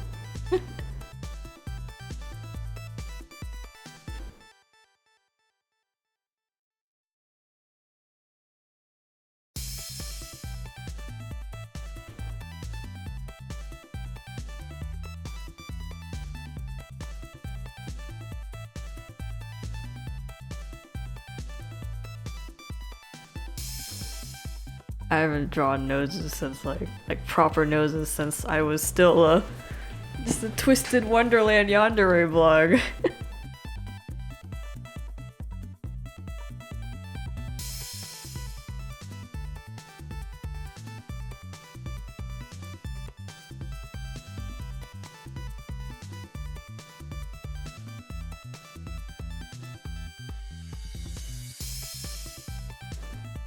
Where's this Tyler?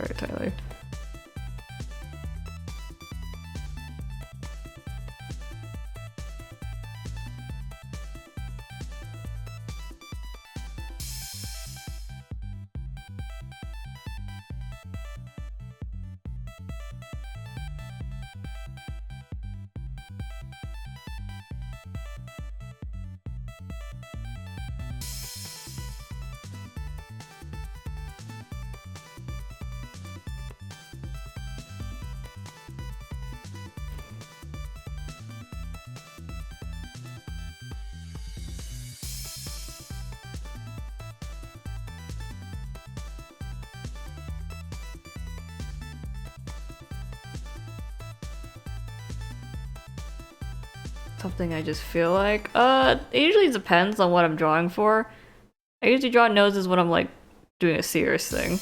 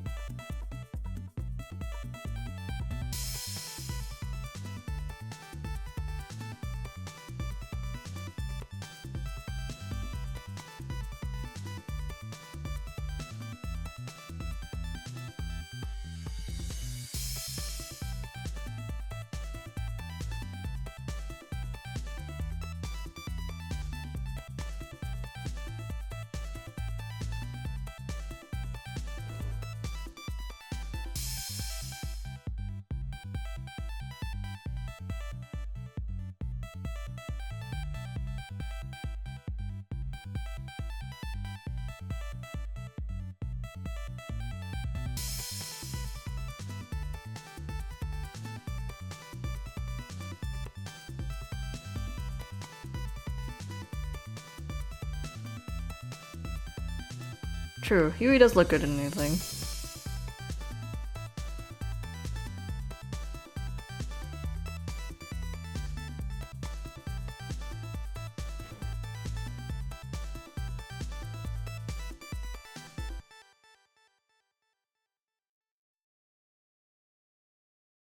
They probably the most like diversity in their outfits in all these they use. Like keep switching them from masculine to feminine.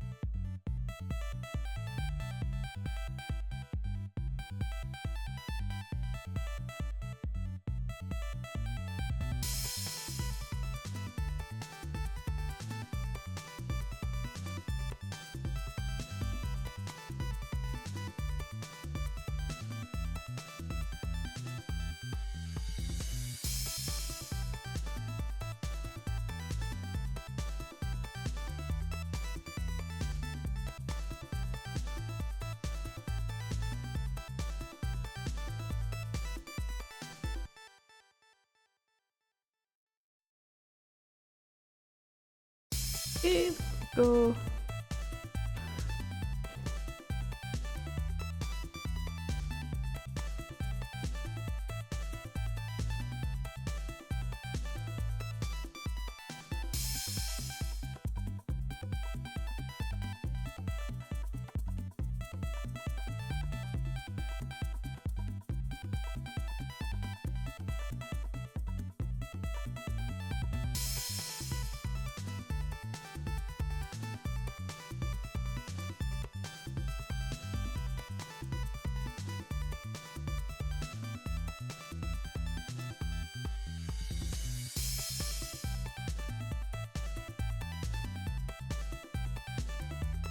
Personally, I think after like leaving the gallery, Yui would then come to own the gallery eventually.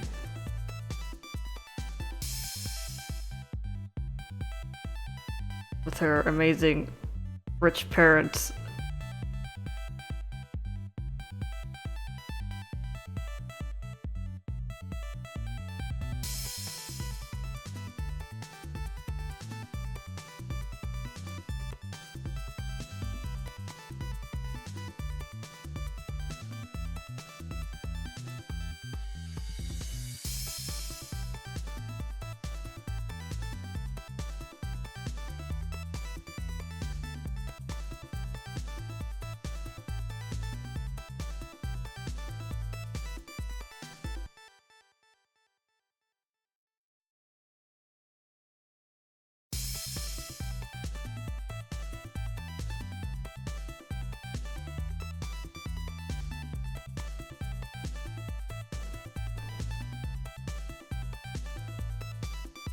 Did the relationship worsen when they left the gallery? Do you mean Yui and Yuto?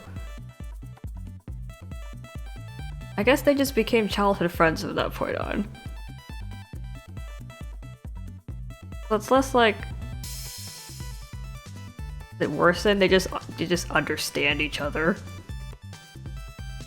Probably a similar relationship to like the Royal AU where they just known each other for a long time and they just know each other how each other's works.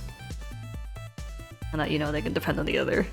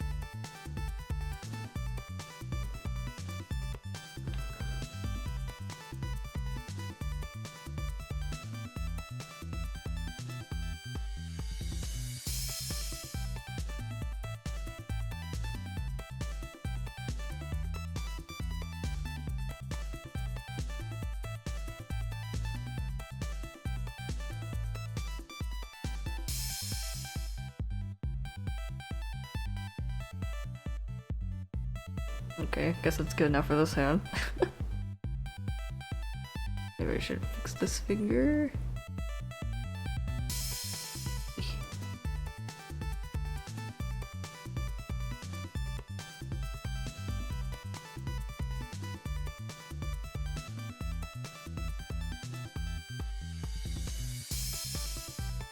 Okay.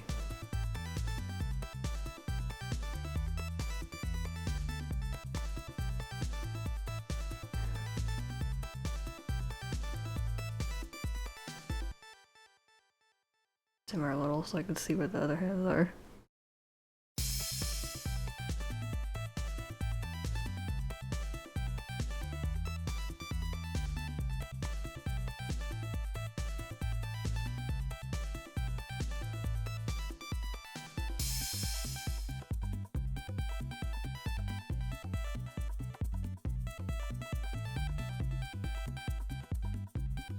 And then the Maud just draws a bunch of hands.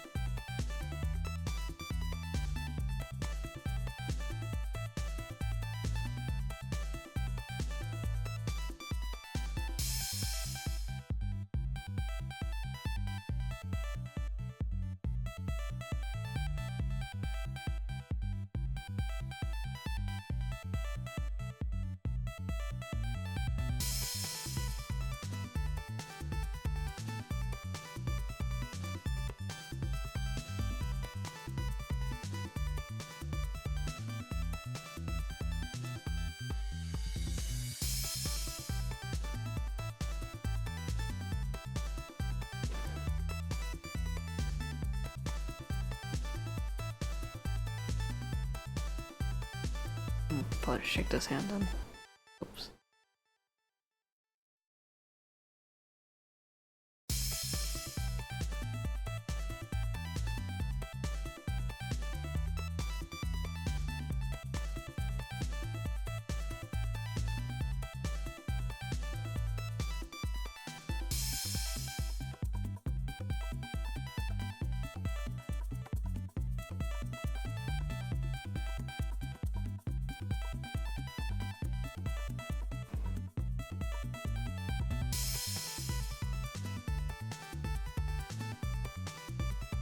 Oh.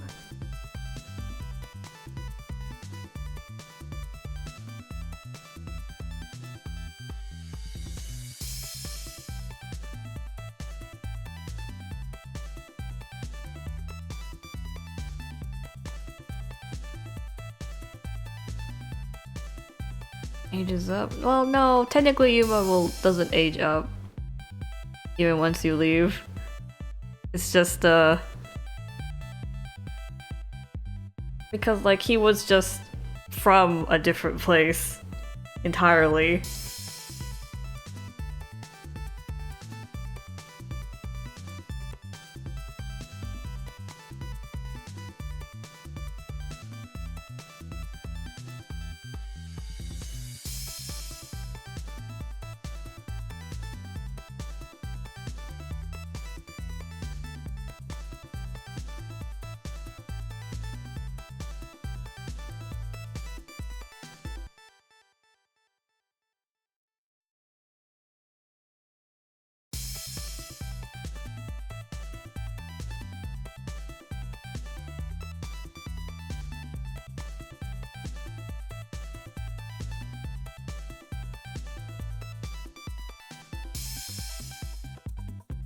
Just for the fun of it? I mean, yeah, I'm just gonna draw aged up Yuma because I just want to, but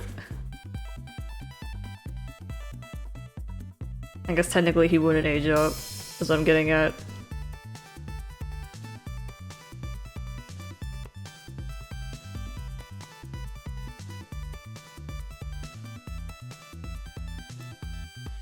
I think what happens when you get him out to the outside world is that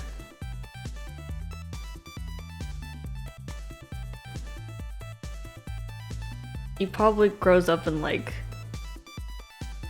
snaps.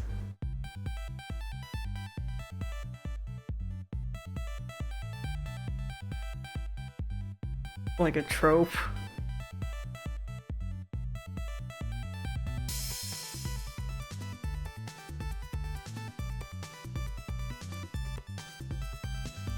Like the way Sims do it. Your Sim is like a toddler for a month, and then the next month, you know, they're a kid, kind of thing.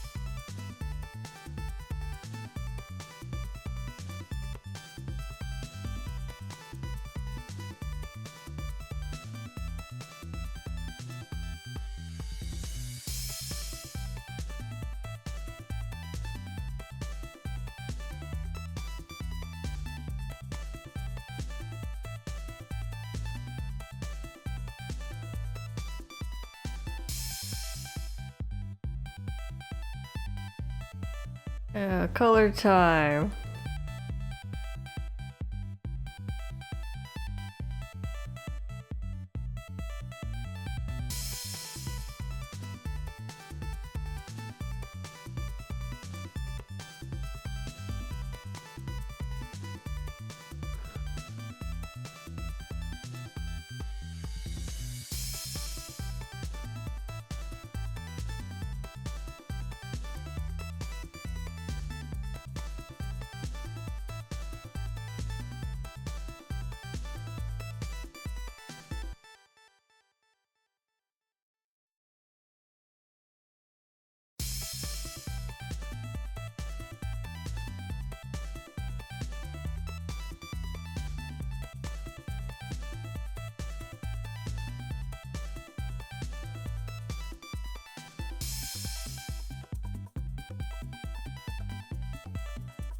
Man, if you guys think these guys as kids was cute, can't wait to get working on that Rule of Rose.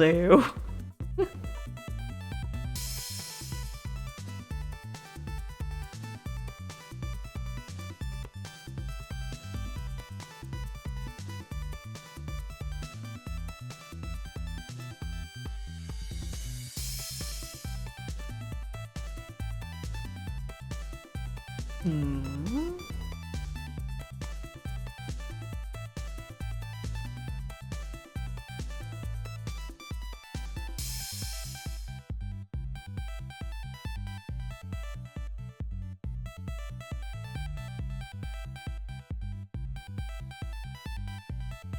You want to carry Kid Yuto? From the Rule of Rose. He's a really good kid.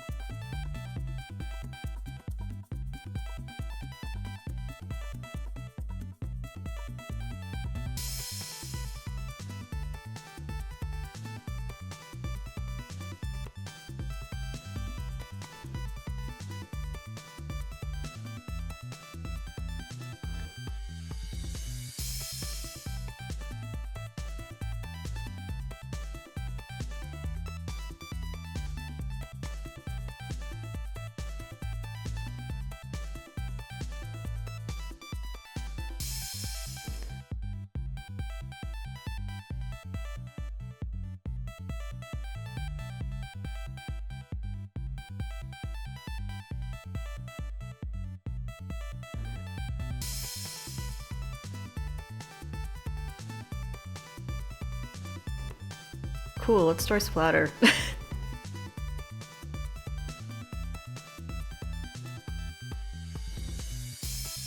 I say the bunch of stamps.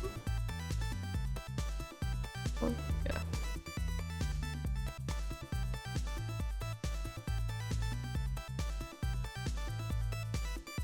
Yeah, we're doing it the easy way, so even you folks at home can do it.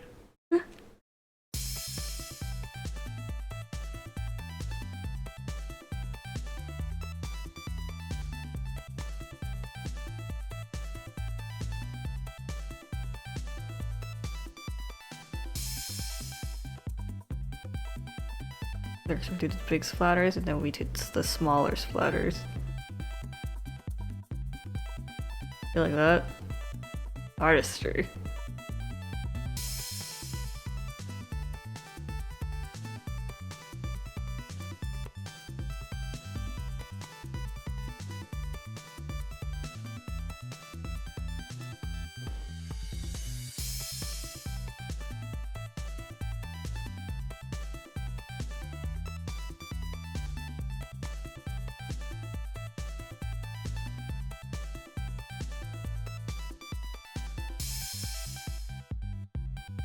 You always gotta put blood on the face. It's like the anime thing. Is that a little too much blood? Okay. I'll make it thinner.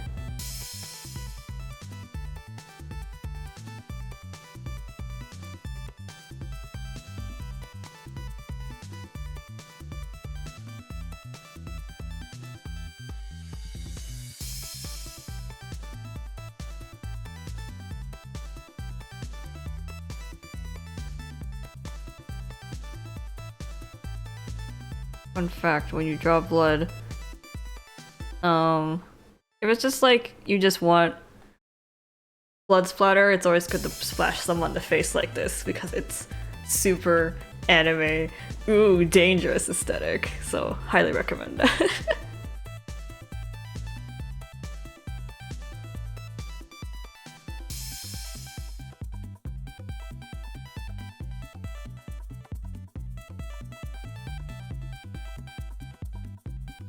I put the blood on his knuckles because he punches people.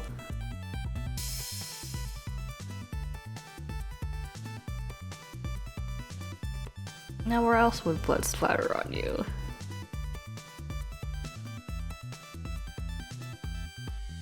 Easily your shirt.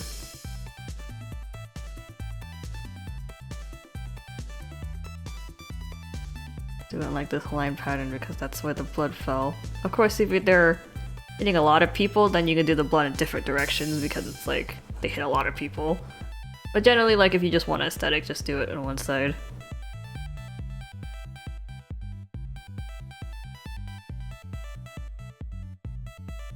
I mean, Yuto as a kid was pretty fit. He's super energetic. One of those sporty kids.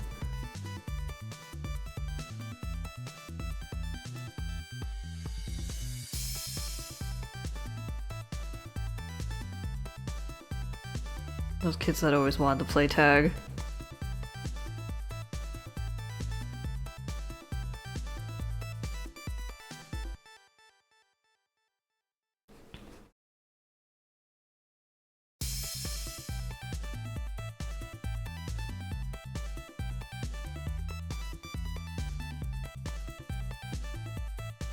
I was the kid that stared at the sky. I was really fascinated with the sky, like how it felt like a dome.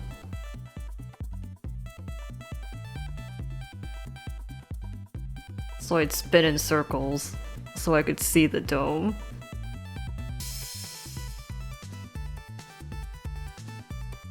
Put someone his elbow because he definitely like smashed someone's face with his elbow.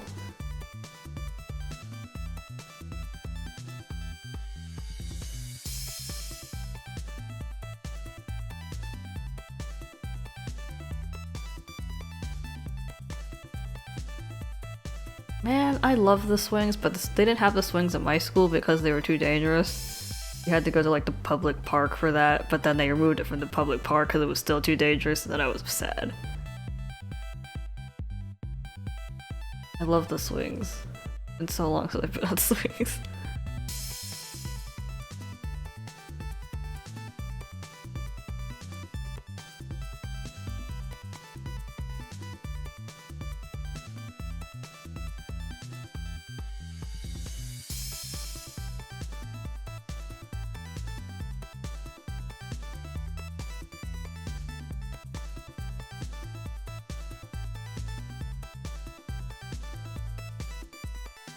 Oh, there were kids like that.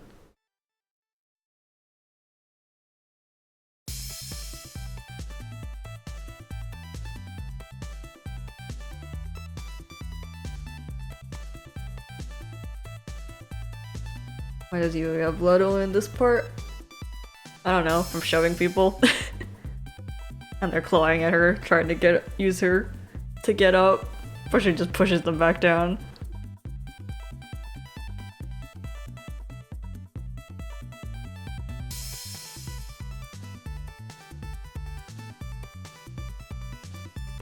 I was always daydreaming.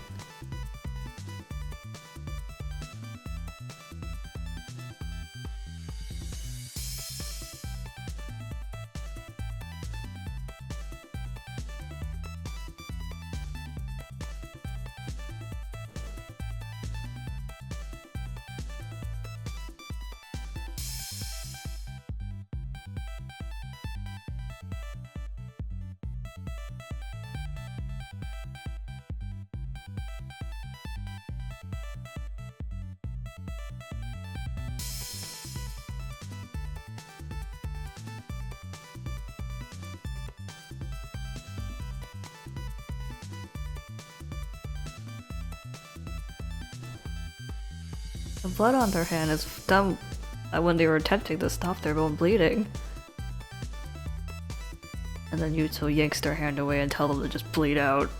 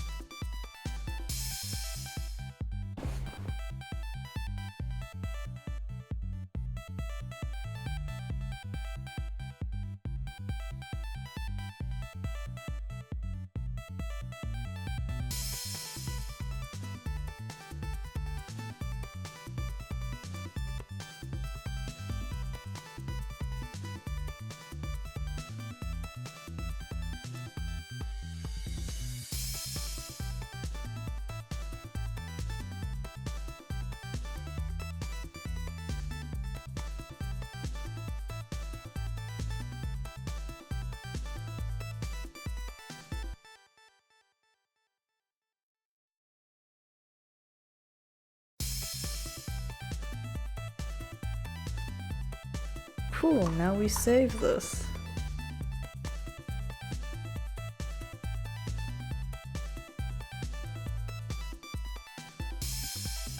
Wow.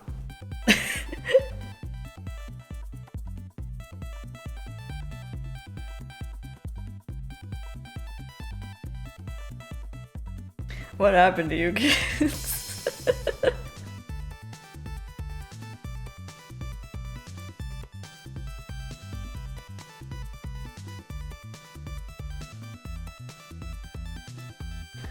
Zero to 100? That's us. That's just the underrate niche trope.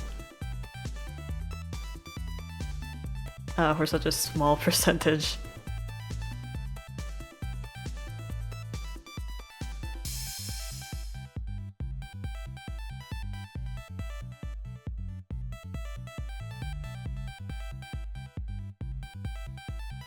I'll do it like this.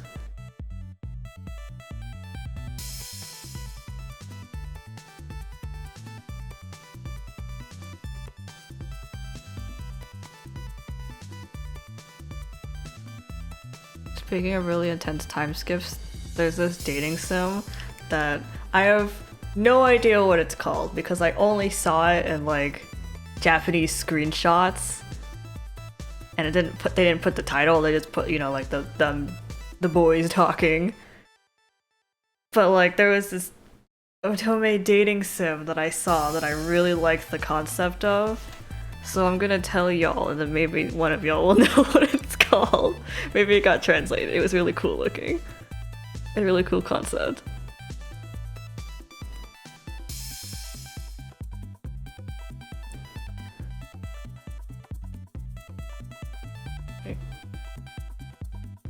Okay, so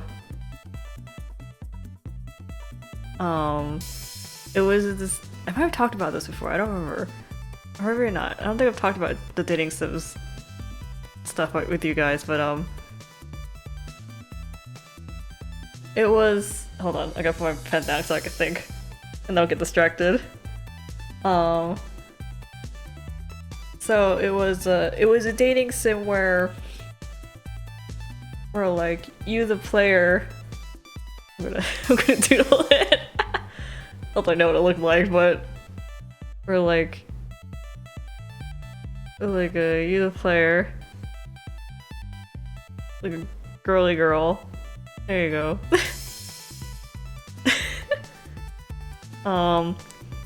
So basically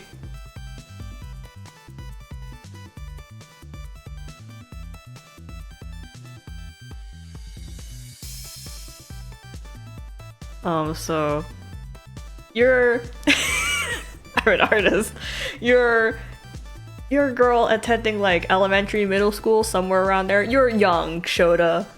The boys are Shota age, Shota size. They look like Shotas. You're all in school together. And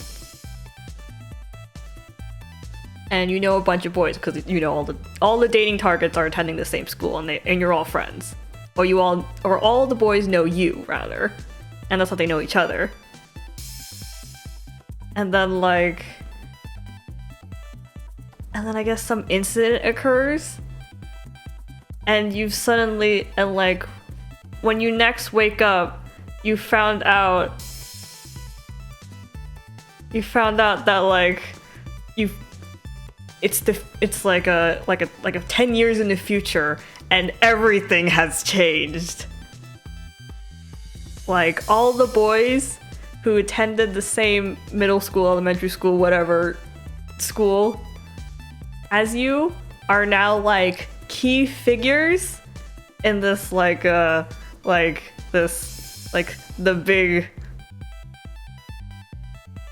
big government, and then like the rebel faction. It's like your childhood friends have split into these two groups of those boys that you knew, and you find out that both sides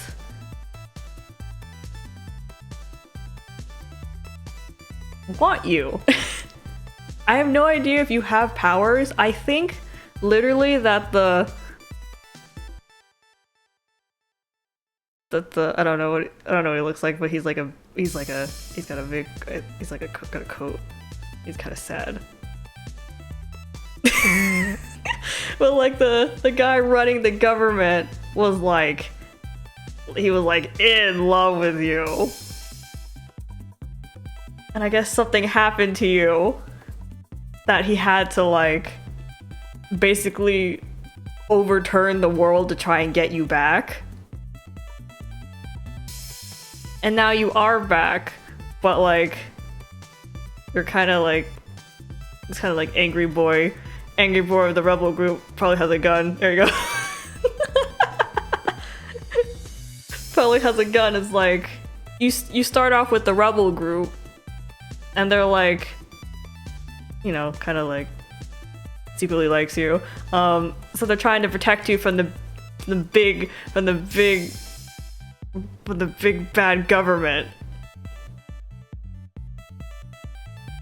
And like that's you. Like you've just time traveled to the future in your adult body, or like you've kind of like gone back to your body. And you're like, what the heck? But the thing is, the real plot twist is that after experiencing like this future, you go back to being kids again. Like you keep time traveling back and forth.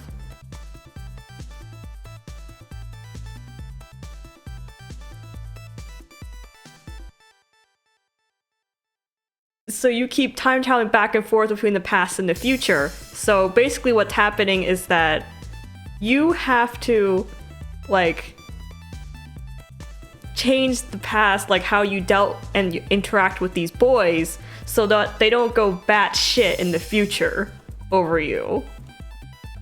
And you know, so you have to like pay special attention to this guy so he doesn't make the big bad government.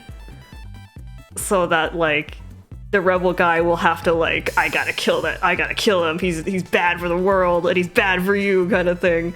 So it's like you have to like make sure you have to like really go, you have to go back to the past and like take care of them. It's like, here, hold hands.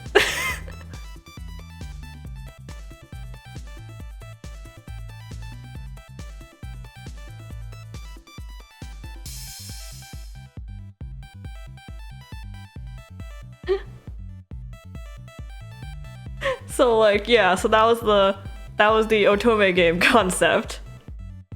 It's just that like the future, like future, here, I'll put a hat on him so you know, and then I'll put a gun on this guy so you know.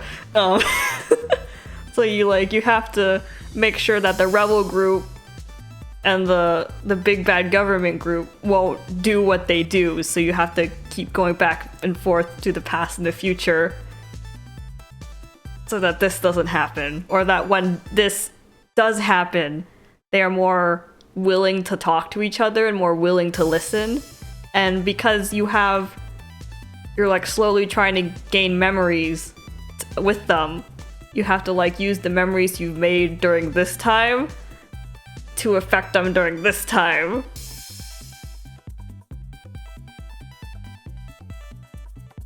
So yeah, that was just like the really cool Otome game I saw screenshots of once, and someone like vaguely explained it in like a blog post years ago. I have no idea what it's called, but I just remember that suddenly, and I just remembered that I thought it was the coolest thing. Did the protect? I can't tell you. I remember nothing.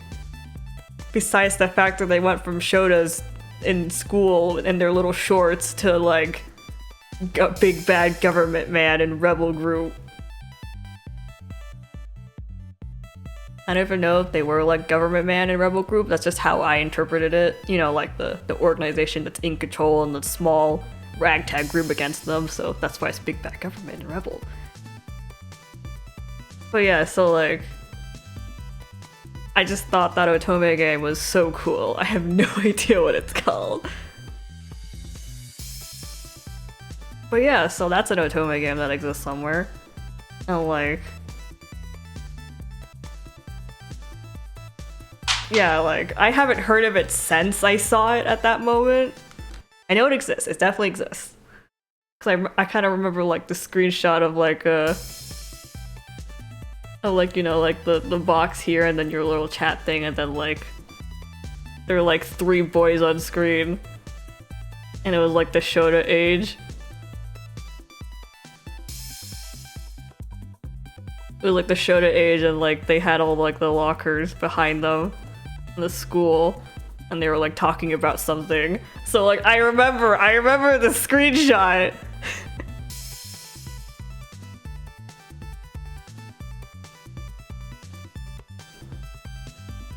But yeah, so like it was a really cool concept. So I just wanted to share that with you because while I never like watch anyone play Otome games because no one plays Otome games anymore. But like they do come up with really interesting concept though, Otome games. Thanks to the general. So like I really like this idea and one day I want to write something for this. One day I want to write an AU like that, or a story like that, really.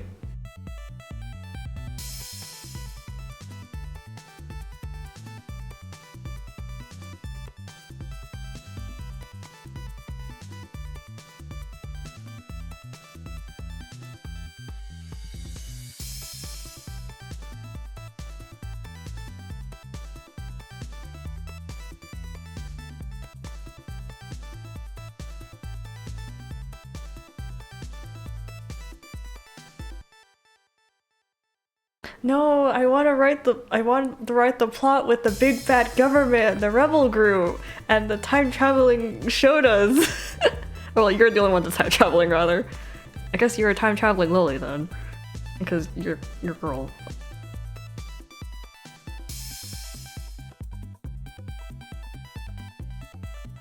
I want the time traveling little girl, and then her trying to get shit done.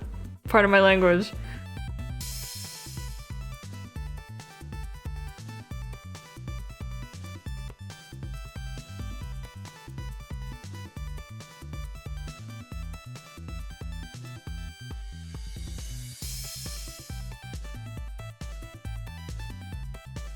I don't even know if I'll do it with like the...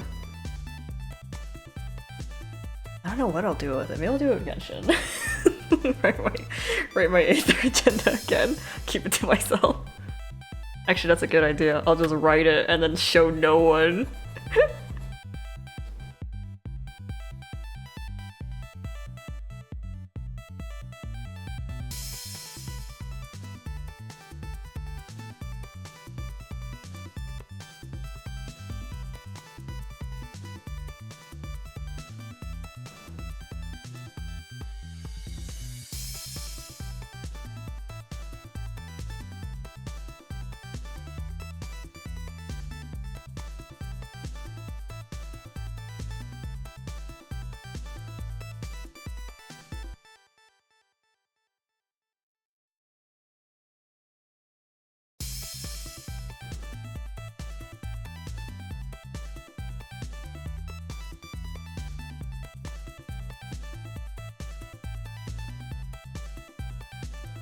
Maybe I will just like sit down and do designs just by myself and show you.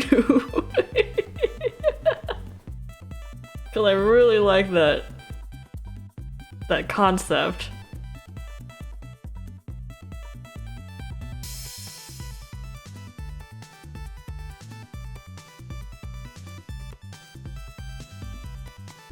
Was the post in English? Probably, because I don't think I knew Japanese that well back then. Like, the post was in English, but the screenshots were in Japanese, I think. It was a really old blog that did, like, Otome games. Like, kind of advertised them. I remember reading, like, a bunch of voice dramas from there, too. Or was that a different blog? Oh god. Oh god, my memory's, like, already garbage, and, like, this is, like, really testing my limits.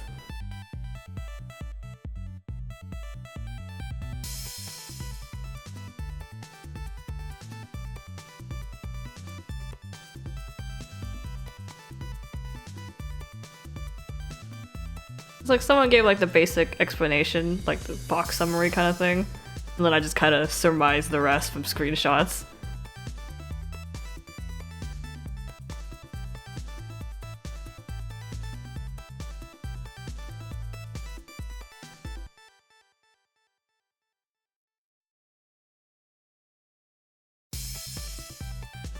I'm actually kind of scared of finding it because like it's probably not, the plot's not exactly what I remember.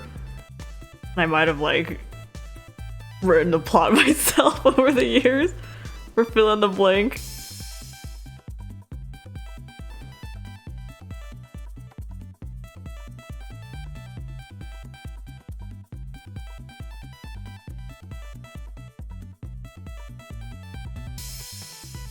Oh, it's gonna be 5 hours? Oh, standard time for us.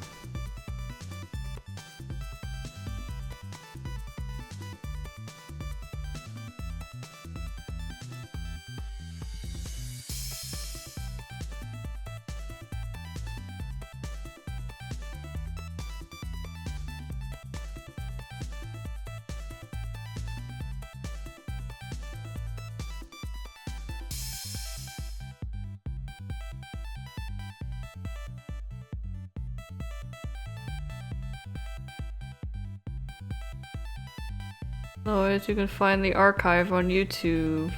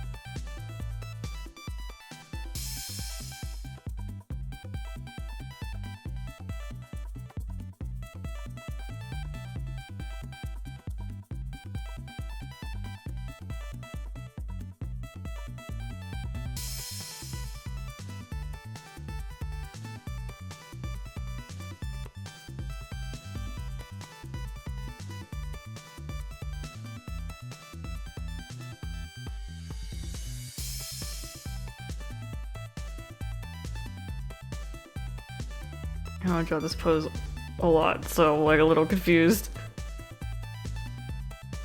It's like puzzling out live.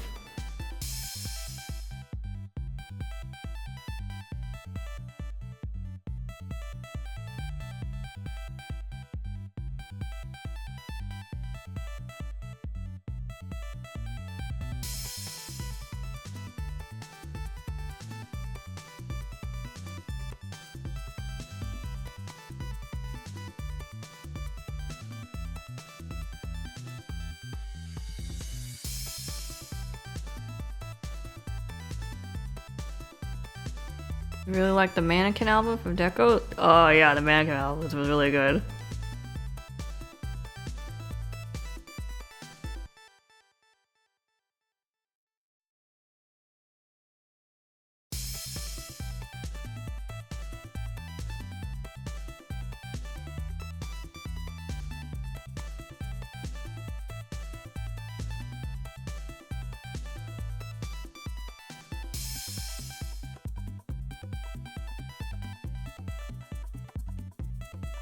Oh, Dilemma? Yeah, that's the most recent one. That's a good one.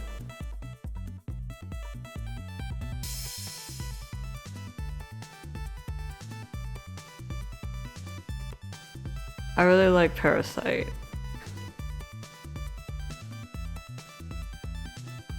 That one's got the vibes to it.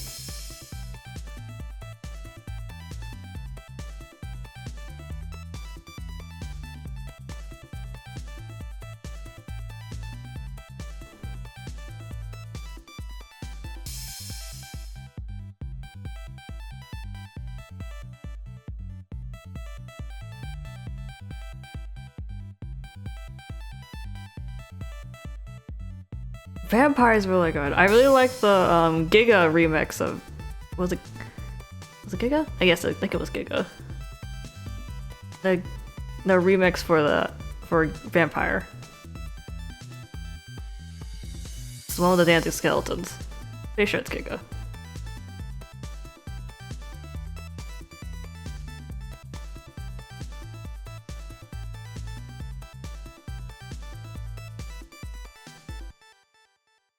Cause that one sounds like a,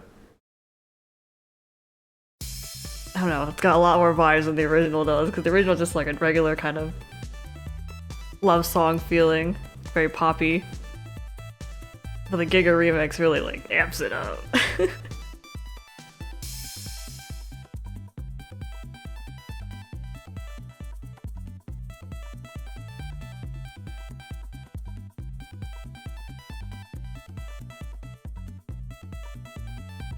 Yeah, Pinocchio P is really good.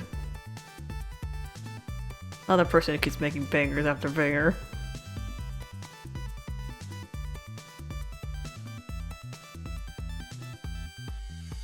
There's a lot of songs I like from Pinocchio.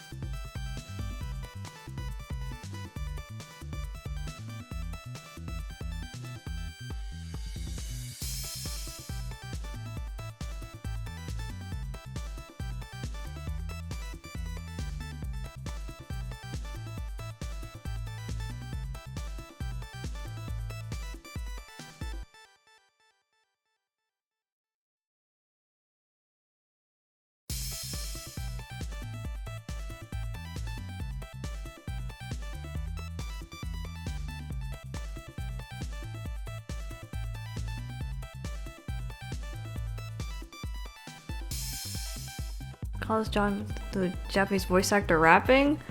You're gonna need to give me a lot more than that. What comes to mind immediately is Hypnosis Mic, but... Hypnosis Microphone? Paradox Live! That's hip-hop.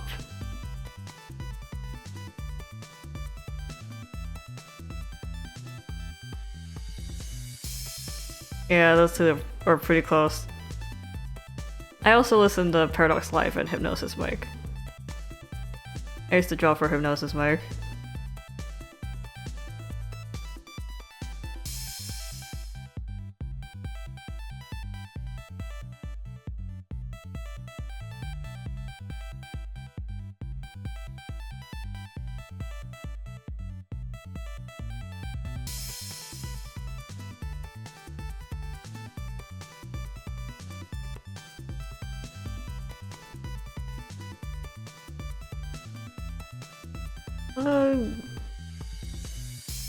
Paradox Live songs are kind of a hit and miss for me. It's a lot of misses. It's been a lot of misses.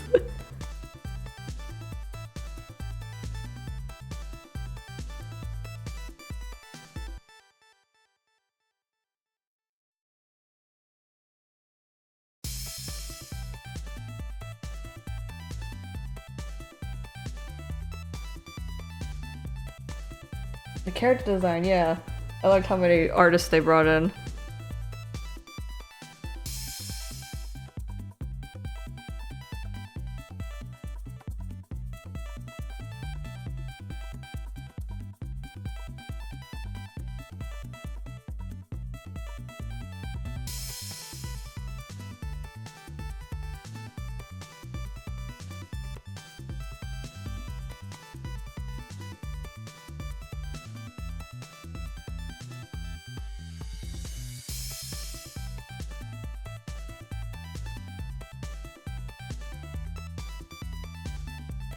What was my favorite group at Hypnosis Mic?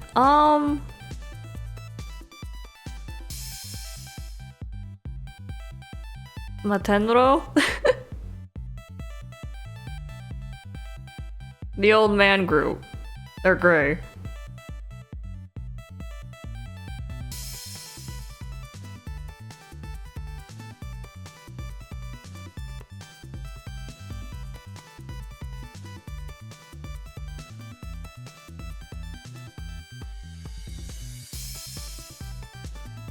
I also really like Buster Bros.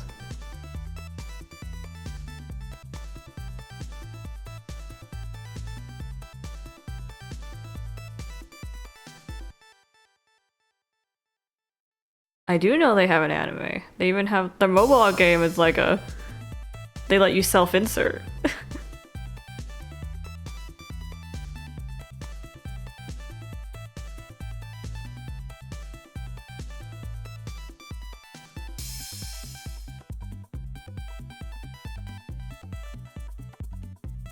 In their mobile game, mobile rhythm game, you get inserted into the world as a young DJ, and that's how you get to interact with all the groups.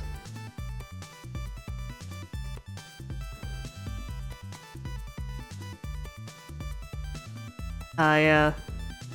Hypnosis Mic isn't like that big in the English fandom, so there's not a lot of translations either.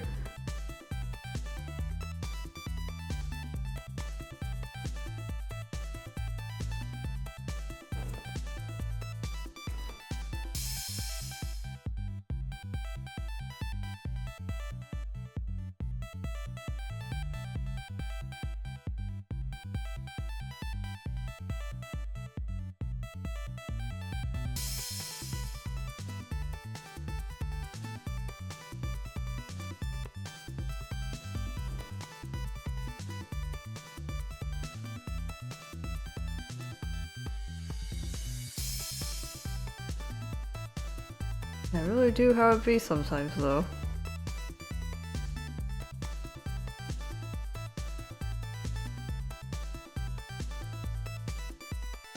As a fun fact, I think I said this once, but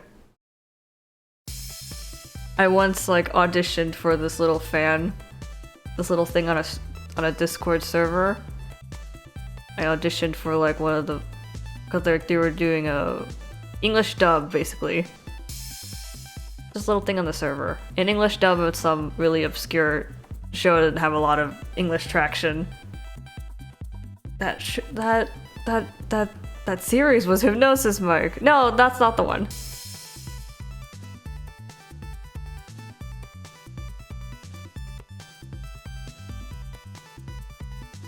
The one where I voiced everyone was just a visual novel I was watching with a couple of people.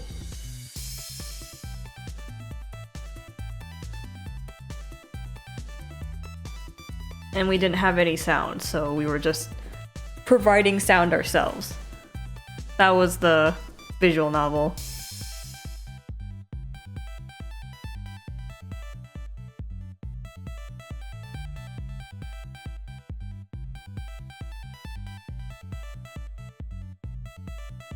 But no, that's not what I'm talking about.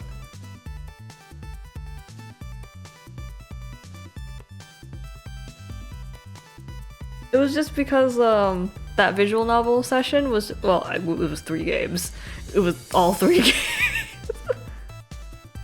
That session was, we were all supposed to do split voices. But the 2 other people I was with, one was doing the protagonist. I was doing all the females, the other person was doing all the males. The person doing all the males was giving up, I kept giving up on voices as we kept going. So I would be like, oh, I'll take over, oh, I'll take over, oh, I'll take over. And then eventually I had the entire cast. Except the protagonist. I refused to take the protagonist because I was like, I'm pretty sure if I take the protagonist, you won't pay attention anymore. So you have to be the protagonist so you'll pay attention to what we're watching.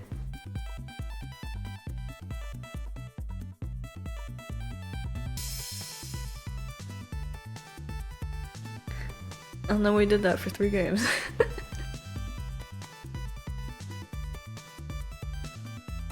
And then I argued with myself rapid fire all the time. But But no, that's not what I was talking about. That was like a couple years before the audition thing. The audition thing I'm talking about, I sang karaoke for a whole ride. I did. Actually, I didn't. That story is, my older sister had to drive somewhere and I was sitting there to accompany her and keep her awake on the road. So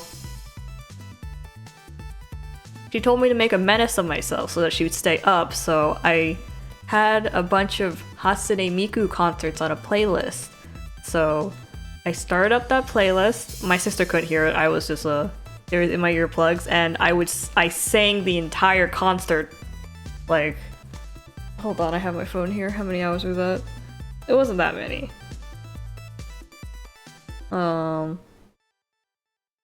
4 hours, so almost 5 hours.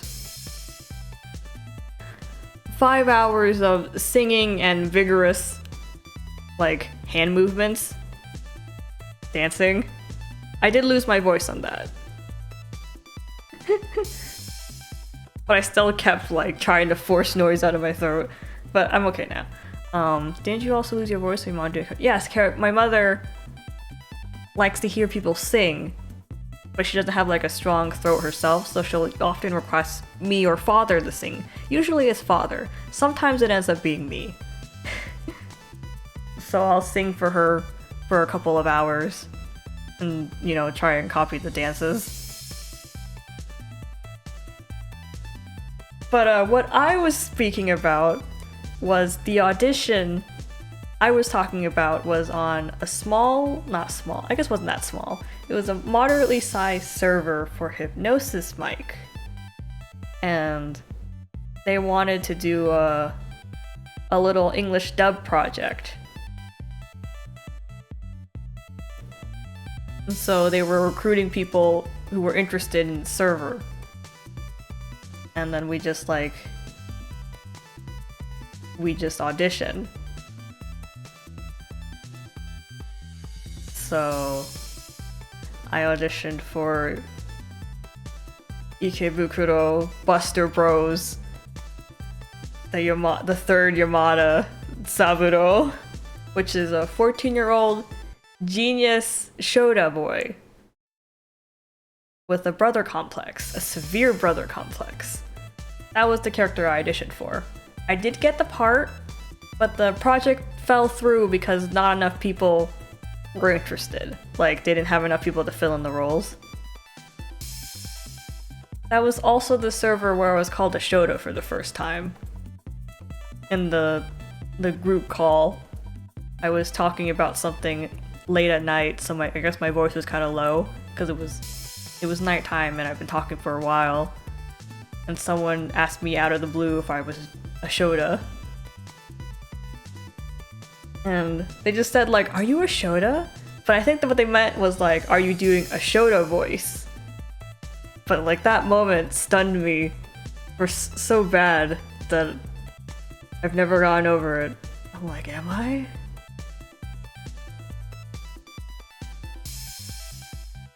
And that's what pushed me to audition for Saburo.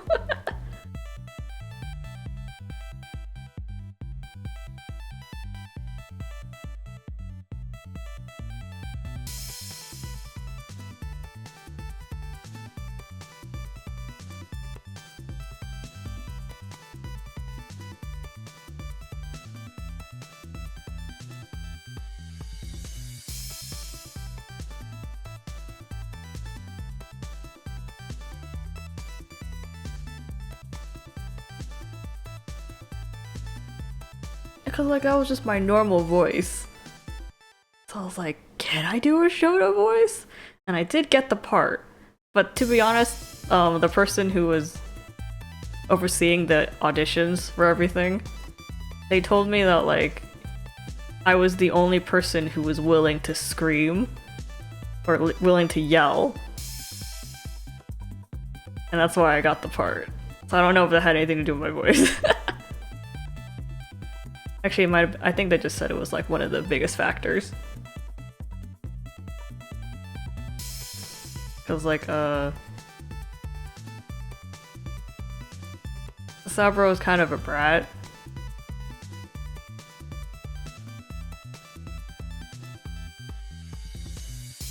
so he yells a lot.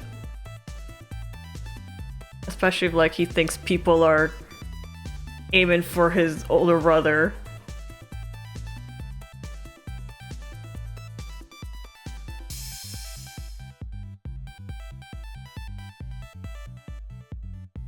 I'm not satisfied with this hand. I guess I'll start over.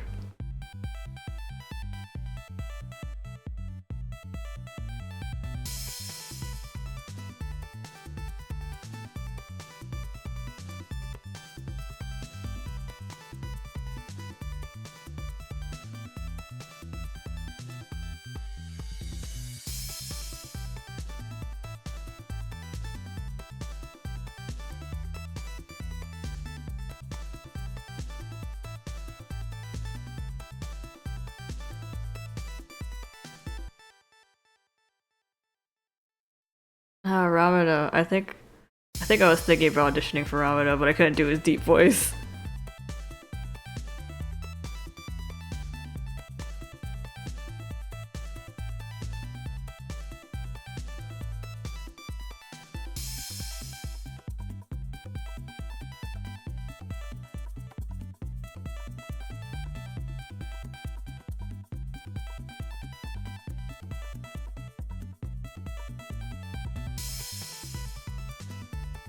I do really like Ramada's voice actor. He did like another kind of not yandere, but definitely kind of obsessive over into you character in another show. I really like that.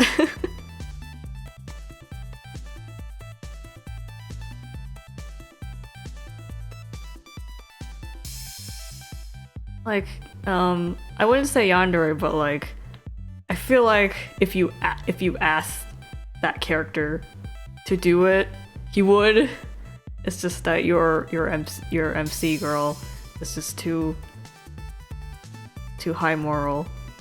Shame. Also, it just wasn't that kind of show. Shame. But he had vibes. Also, his character song was super vibes.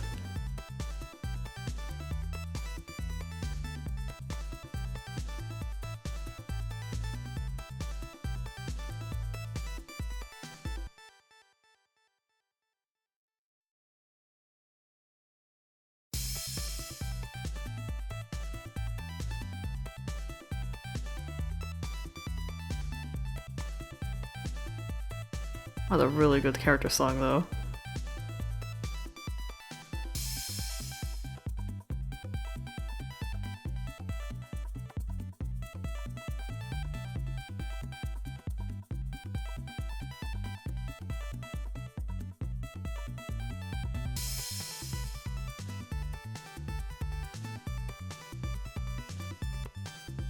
Oh yeah, the character in question is from Actors, which is it's a mobile game, but it's also an anime about boys in a,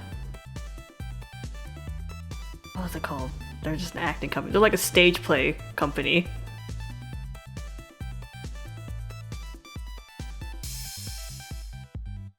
And they just act plays. One of the boys from the first group, Masumi, I think his name is. He's got vibes. He's like obsessed with the MC. And like, the only reason why he joined the company was that he fell in love with her at first sight.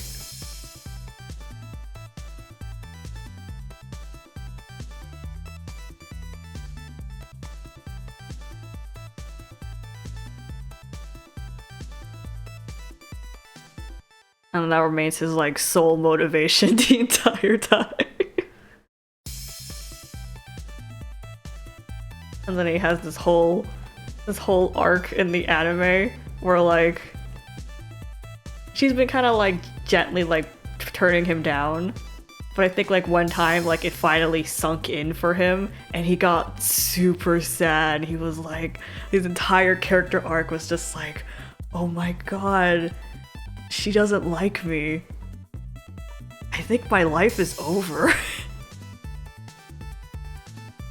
And then the guys in his group have to convince him that just like they realize that this was his only motivation for anything. So they have to convince him not to give up. So that like at the end of the episode he bounces back and he's like, it's okay if you don't like me right now. I'll make you like me eventually. I'll become your ideal man kind of character. And I was like, damn, that was really your character arc. Everyone else had like, yeah, my past haunts me, or like, I'm insecure about my abilities. And this guy is just like, I joined this company because I love this girl. I fell in love with this girl at first sight. And that was his entire character arc.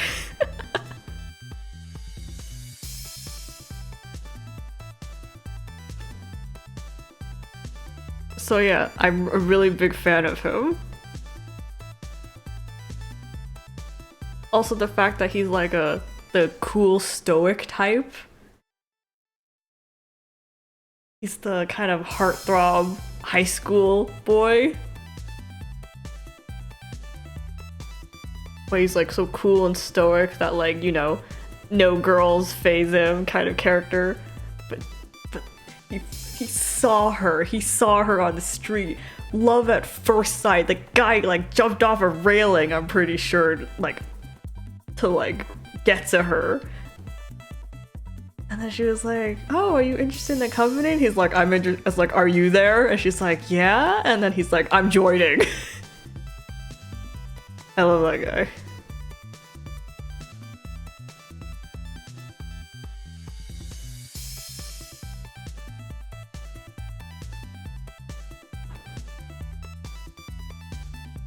I'm gonna be honest, I think I watched that anime and I played the game just for him because I wanted to see how down bad he was.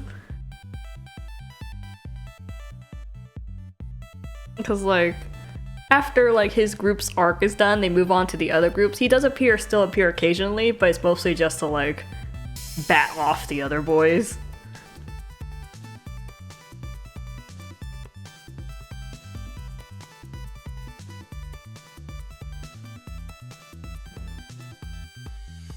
And also, he just kind of comes whenever he's called by her.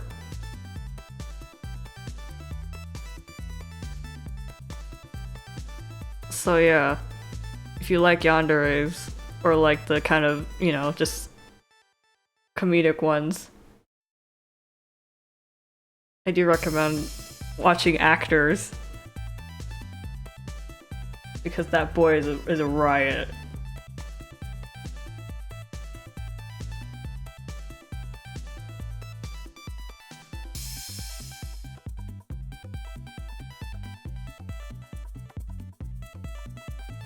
Stop serving the English luxury station.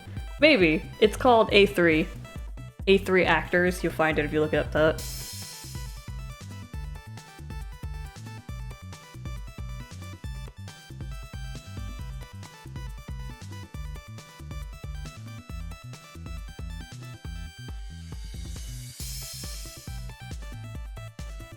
Yeah, she was doing some really bad acting on the street. Because they were trying to recruit people into the company, so it's like, we'll act so we can show them what it's like. And she's like, the only reason why she's not an actor herself is because she's terrible at it.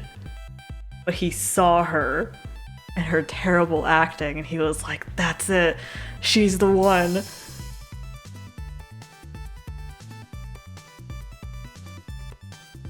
I also just really like that character type, the really stoic, cares about nothing, like guy who like sees the one and like instantly like that's the only thing in his head now. Like one track.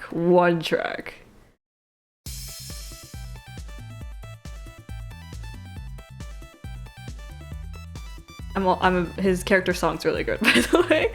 A3 has like absurdly good songs for an acting game. It was like, you're not even like, you know, a music game. You're a game about acting. why are your songs this good? Even Malleus. Yeah. That's how I wrote Yuto as well. And that's also how I write like my ships in general usually. That character who doesn't care about anything just like sees the one.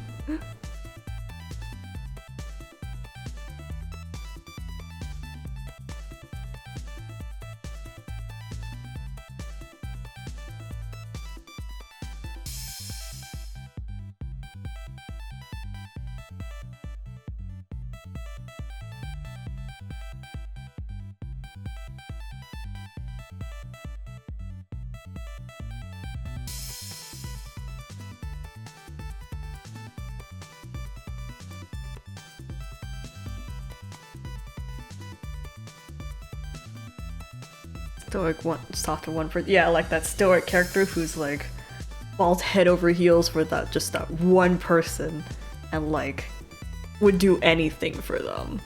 Those are my favorites. Those are my absolute favorites. What was that character's name? The one I'm talking about? He's Masumi from A3 Actors. He's got like two-toned hair and headphones.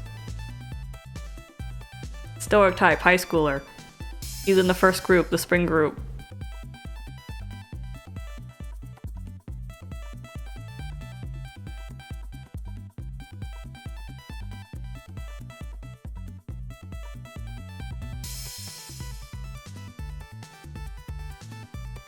Actually opens this. This is the only color reference I have on me.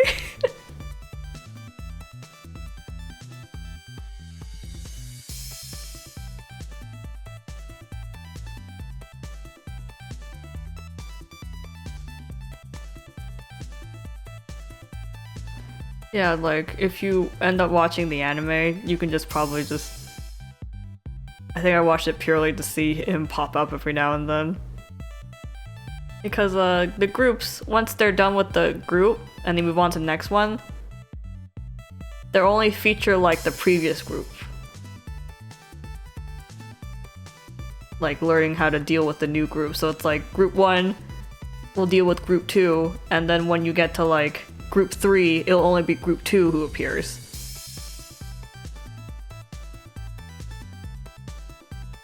So like...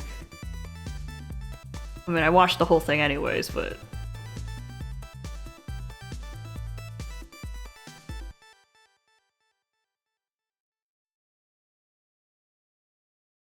If you want Masumi, probably just like first and second groups.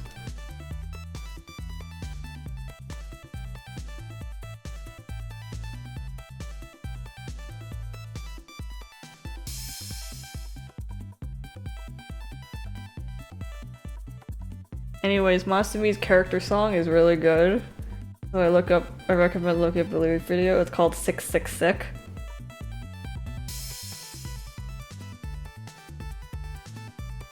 There are vibes all over that song.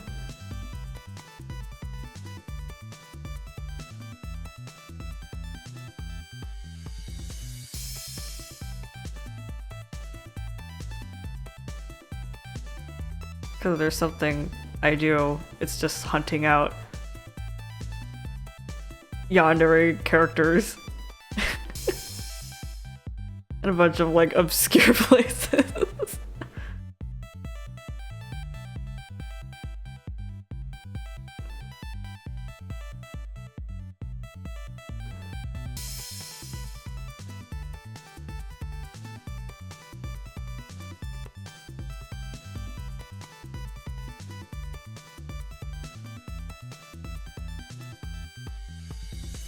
I mean, cause like, I just don't get my content fix otherwise, cause I just can't find what I'm looking for.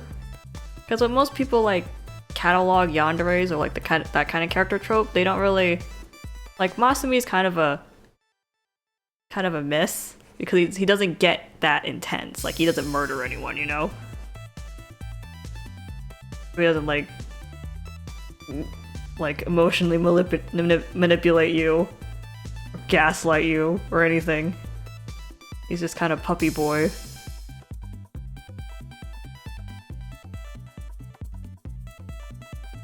You can't really find like a character like him if you search up like people's recommendations of like male yanderes. You just gotta find them yourself.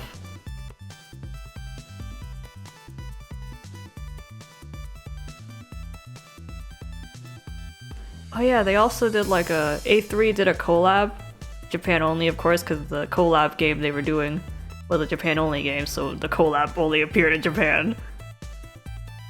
But they did a collab with another game, which was, what was it called? Aichu? It's like, I do, or like, no, it's a star. It was like star and then like chu. Like that. It looks like something like that. I think it's an actual eye, but whatever. Yeah! They did a collab with Aichu. I also like him. I actually just like the plot of like the setup for your MC. And Aichu, I know nothing about what the plot is or like anyone else besides like her basic story and then that boy I like. But A3 did a collab with Aichu once and there was a card featuring Masumi and one of the boys, Saku I think his name was, from Aichu, because they were both a bit heavy on their affections towards the MC. Saku in particular is like, I think I would consider Saku worse than Masumi. Cause like, Masumi is kind of just like, he kind of like aimlessly follows you around and kind of like spaces out. And it's like very easy to, you know, get him to do what you want because he wants to do what you want him to do. Like that's the entire thing for him. That's the entire reason he's an actor. He wants to like be yours.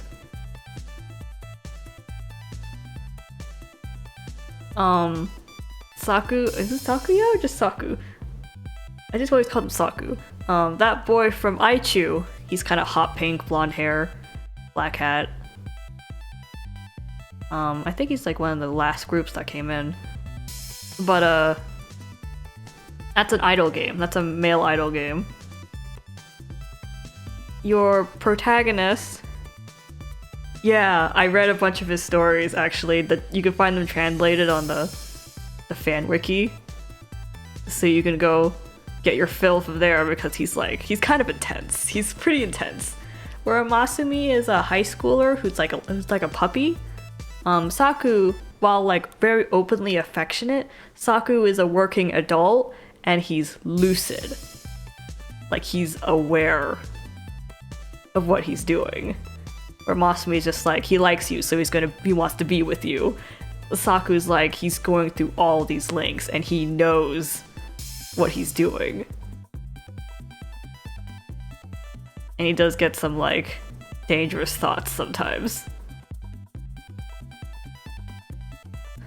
But the character setting for, oh, good night, thanks for coming to the stream. Yeah, I'm trying to explain Saku's backstory, but I keep getting interrupted. Or like what I see in chat.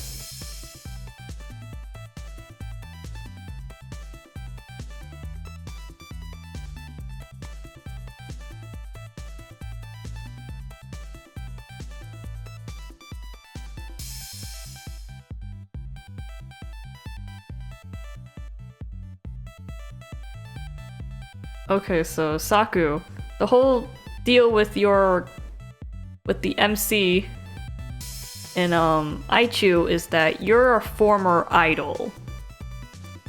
You're a former idol who has now moved on, who's now like quit being an idol for reasons, and has now moved on to being an idol producer for, you know, a bunch of boys. And Saku used to be a huge fan of yours. And then you retired, and then he entered the idol yeah. Those fans like, yeah, he was a big fan of you, and then you quit, so he became an idol so he can get close to you again. Because you'd be his producer.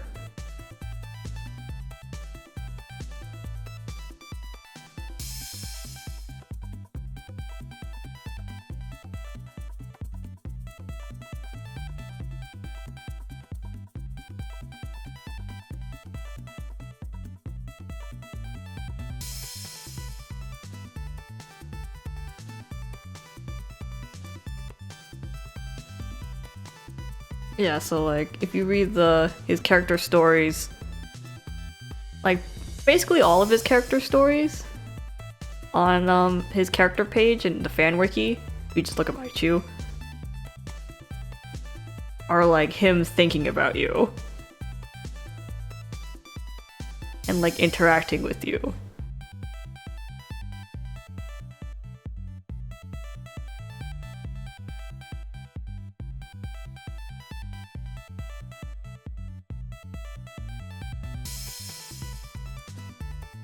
So when they had a collab with A3, they had Saku and Masumi interact, as in like two stalkers who bumped into each other because they were hiding near the same area.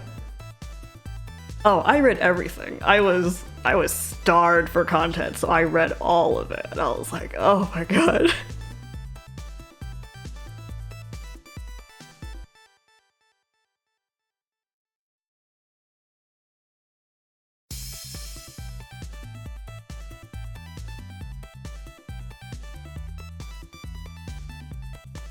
I think I remember like him and like his other stories where he has to kind of talk himself out or like reason with himself why he shouldn't do something, which is usually something that you wouldn't like.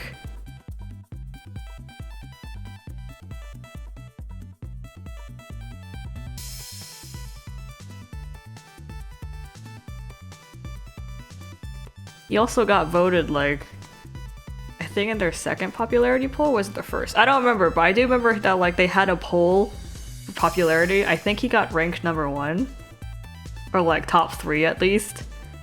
And like characters who got ranked top 3 got a story, a special story and a special card. So I think because of his nature, he got voted pretty high.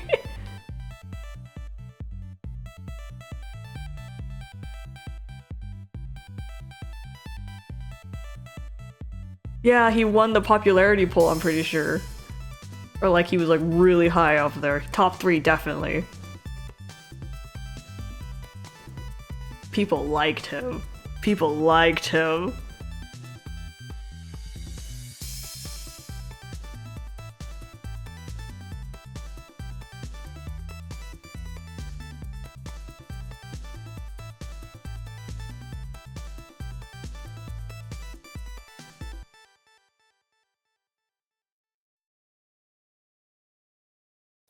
May have not committed murder. And he may not be like have caught you in a birdcage. But damn does he talk about it. Or the birdcage bit.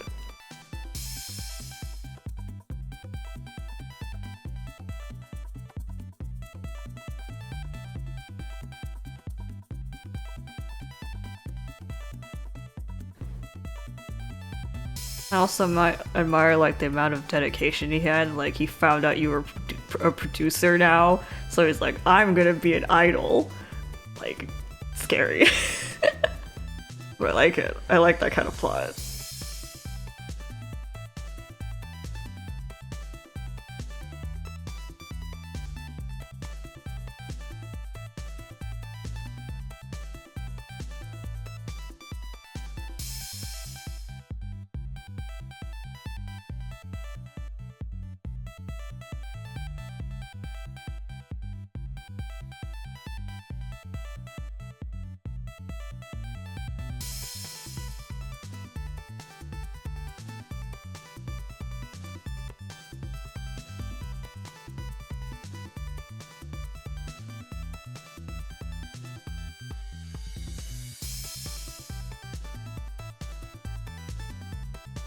I really enjoyed reading all of his character stories. I kind of want to go back and read them again now that I'm thinking about it.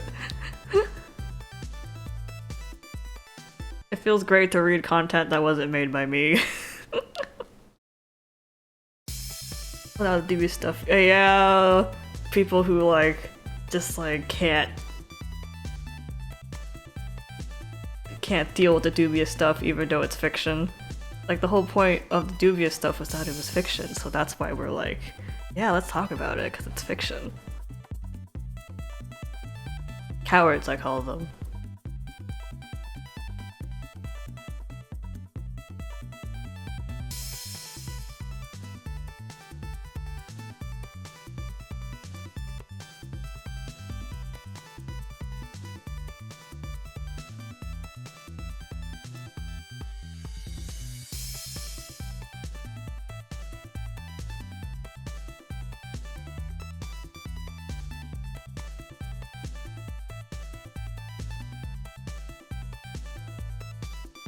feels so great to read content that I like that isn't made by me.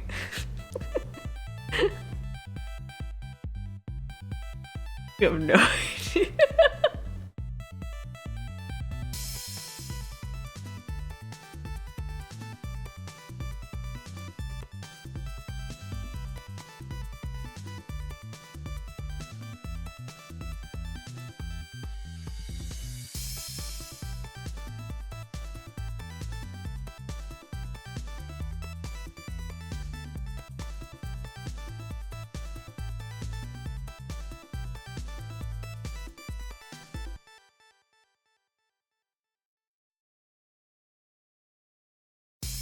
I mean, that's why I'm in the Twist fandom, right? Because, like, people just weren't making what I wanted.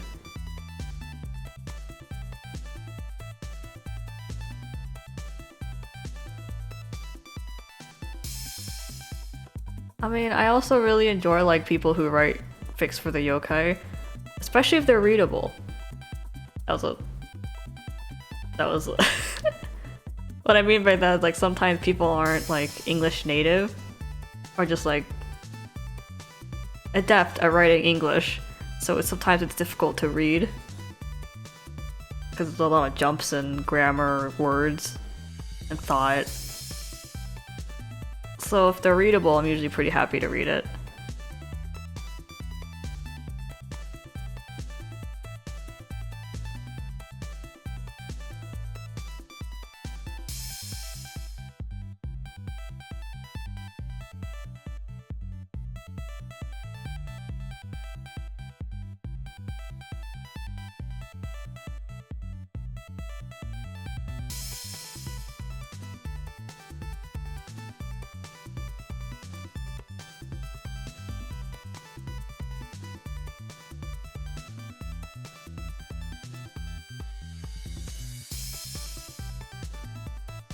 If I read something really good, my motivation usually goes up by a lot.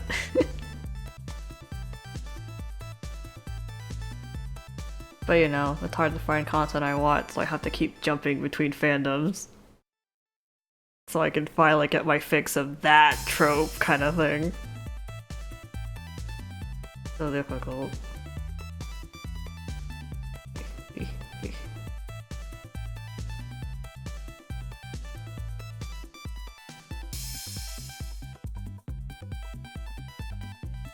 Does anyone who write is anyone who writes in practice?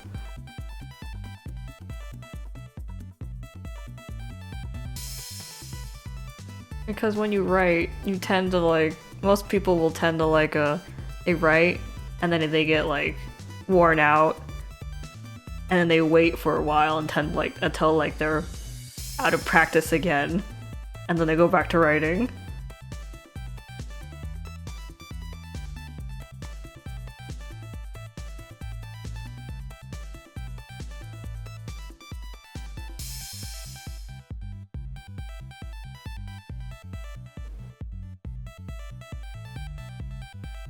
Drawings, when it comes to drawings, I particularly like, well, I like all fan art, but I particularly like the ones that like, well, I always like seeing comics, and I always like seeing people like try drawing their own master characters.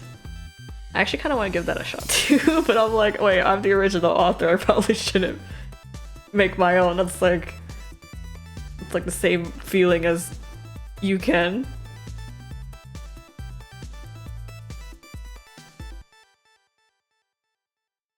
Wow.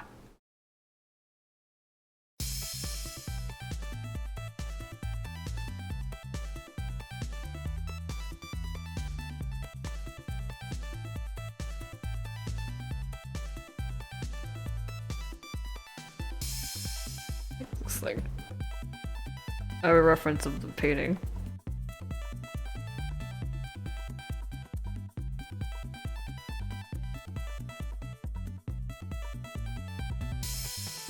Wow. Okay, I don't need this. Pull it back up if I need it again.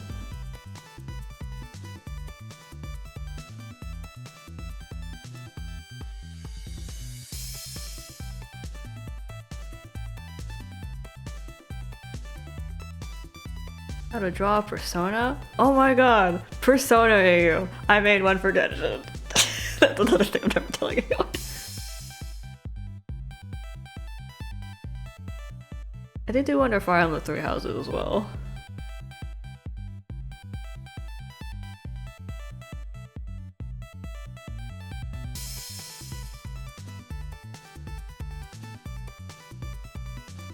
Yeah, I know you were talking about like a actual Persona. I was just the word immediately reminded me of Persona, the game.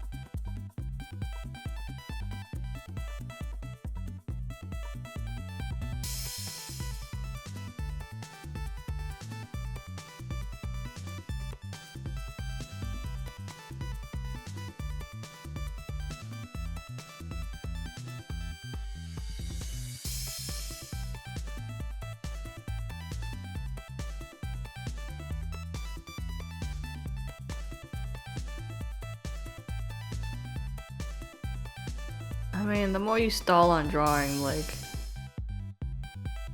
the less you're gonna do it.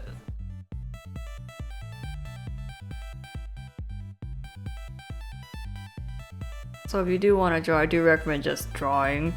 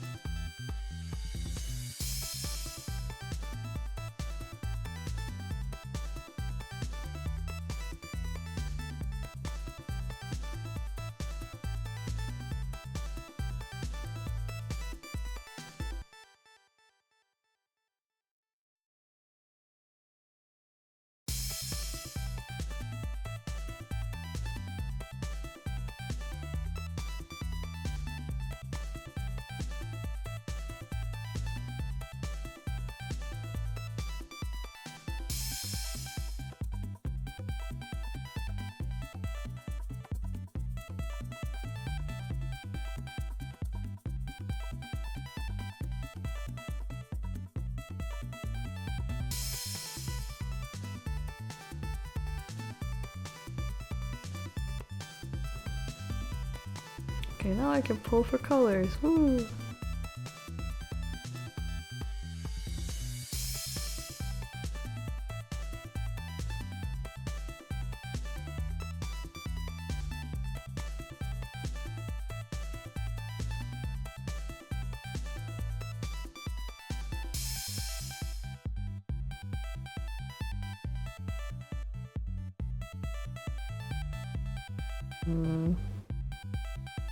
Or pen. I guess I'll do pen.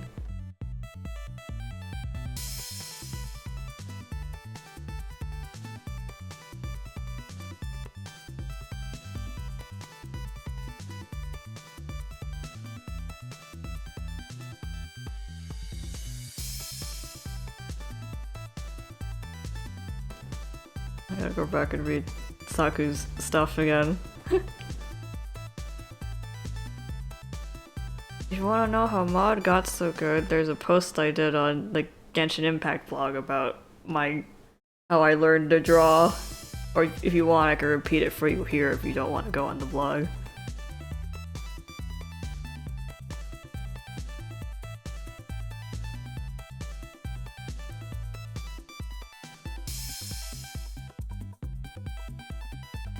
Probably a me brand method of learning though.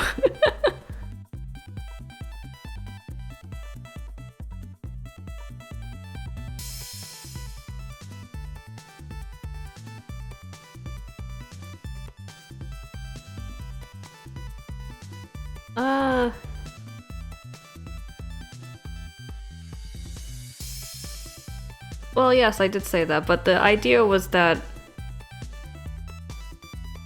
yeah, or rather, like, I loved what I drew, and I wanted nothing but the best for them.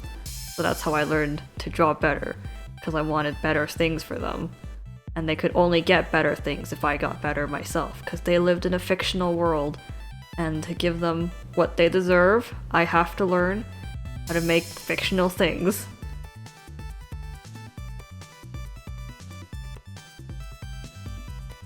The labor of love, says the honorary artist.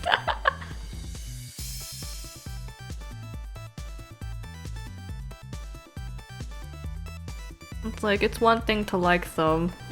I think it's another thing to want to provide for them.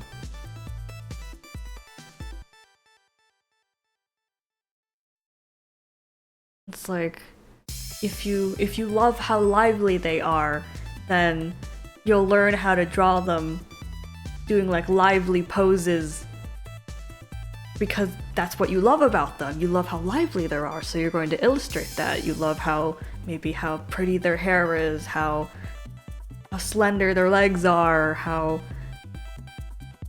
their dress spins when they're dance or something.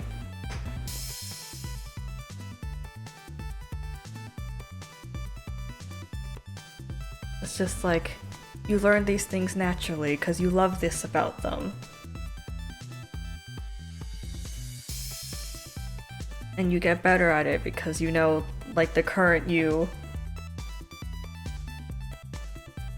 isn't enough to express how much you love that about them. So you keep learning and you keep learning.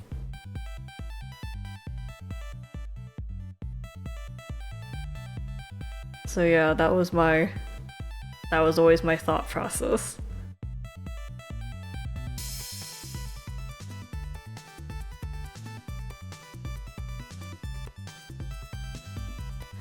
And of course it comes from the yandere artist.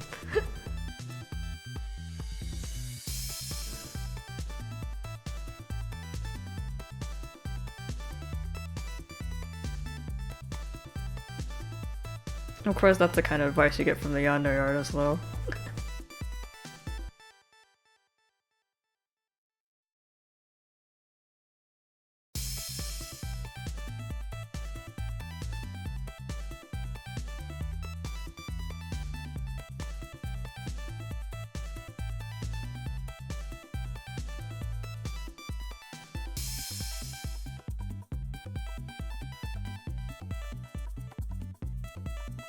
But yeah, because like a lot of people will say that they hate their art or they hate how they draw, and they'll even crumple their papers and delete their works. But I could never bring myself to do that because I never drew to be good or to be recognized as good. I drew because I loved my subject. And this was the only way that I could love them because they were always fictional. So like, even if it's like taking a photo of someone, even if it was a bad photo, it still depicted someone I loved. And they were alive in that photo. So I want to save it, even if it's poorly taken. It was like a thought like that.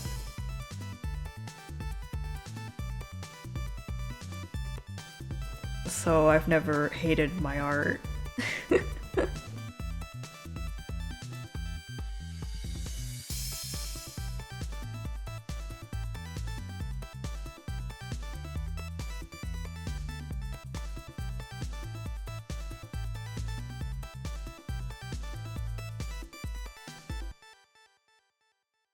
Because like what you're drawing is a fictional world that only exists because you've made it. And if you abandon it, then it won't exist anymore. And I thought that was sad and lonely. Because, you know, reality still exists because there's a lot of us around here and we're all looking at the same thing.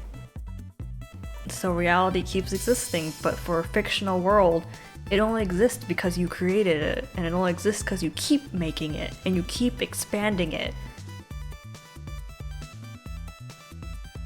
If you give up, it's all over.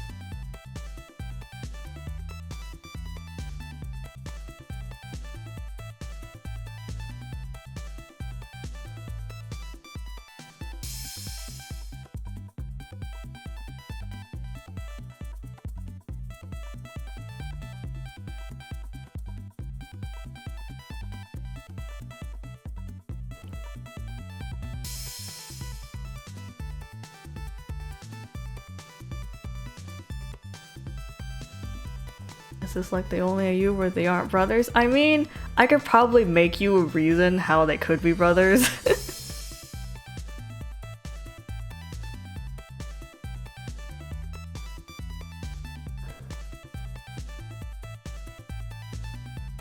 It's not impossible in this setting.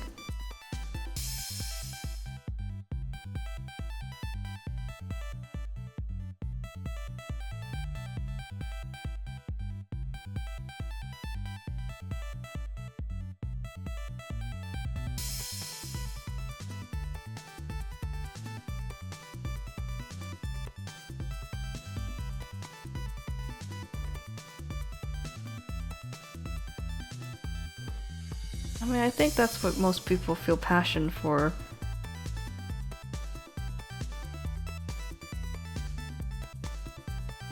Because they love what they do, but I guess that's more about them and what they can make than the subject itself. I think that's probably a unique thing to art.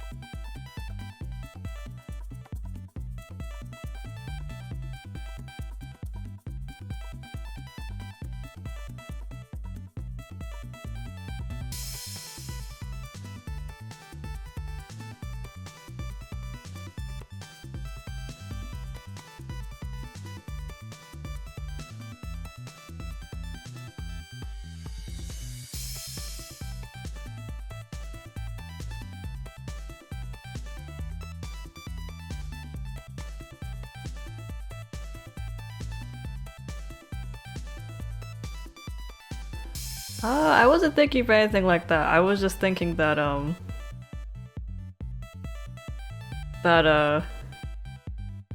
like, maybe Yuma was like either a stillborn, he died at a young age, and Liam was commissioned to paint Yuma for the grieving family.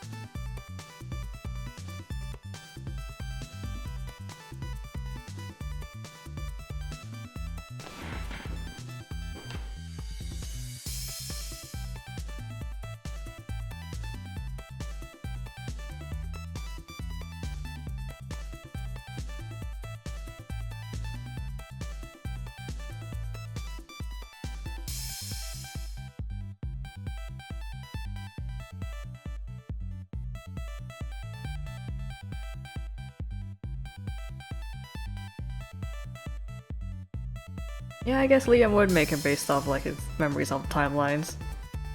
That's why he can make him with such startling accuracy.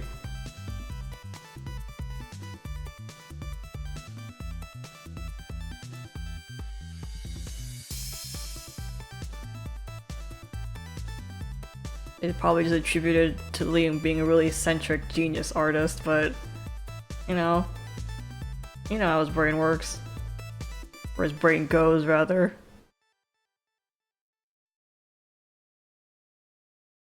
Sure, they are really good friends in most worlds.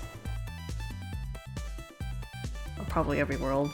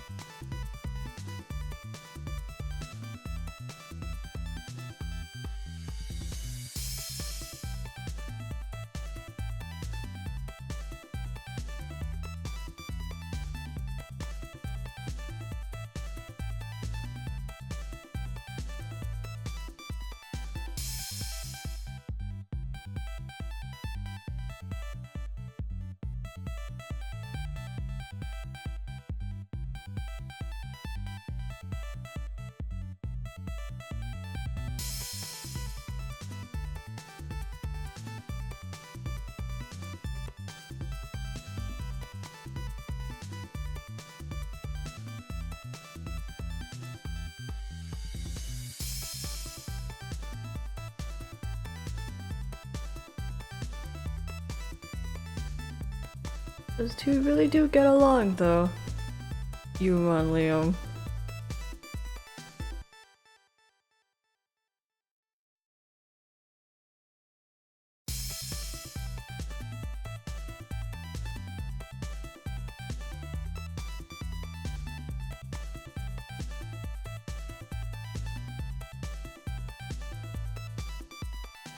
They are very eccentric.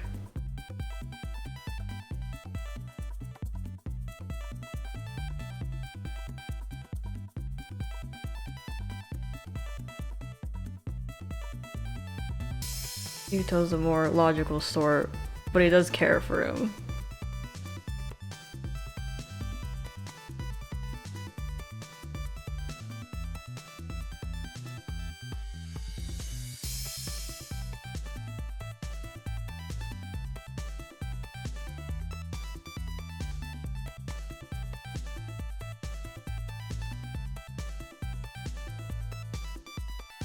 Okay, I guess that's this picture done.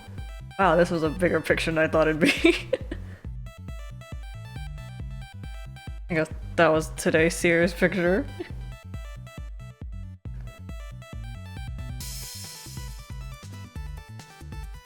And we've hit 6 hours! Wow!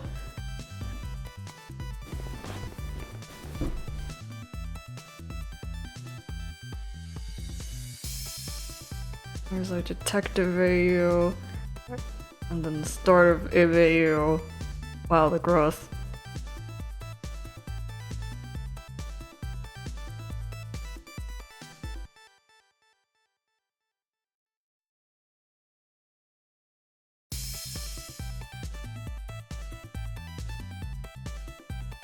I guess since we hit our 6 a.m., it's time to move screens.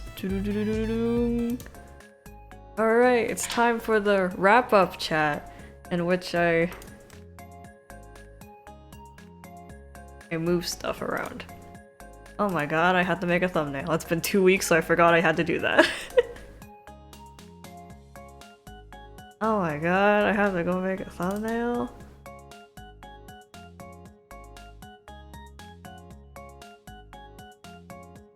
What should we do for a thumbnail? Well, I always put the serious drawing in, but like... Oh, I guess I'll put the little tykes in too.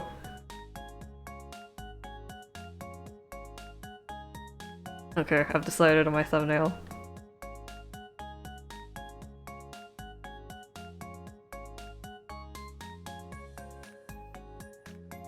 So yeah, how was today's stream, y'all? It's been a while. Been a while. Been busy. Lots happened.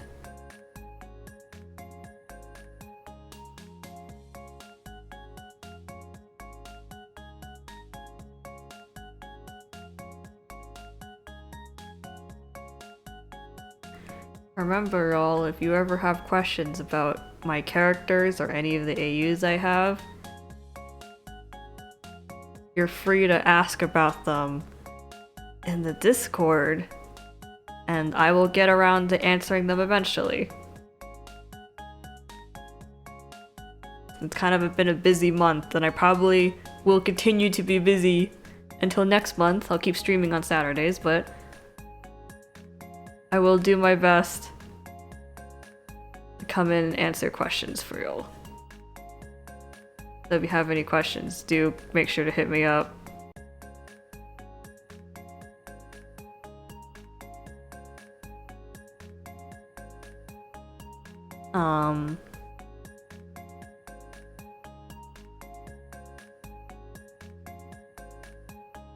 Let's see, what else is there? Yeah, you can just hit me up. You can hit me up in the Discord. Any of the categories. If you at me, I'll come and take a look and I'll answer your question. I'll come and answer anyways, even if you don't at me and I could see it. But if you at me, then I'll really know that you want me to answer it. Otherwise, I just kind of assume you guys are discussing things amongst yourselves.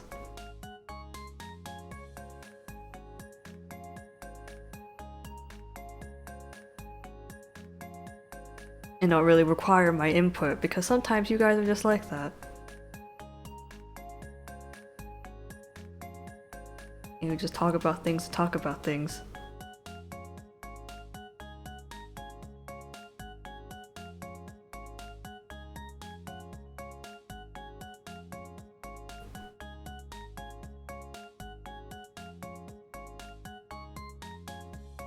But yeah, so feel free to hit me up on the Discord anytime. When I come in line, I'll answer your questions. You can ask me about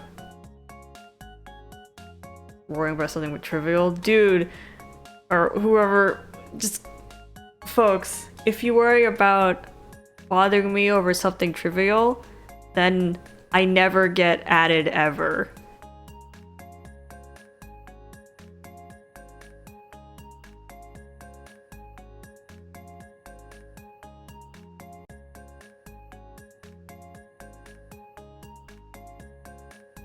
It's like you can ask me about the AUs, the OCs, the OC AUs.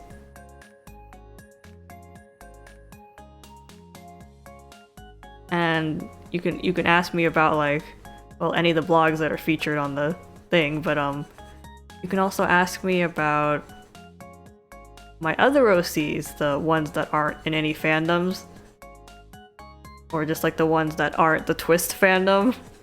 You can ask me about them in the OC category. That says not Twist. And I'll be happy to talk about them there too. If you want me in the Your Works section, you have to at me, because I try to keep my hand out of there as much as possible so you guys can discuss your own works and, you know, advertise yourselves. So I only go in there if you at me and you want me to see something. Or you want me to tell you something, I guess. But otherwise, I pretty much pop up in every other channel as I please.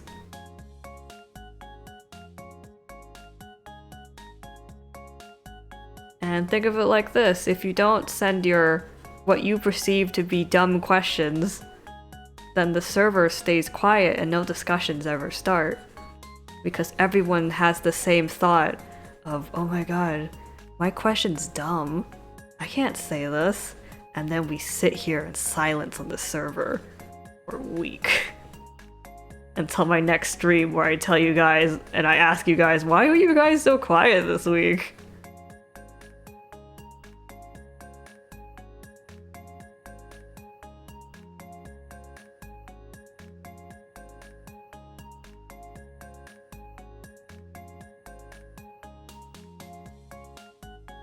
So yeah, if you can't think of any questions, you can usually just ask me about the yokai. It's just like, hey, how's this guy? What does he think about this? Or you can ask me about that for the OCs too. You can ask me to elaborate on AUs. You can also discuss your own AUs, but like, it's really hit or miss whether or not I know what you're making an AU of, or I'm interested. So, sometimes you might just be discussing among yourselves, sometimes I'll come in and pop in and then I'll like kick you out of the driver's seat and I'll drive the car all the way across the ocean.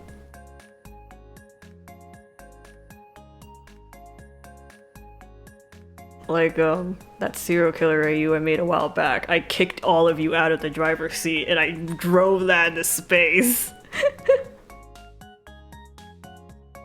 So that's what happens when I get interested in AU. Otherwise, I'll just probably watch you unless you guys at me.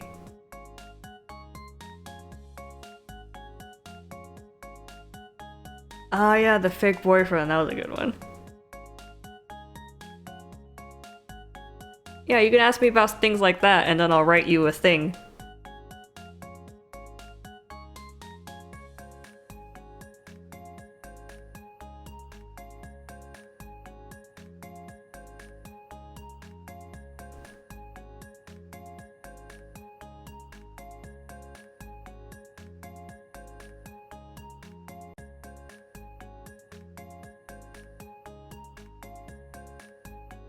Yeah, that was a fun prompt.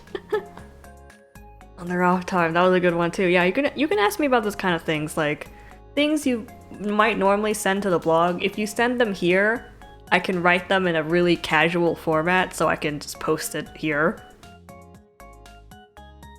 It's gonna enable you. Well, good. We need some noise around here.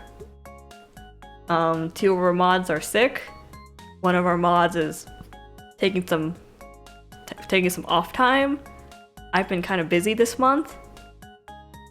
So, well, let's get the server back and going.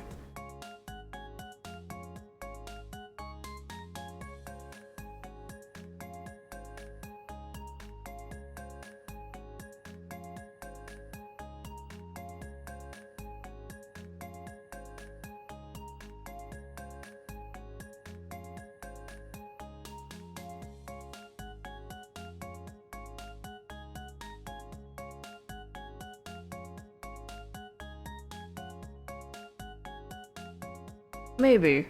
Might not have seen it. I might have seen it, and then like either it got like swept up and I forgot, or I just saw it and then I forgot. If there's only one answer, I forgot. Yeah, if I don't answer your question, you really want an answer, feel free to at me again. Mod is very forgetful.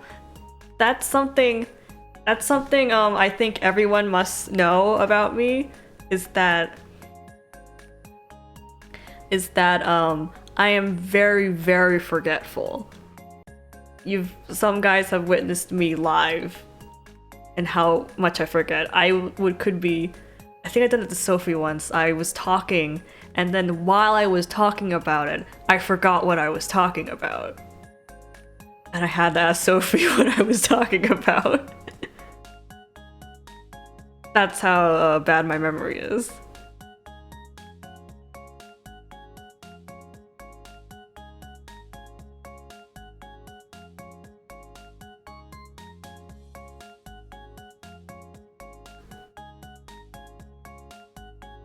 Yeah, so I have a terrible memory. So don't feel bad about like kind of like adding me a lot, because chances are I did forget, like legitimately forget, and you do have to remind me. So don't feel bad about like pestering me, because chances are I need it. There's a very good chance that I need it. It's like a 99% chance that I just forgot.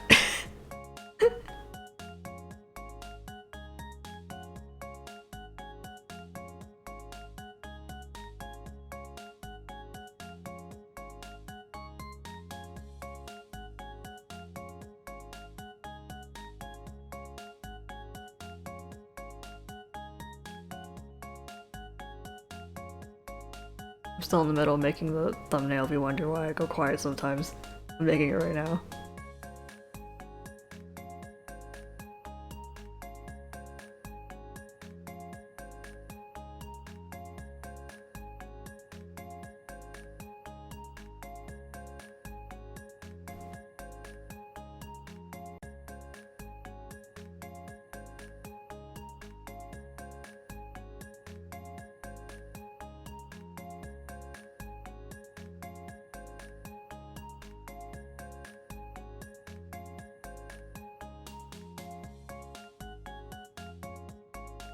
Well, honestly, all of my mods, Discord and Twitch, kind of work as my reminders right now.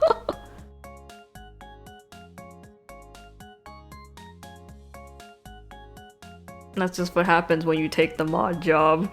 You just become my reminder.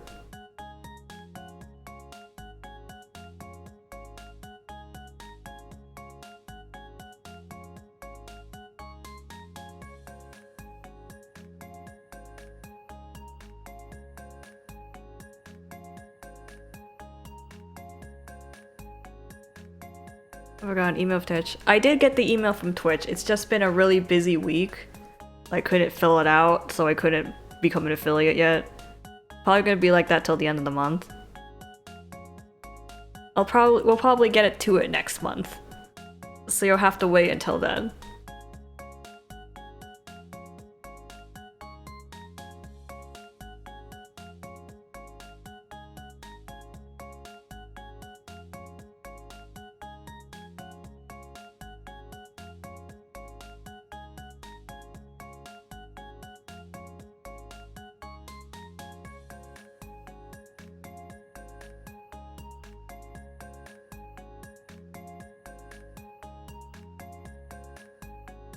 There's just been so much going on.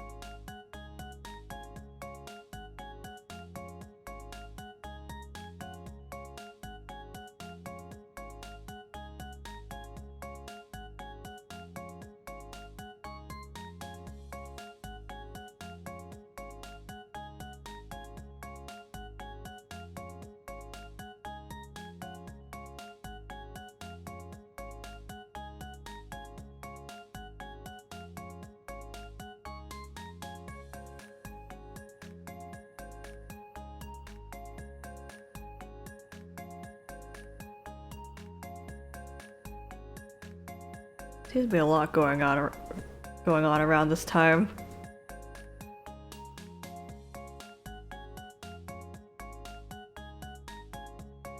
It's just a busy time.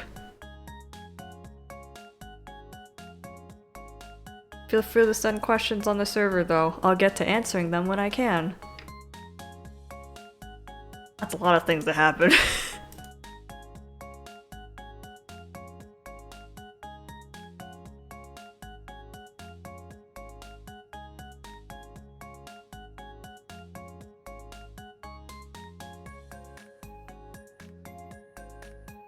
Especially, well, it'd be like especially weird schedule if they were all for you. Like first your birthday party, and then you hosted a concert, and then you died. That'd be a pretty wild thing.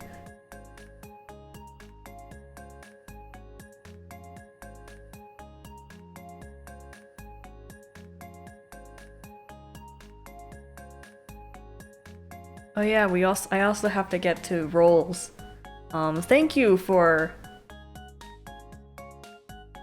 informing the newcomers about the role thing, and then you know that we're doing it manually because I still haven't cleared any of the bots that the moderators have been testing.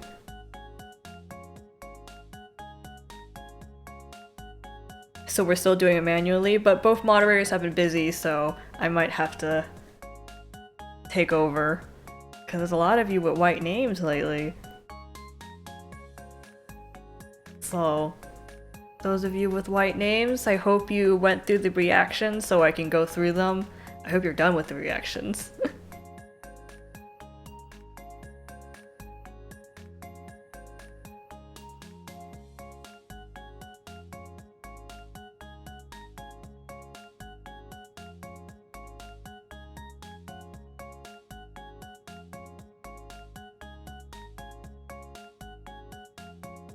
What else was there? Do I have anything else? Oh, what are we doing next stream?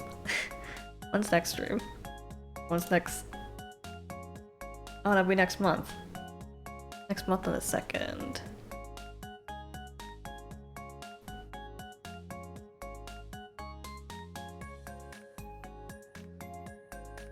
Next stream. I don't know what we'll be doing. Depends on how this month goes, I think.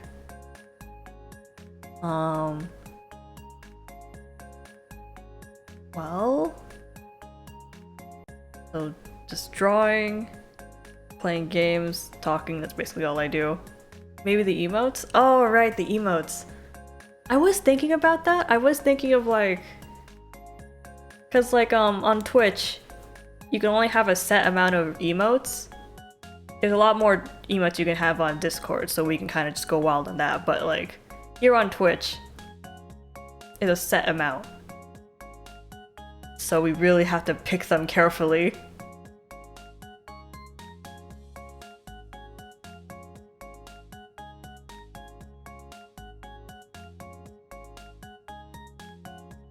Next stream will be the 26th.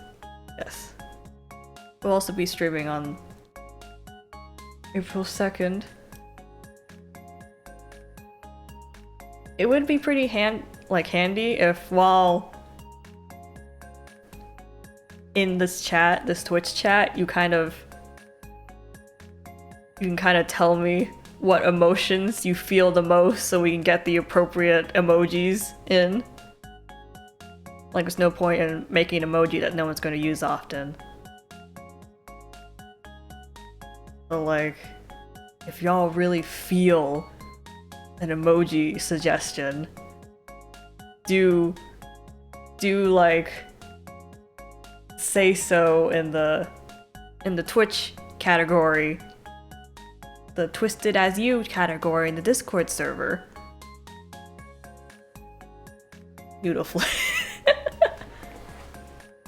Long Floyd?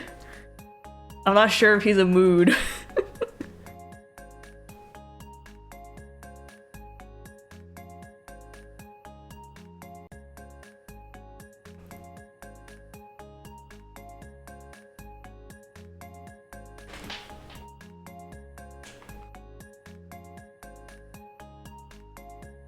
I mean, it might also be good to, like, on the list, like, do everything individually. Like, everything on the list, put everything, like, as a separate message so that people can upvote it on the ones they really want.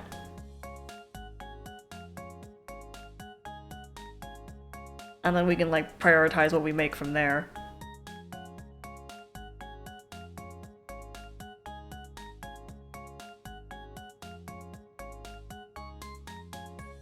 If necessary, I'll make you... Actually, I think I could just make it now. Hold up. Opening up Discord.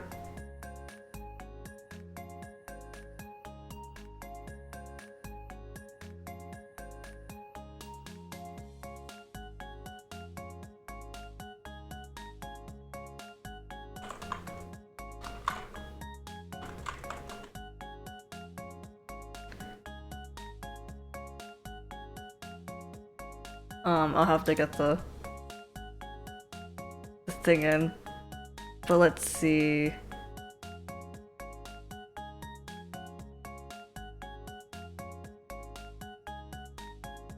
Oh yeah, I need to make the...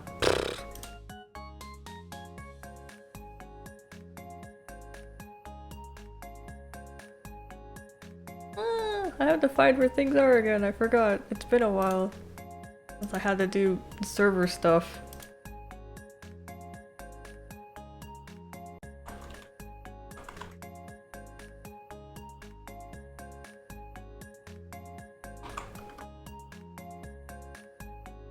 keep chatting amongst yourselves while I'll keep chatting with me while I work on this.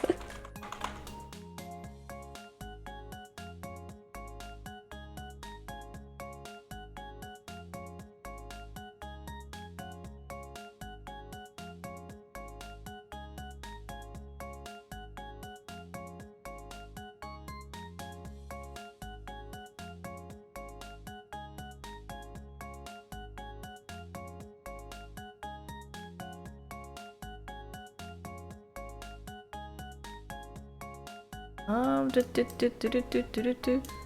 Do, do, do, do, do, do, do, do.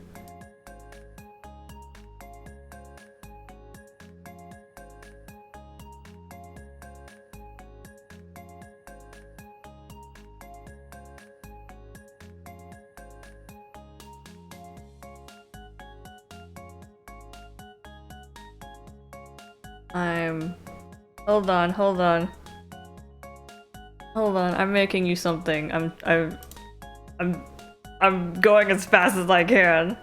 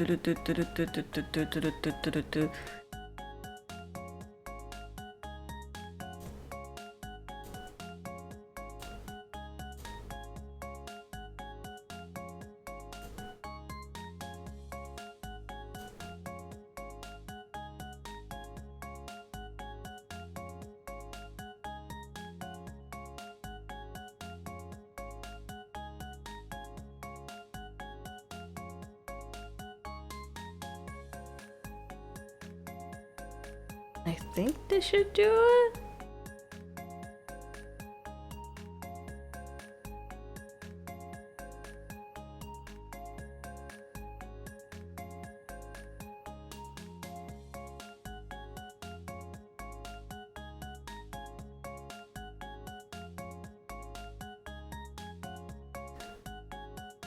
Okay, so what I did just now is I gave Alien this stable hand role on Discord, who I just made, and there's a new channel on the Twitch category on the Discord server called Vote for Emotes, where I think I've disabled everyone from messaging on and posting on in general, so the only thing you can do is add reactions, so it's purely for voting. And Alien now has the permissions to like post on it. So the idea is that I want Alien to put the individual messages so that people can vote. Well, I guess have to tell Alien again once they're back.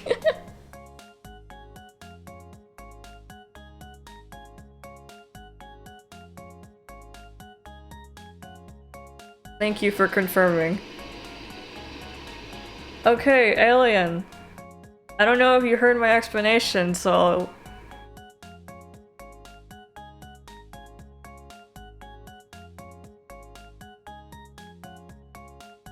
Alien, did you hear what I explained? Okay. I made a new channel on the Twitch category on the Discord server where called Vote for Emotes. And it's here. I want you to do the individual messages of the emotes that are on the list right now and what gets added so that people can vote there.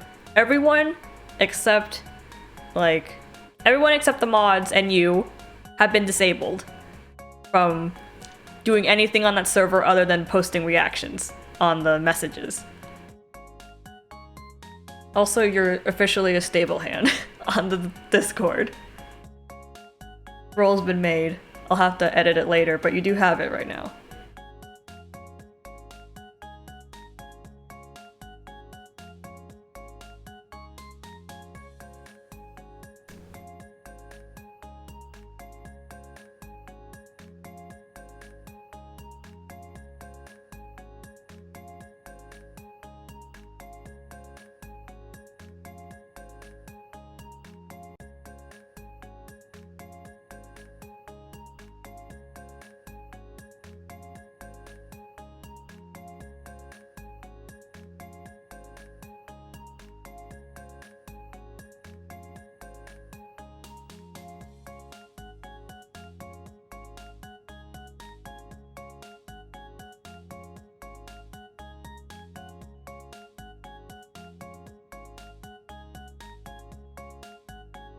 So yeah, so that's what the channel's for. So, if there's a particular emote idea you like, you can vote up on it. Or, you know, just put an emoji on it. And then the ones with the most emojis will get priority ranking when we finally draw the emotes. So yeah, there's that. And if you have any suggestions, send it to the chat section of the Twisted As You category. And then, you know, Alien will look at it and put it on the list.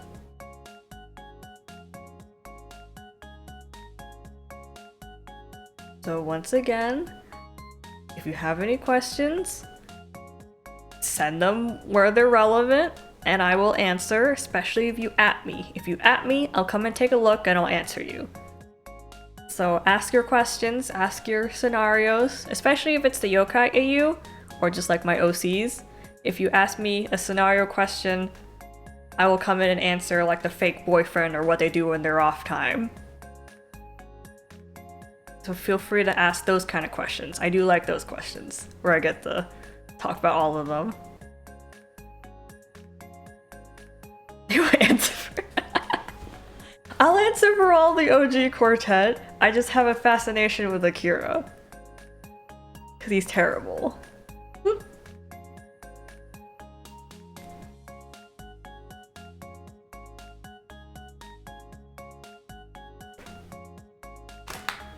You can ask me about my other OCs as well. Like other OCs that I have mentioned or other OCs that I haven't mentioned, you're just curious if I have something like that, or like, hey, do you have this kind of OC? And I can answer you yeah or no. Or I can direct you towards a character I have that's similar to that. So you can ask me about that too. Chances are I'll draw it. I'll draw the character too if you ask me. Cause like, I only briefly mentioned a bunch of boys and then I drew all of them in the same picture. The OG Quartet is pretty mysterious. That's why they're my first group of OCs. What about the OC that has my name? Which one is that? I'm looking at you, but you're two frogs right now. I don't have any OCs named two frogs right now. There we go. Yuna.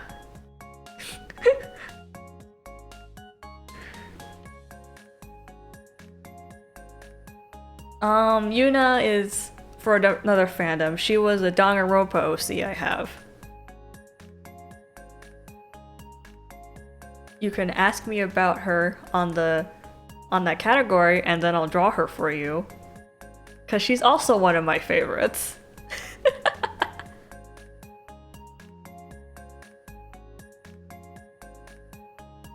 I mean, I thought people knew when I posted. No, wait, not everyone knew, I guess.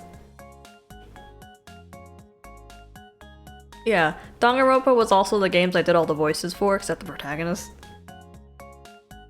Which is ironic, because the protagonist was my favorite character in all those games. It's always the protagonist I liked best, and I never voiced the protagonist. I was his heroine, his enemy, everyone else. Literally everyone but the protagonist.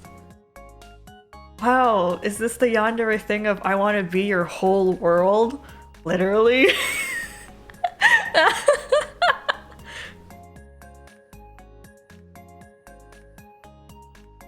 Oh man. I mean, if we can get a working emulator that has Danganronpa on it, I'd be happy to recreate that for you. Oh, but I had to voice the protagonist.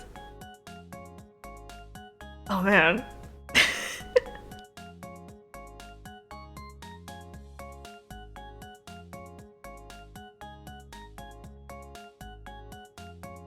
I wonder if one of these days I can sync someone in to stream with me.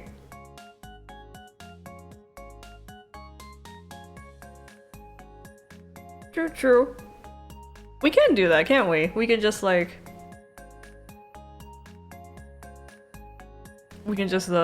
do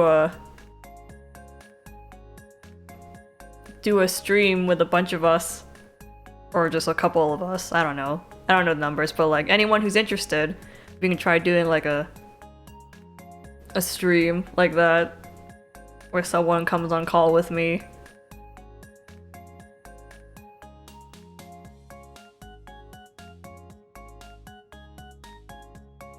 Well, I've only talked to Sophie over call twice. But to be fair, we did talk for 8 hours each time. Chad, I have yet to hear.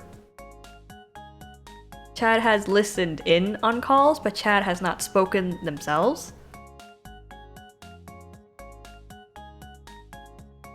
So we're probably gonna pull from the regular horses rather than the horsemen.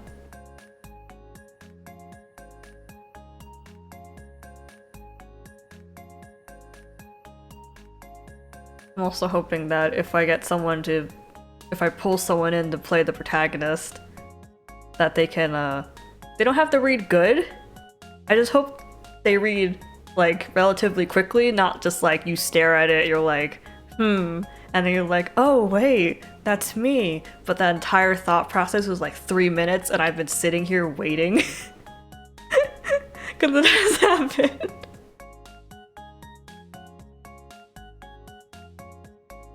So if you can do it within a minute, a line, I'd be pretty happy. Have I joined any voice calls yet? We do have a voice channel on the on the server. I haven't been on the public one. We do have a private one for the moderators, in which the only thing we've really used it for is I sat there while Sophie made a Minecraft server, and then the second time was I sat there while Sophie played on the Minecraft server, and I was also happened to be on the Minecraft server. And that's the only thing we've used it for. And then Chad was also there, listening to us play on the Minecraft server. There is a voice channel on the regular Discord. I guess if y'all want me on there to talk, you'll have to @ me at around the time I stream on a day in which I'm not streaming. Because that's usually when I'm available to talk, at least verbally. If you want me to just talk to chat, I can just... You can call me anytime. Chad also didn't have Minecraft, so Sophie bought it for Chad. I mean, if you can probably go find like other games online that maybe we can do. I remember there's like those community, you all share like a canvas and you just all draw on it. There's also those things. I remember I used to do those with people, but with my mouse.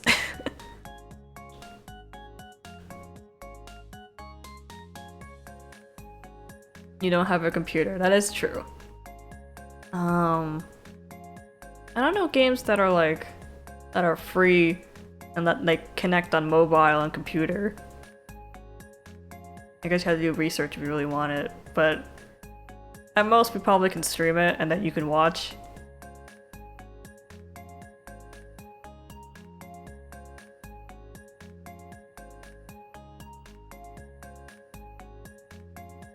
It would be pretty good to get a computer at some point.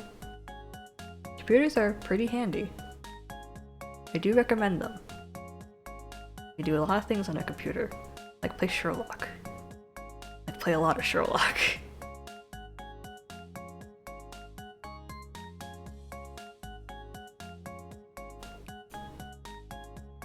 Would be helpful for mod stuff. You're not doing too much right now, so I think it's okay. You still have like...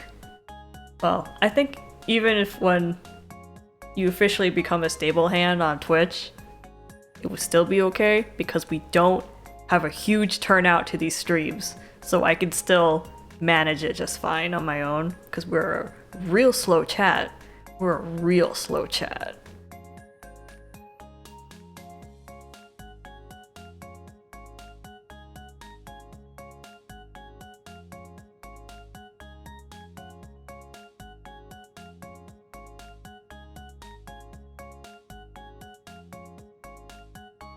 I mean, first I gotta see if like I can get any of the mods to play, like, come on stream.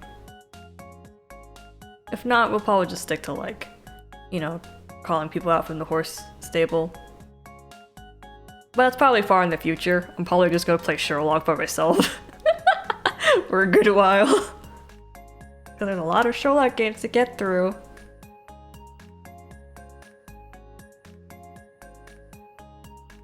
And boy, are you sitting with me while I do the silver earring. Well, that's okay. I need to learn how to talk.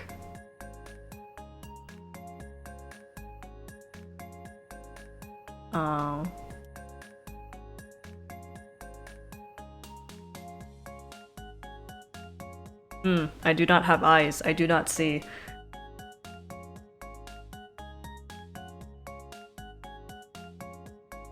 Genshin. I'm not that good at Genshin either.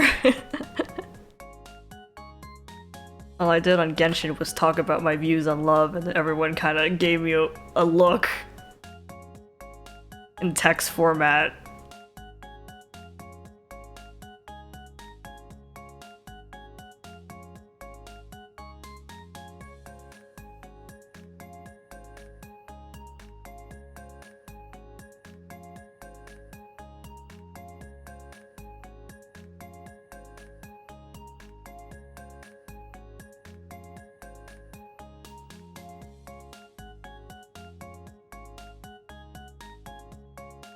Yeah, because like out of all the characters available at the time, Xiao was the most work and he was like the most shut off. So I was like, I wanted to emphasize how great Aether was to win him over.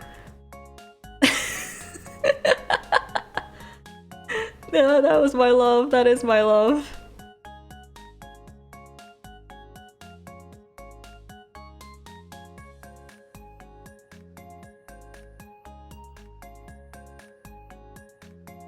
And then Sophie told me later on that Minecraft thing, the Minecraft we were playing where I just circled a room for 8 hours.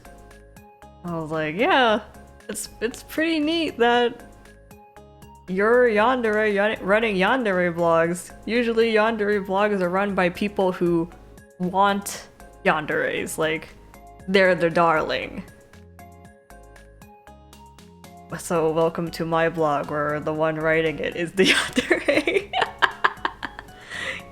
It feels authentic, right?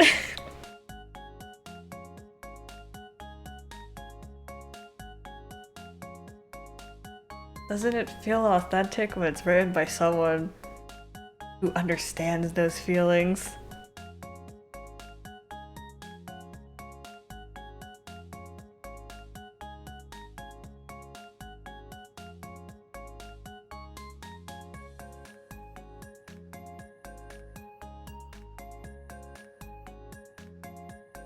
Probably why my content is still like probably why we have people on the server. Because it feels authentic. Like it doesn't feel like I'm writing this for me and you're just like opening my diary and seeing all of my weird fantasies. Because I wrote this for you.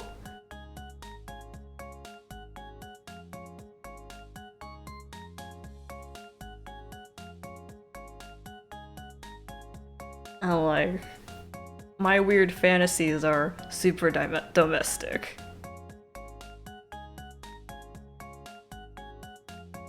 See ya, thanks for coming to the stream!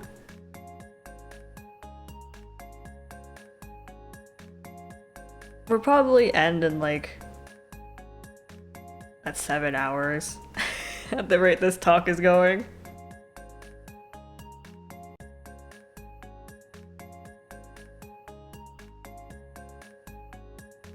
But yeah, that's my like how authentic I am. Can I use that as branding on my blogs? Authentic yandere writings. So I guess that wouldn't work, because most people on Tumblr who are like who call themselves like authentic yandere are like really problematic and they're enabling really bad things. You know the ones. You know the ones. Well, I'm not like other blogs.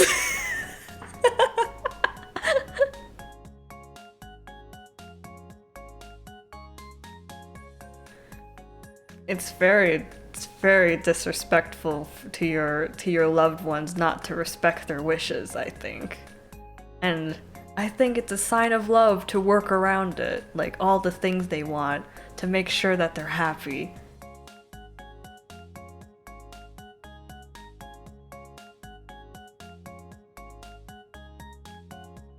That's how I work. That's how I do it.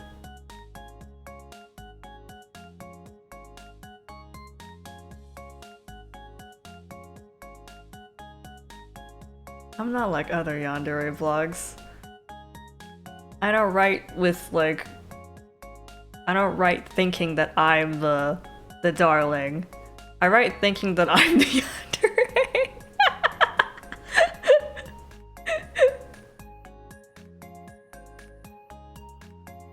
It's more like I feel like a parent who kind of taught my kid these things, and now I'm just watching my kids court their significant others.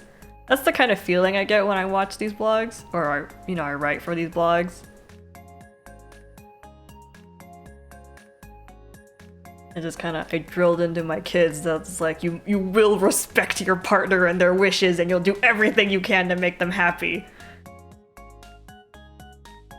And then I just kind of set them off, and now I'm watching them just go off.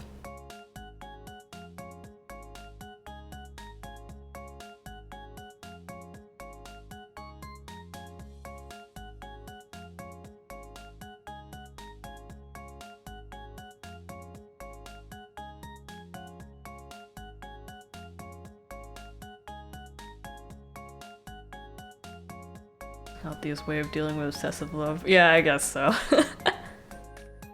I'm being considered as a yandere, but I have like astronomically high standards that can only be fulfilled by a fictional character. So the real world is safe, for me at least. Like, I have some high standards for a love interest. So only a fictional character can fill that in for me.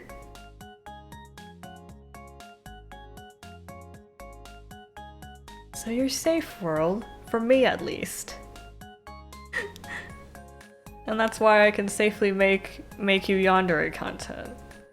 Well, I do like tall, dark, and handsome dragons. You got me there. Got me there.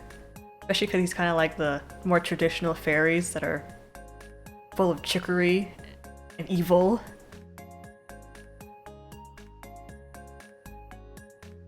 I'm a big fan of Malleus.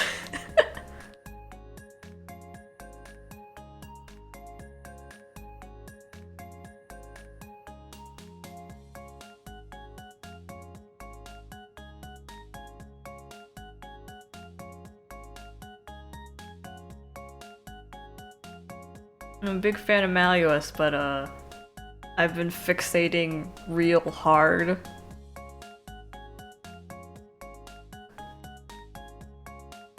Oh, yeah, me and Malleus are star-crossed lovers because I wanted to be in Insomnia on the Twitch server. Not Twitch server, the Discord server. But I was a Scarabia kid. So I'm in Scarabia.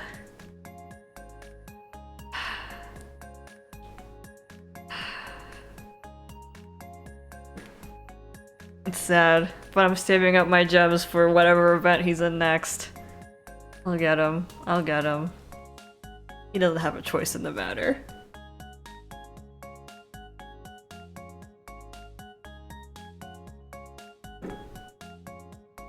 We have a lot of people in like Octagonale. A lot of people. It's like a ridiculous amount of people.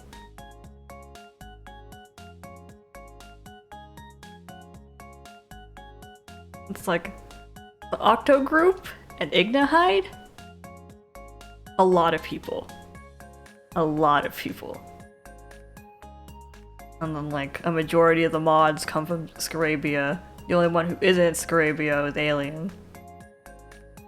Most popular dorms in the fandom. Suspicious.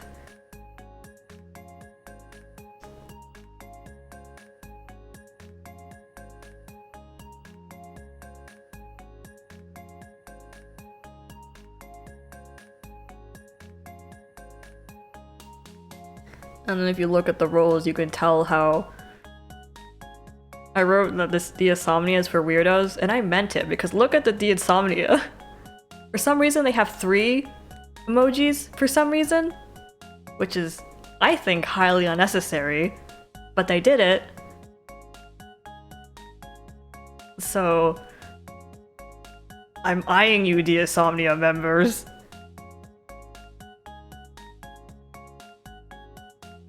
Now we have 3 things to look through when we have to check everything for roles.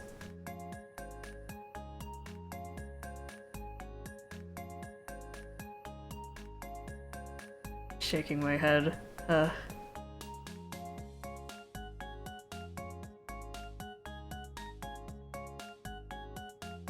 Yeah, I don't know what's happening in Insomnia. I called them weirdos, and I meant it. Man, I was spot on when I wrote these descriptions.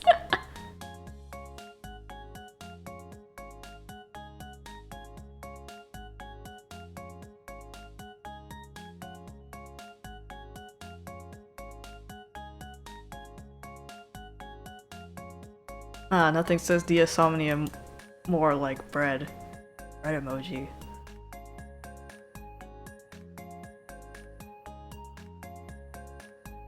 Bread is the heart and soul of Insomnia. Or is it because Insomnia is the best thing since sliced bread?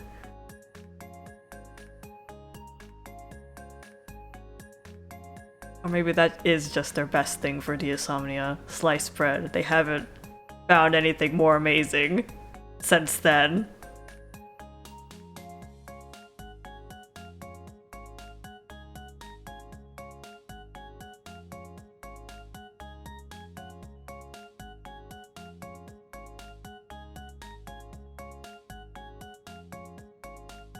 Oh, what's I gonna say? Oh, right. Another reminder to send me your questions. Or things you want to know in scenarios in Discord server. So we can put a little life into it again after this week of silence. You're giving a toast? That's a good one. I like that.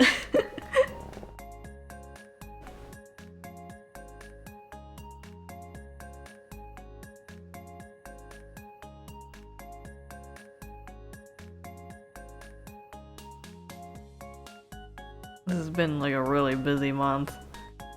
I'm not gonna stop being busy until next month either. Have I done the event? The last time I did this event in the Japanese server, all I did was collect ingredients, and then on the last day, I spammed it. Like, I spammed all the dishes. And then I got the cards and I pulled out.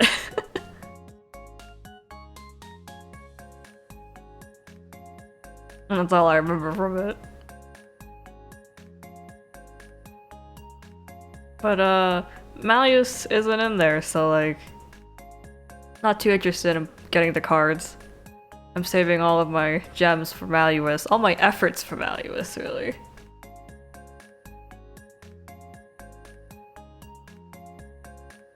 I mean, I haven't pulled once since the first 10 pull they give you at the start. I had to buy Riddle and Silver from the shop so that I could go out on the ingredient crusade. I don't even know who likes me because I haven't pulled.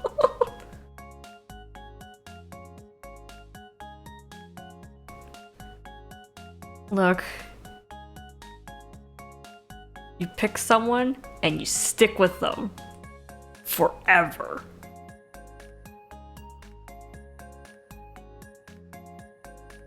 I am not a weak man. I'm committed and devoted. And all of my gems are for Malleus.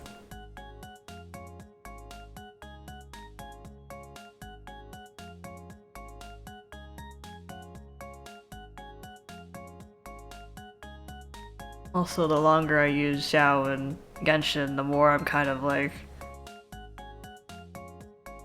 starting to like him. I was like, at first he was just my child's like Aethers, who I put Aether to partner with. And now I'm starting to understand him as a person. Also, I have to learn what's charming about him because I have to compare that to Aether's taste in my brain.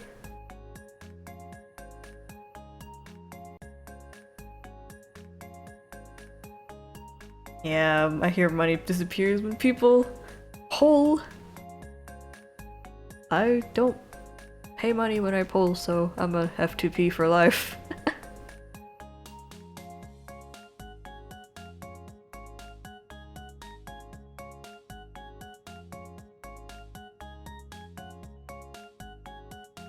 It's like a sense of pride.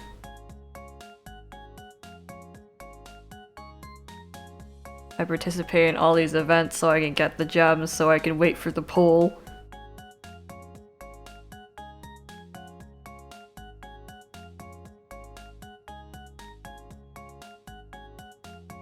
I'm very steady, but I'm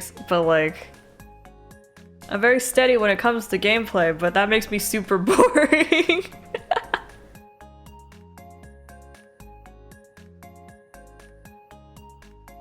I remember in Fire Emblem, I am really reluctant to just beat the game, because I could just beat the game, but I'm worrying about their lives after the war. So I've been trying to take care of all their relationships, making sure they have all the friends they can make so that they have people to rely on when something happens. They have like a huge group of friends and people they can trust, and then like, you know, tie up loose ends, bury the hatchet with people. And then I was sitting there grinding to make sure all their skills were max because I was worried about them after the war. It's like, you can never be too prepared. And then I kind of stepped back and I was like, this is super unnecessary. I could just beat the game. But here I am still grinding.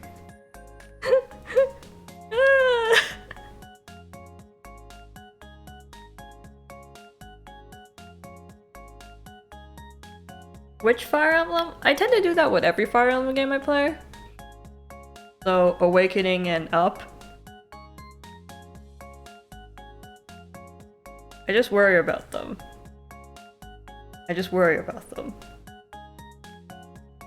Awakening and Up. All the games with that kind of... All the games with the protagonist you could name. So, Awakening, Fates, Three Houses.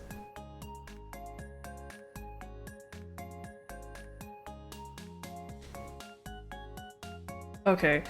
Fates is was in between Awakening and Three Houses. That plot was an entire, like, it was a disaster. It was a disaster, that plot.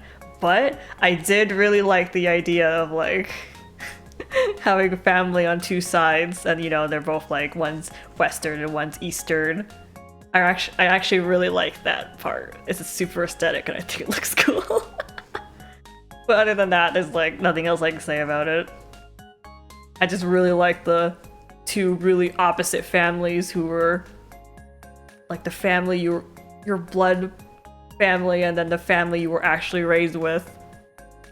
And they both care about you. I really did like that. But that was pretty much all of it that I liked because I couldn't remember any of the rest of the plot because it was kind of convoluted. And then the two games mixed together, and then the DLC was like, ah!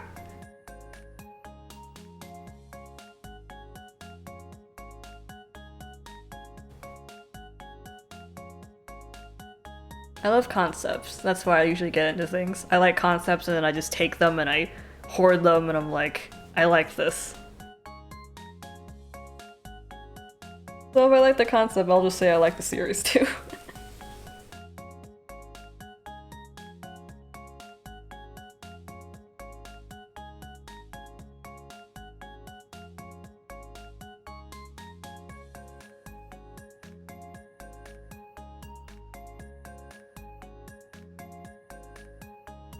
It was just super convoluted, so it was like, it was kind of difficult to understand, especially like how long the game takes, because it's a strategy game, and strategy games always take a while, so it's like hard to remember the plot when I spent like 3 months grinding on this one battle, and then you put me back in, they're like, oh my god, it's Chancellor something or something or other. I'm like, who is that? And I can't remember if this guy needs to be dead or alive, or if he already died and he just came back alive and that's why everyone's surprised, or maybe it's because he switched sides or something. I don't know. You don't remember. The Awakening games had a really cohesive plot. It also had like all the ups and downs. Also, Chrome has potential. He's dumb, but he has potential. I always keep track of characters who have potential.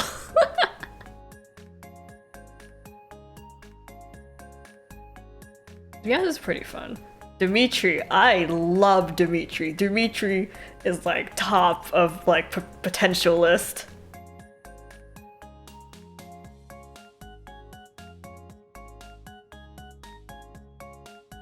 I used to draw for Fire Emblem Three Houses, except it was one of the only fandoms I was in that I never posted any of my works online. I still have like all of it just crammed into my sketchbooks. All my Heiyus I made for it. Yeah, Player in Crom I think is the best, especially all the drama that comes with it. I really wanted the drama, so that's why I always married Chrome. Which is a shame, because I really love the default Robin, male Robin design. So I always had this, I had to marry Chrome. Because I really wanted that drama. I had to play the girl. So sad.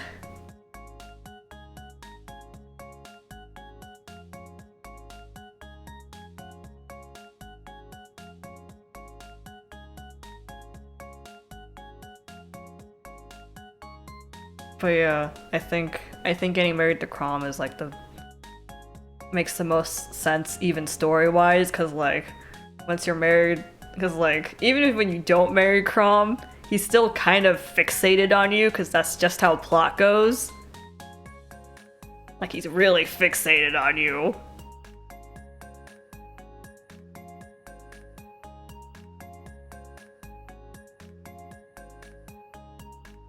I was like, no, this guy can marry any woman in the army, and I'm pretty sure, and I'd still be positive that he's like still in love with Robin.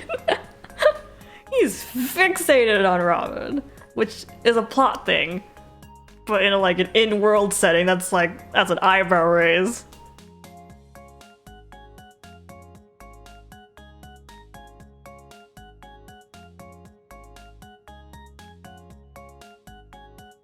It's like it always felt like he got married and had a kid because he had to. I guess it's just because like when he marries someone that isn't Robin, the only way you see development in their relationship is in you building their bond and you watching those scenes. That's the only time you really see them bonding.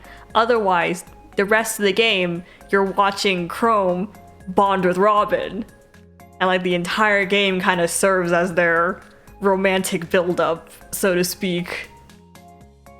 So that's why it feels like he's more suited for Robin, because they're always interacting, because they're two main characters and they're kind of depending on each other. You just get so much more with them.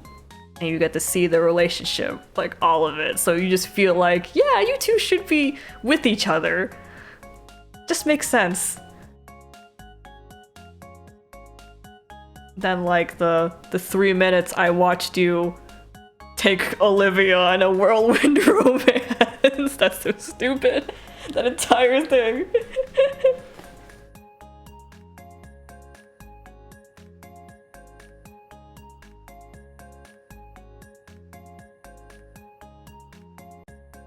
So yeah, I think that's why it feels strange. It's also probably why I really like Violet and Dimitri from Three Houses. I really like that one. It's just like Dimitri hit a lot of yeses for me. It's just his entire personality. Good. Especially when you like put him into a yandere light. Good.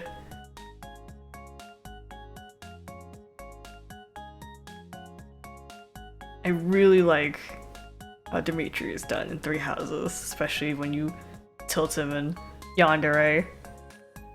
Because like he starts off being the good boy princely with a kind of a beastly side that sometimes comes out. Also super strength. I love that he has super strength. That does so much for my brain. Of like punching through a wall, or just like, you know, the typical confinement settings, or like dragging you somewhere. Because usually when you think about that, you worry about it, because like, yeah, you could probably overpower most yanderes. If you really think about it. But Dimitri, now that's a guy you cannot.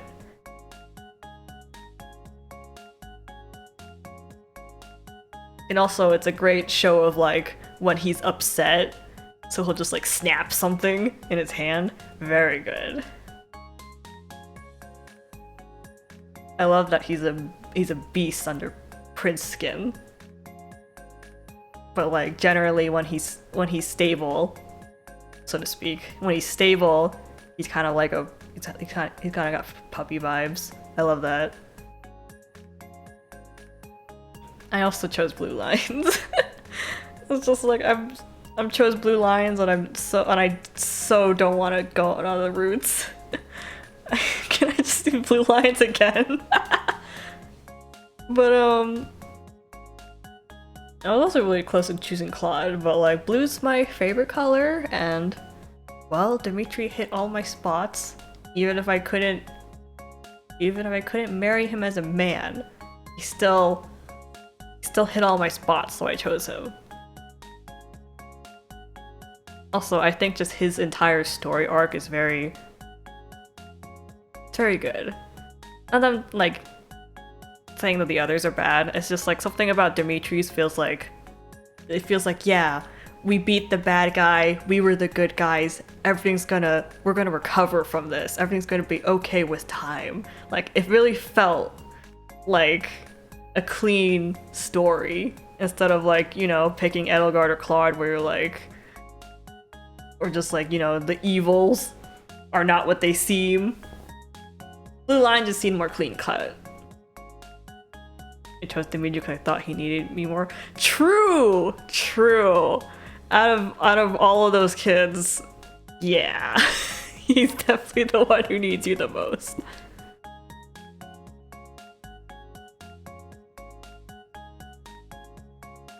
And then time skip. Oh, time skip.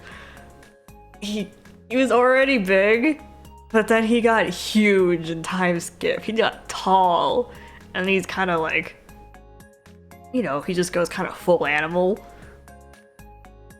Ugh. Amazing. He's got so much potential as a yandere that I was like so happy with him. He's a big favorite of mine. He's got it all. He's got the smiley sunshine puppy trope. Have you seen Dimitri comics? I might have back when I was still like when Three Houses was still pretty new. But if it's like later on, I don't know if I remember. Because at that point I think I joined Twist. I joined Twist pretty early, so... Actually, I guess I did join Twist pretty early if I was in time for the first event. So yeah. But yeah, Dimitri's such... chef's kiss. He's got... he's such a good character for yandere. It's a shame I don't see more of it, because most people who write for Fire Emblem, Three Houses especially, because Three Houses had a lot of like gray area. So it was a really more thought-provoking, and people who write character studies were all over it. So there isn't a lot of just like, you know, this really normal yandere tropes. Then again, it is kind of hard to find fandoms where people just write yandere, or just like, if you can't find yandere, you can usually find content under like possessive or obsessive or overprotective tags, usually. So I have to go shifting through it because using the term yandere is like kind of iffy.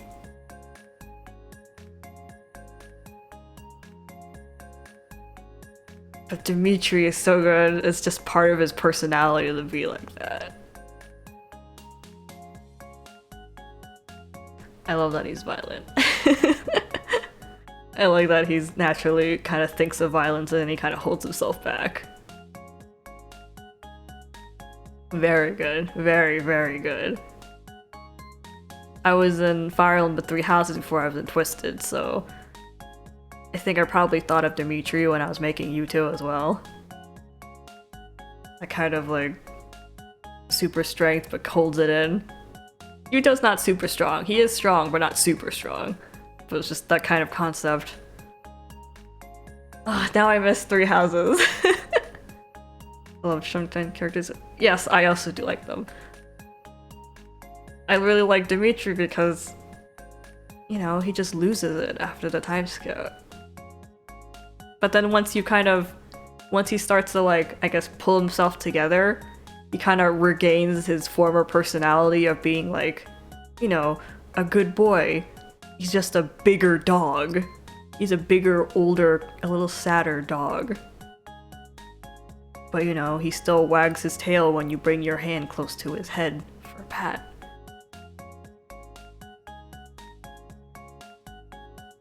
Also, he just seems like he's really attached to you.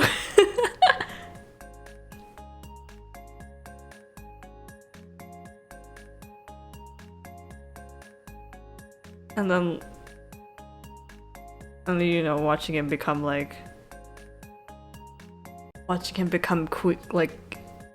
king was like really emotional. Cause like that's your boy, and he's finally getting what he deserves.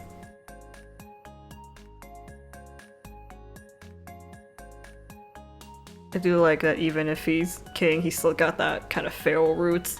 That's what I liked about Chrome too, is that like, you know, Chrome's dad was a war maniac, really violent. They really did not like him in the kingdom.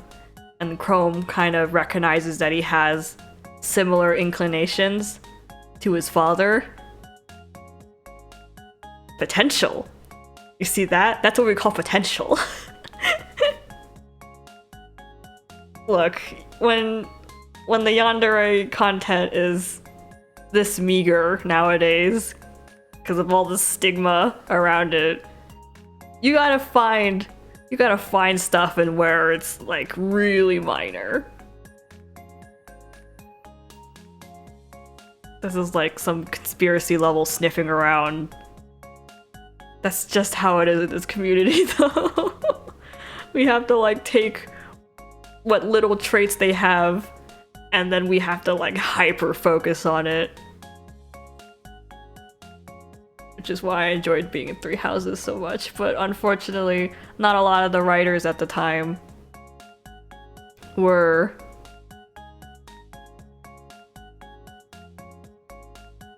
you know, into that kind of thing. Most people were like, wanted to talk about realistic character studies, which is, yeah, you can write that, but it's just, I'm just sad I'm not getting what I want. So I just kind of drew it to myself and I never showed anyone. Why didn't I post any of that? Oh, I think I didn't have a blog at the time. Do I know it's a secret fourth house? You mean the rats in the sewer? Sorry, the wolves in the sewer.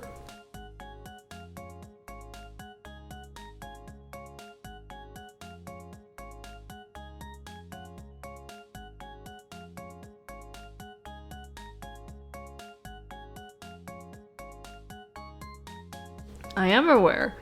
I was still in the fandom when Yuri and his gang came out.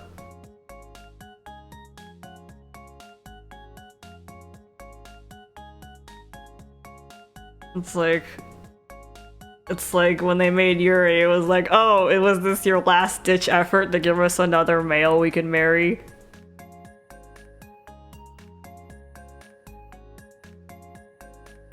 That's really what he felt like. You know there are 4 houses and there is a quartet. Okay, you want me to sort the quartet into the houses. Well, it's like...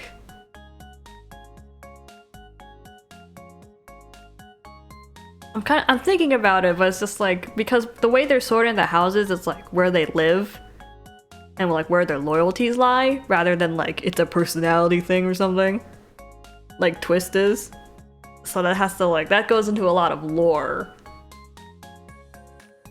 But if you just mean like where I want to see them.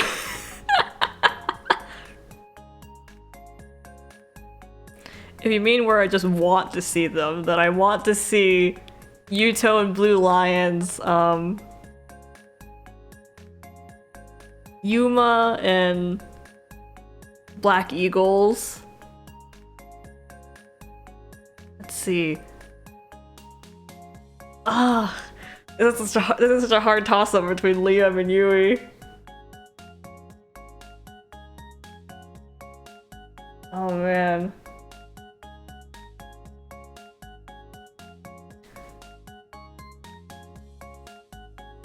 I guess we'll put Liam as Claude. We'll put him in Golden Deer.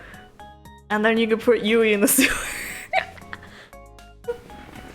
I really want to see Liam in Golden Deer.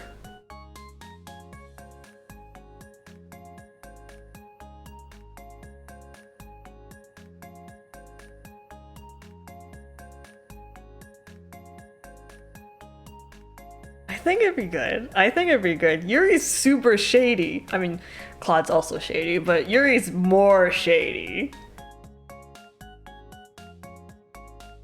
Well, the thing is like the whole thing with Yui and their thieving has always been like the Abyss.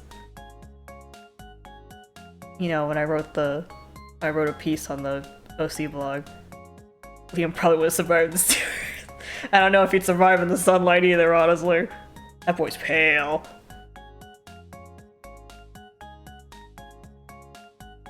It was just more the idea of like, I like the idea of Liam being a, you know, a prince of a distant land. Also, I want to see him on a dragon. Also, it's a bow and arrow. Which I put Liam on in the Genshin AU, I think. Yeah.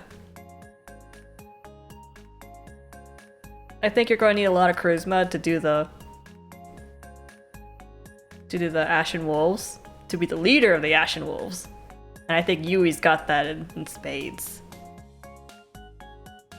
Can make all these people loyal to them. Liam doesn't really care to interact with people. He's quirky and he's funny, but, you know, he's shady. Keeps his secret close.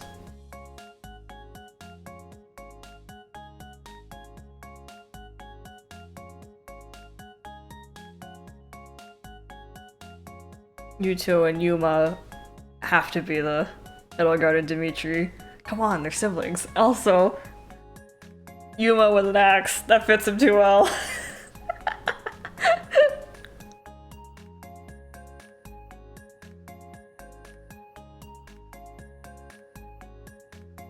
And I put Yuto in Blue Lions because knighthood. Also going berserk and trying to keep it in.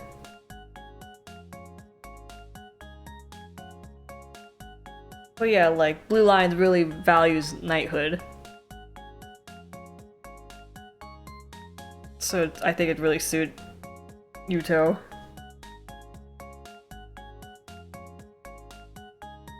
Also, it's so like Yuma to overthrow the church. It's so like him.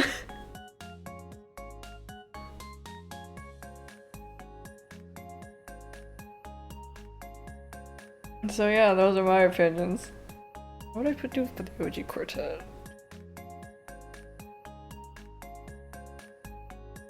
Buffering keeps happening? We have been at this for a while. It's been 7 hours, and we're almost at 7 hours and 30 minutes. I did say we're supposed to wrap this up at 7, but then I got distracted by Fire Emblem. Hey, if you want to see my Fire Emblem art... Where would I put that?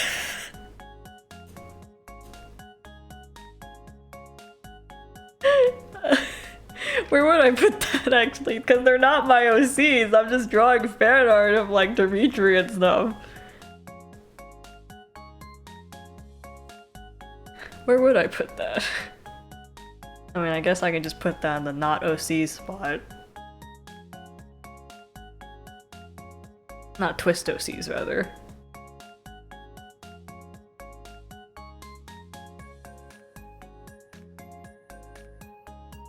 Because I never had a blog for my Fire Emblem Three Houses.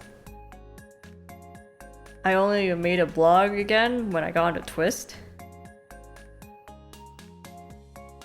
So before that, like that in-between period was me doing Three Houses. That's a lot of Three Houses art. You want to see? Okay. Be warned, I kind of fixated on male Byleth the same way I fixated on Aether right now. You're probably gonna see a lot of those kind of artwork. You're one of the few people I know that plays. Yeah, that's true. I still kind of check in every now and then. They've got a lot of good works on Pixiv for Three Houses, for kind of bonkers Dimitri. Actually, really bonkers Dimitri. There's a lot of good works on Pixiv for that. I mean, that's how Maud learned how to read Japanese fairly decently. Through Pixiv. Because I so desperately wanted to know what they were saying in my Yandere comics. There's a lot of good ones on the Pixiv, because Dimitri's always like puppy but a little too passionate.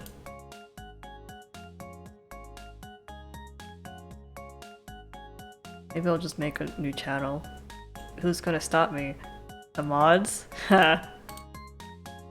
All the horsemen are off, and my one stable hand is enabling me.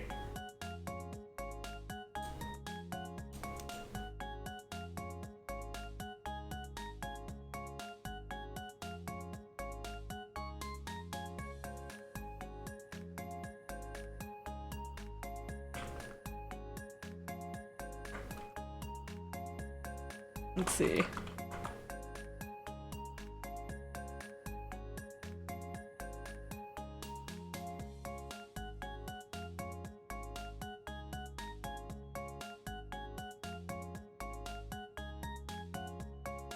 Okay, I made a channel in the mods not twist OCs category.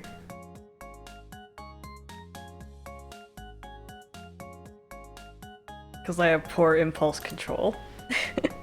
It is a lot of stuff though. I did make a loss. None of it's good. None of it's good because it was all stuff I was sure I would never post. So I was just like, I'll just do what I want. It's okay, my comic still makes sense. I'm the only one who's gonna see it. So yeah.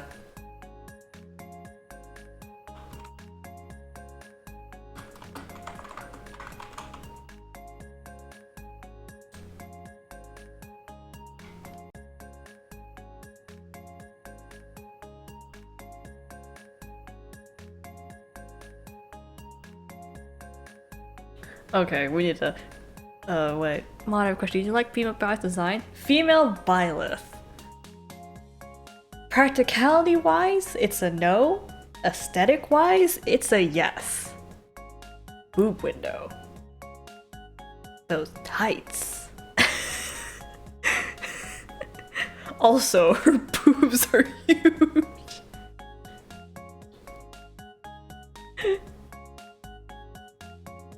Practicality-wise, it's a no for me. Aesthetic-wise, wow, she's good looking. She's built.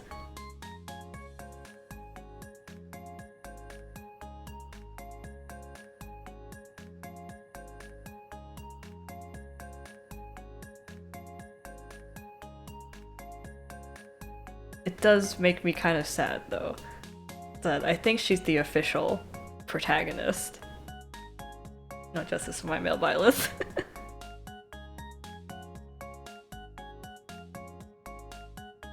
I treat her the same way I do Lumaine, in that, girl boss.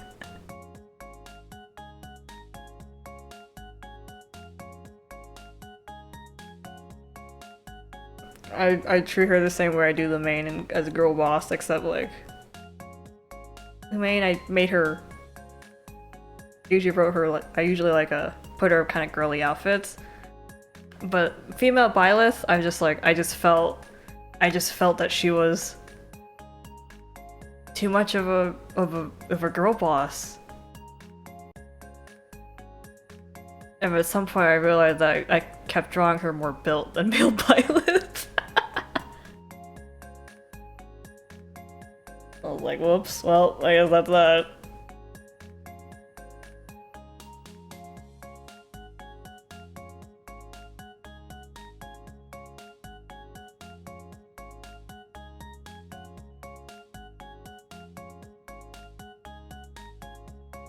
Okay, we've hit 7 hours.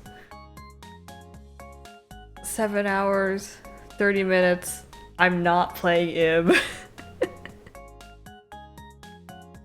Okay, remember, if you have any questions, send them in the Discord server. Link to the Discord server is on the Twitch channel.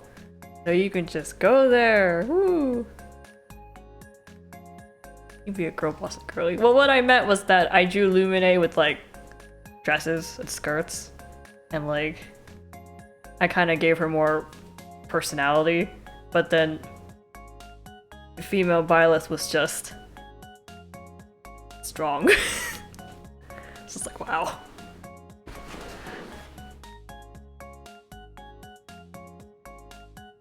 Okay, we're gonna wrap this up. No more questions.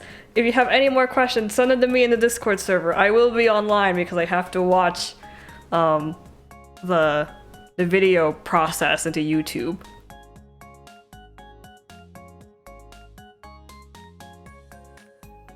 So, thank you for coming to the stream. We'll be streaming next Saturday as well. What we're doing hasn't been decided. We'll probably decide during the week, but have any questions, send them to me in the Discord server, and I'll see you next time. Thanks for coming!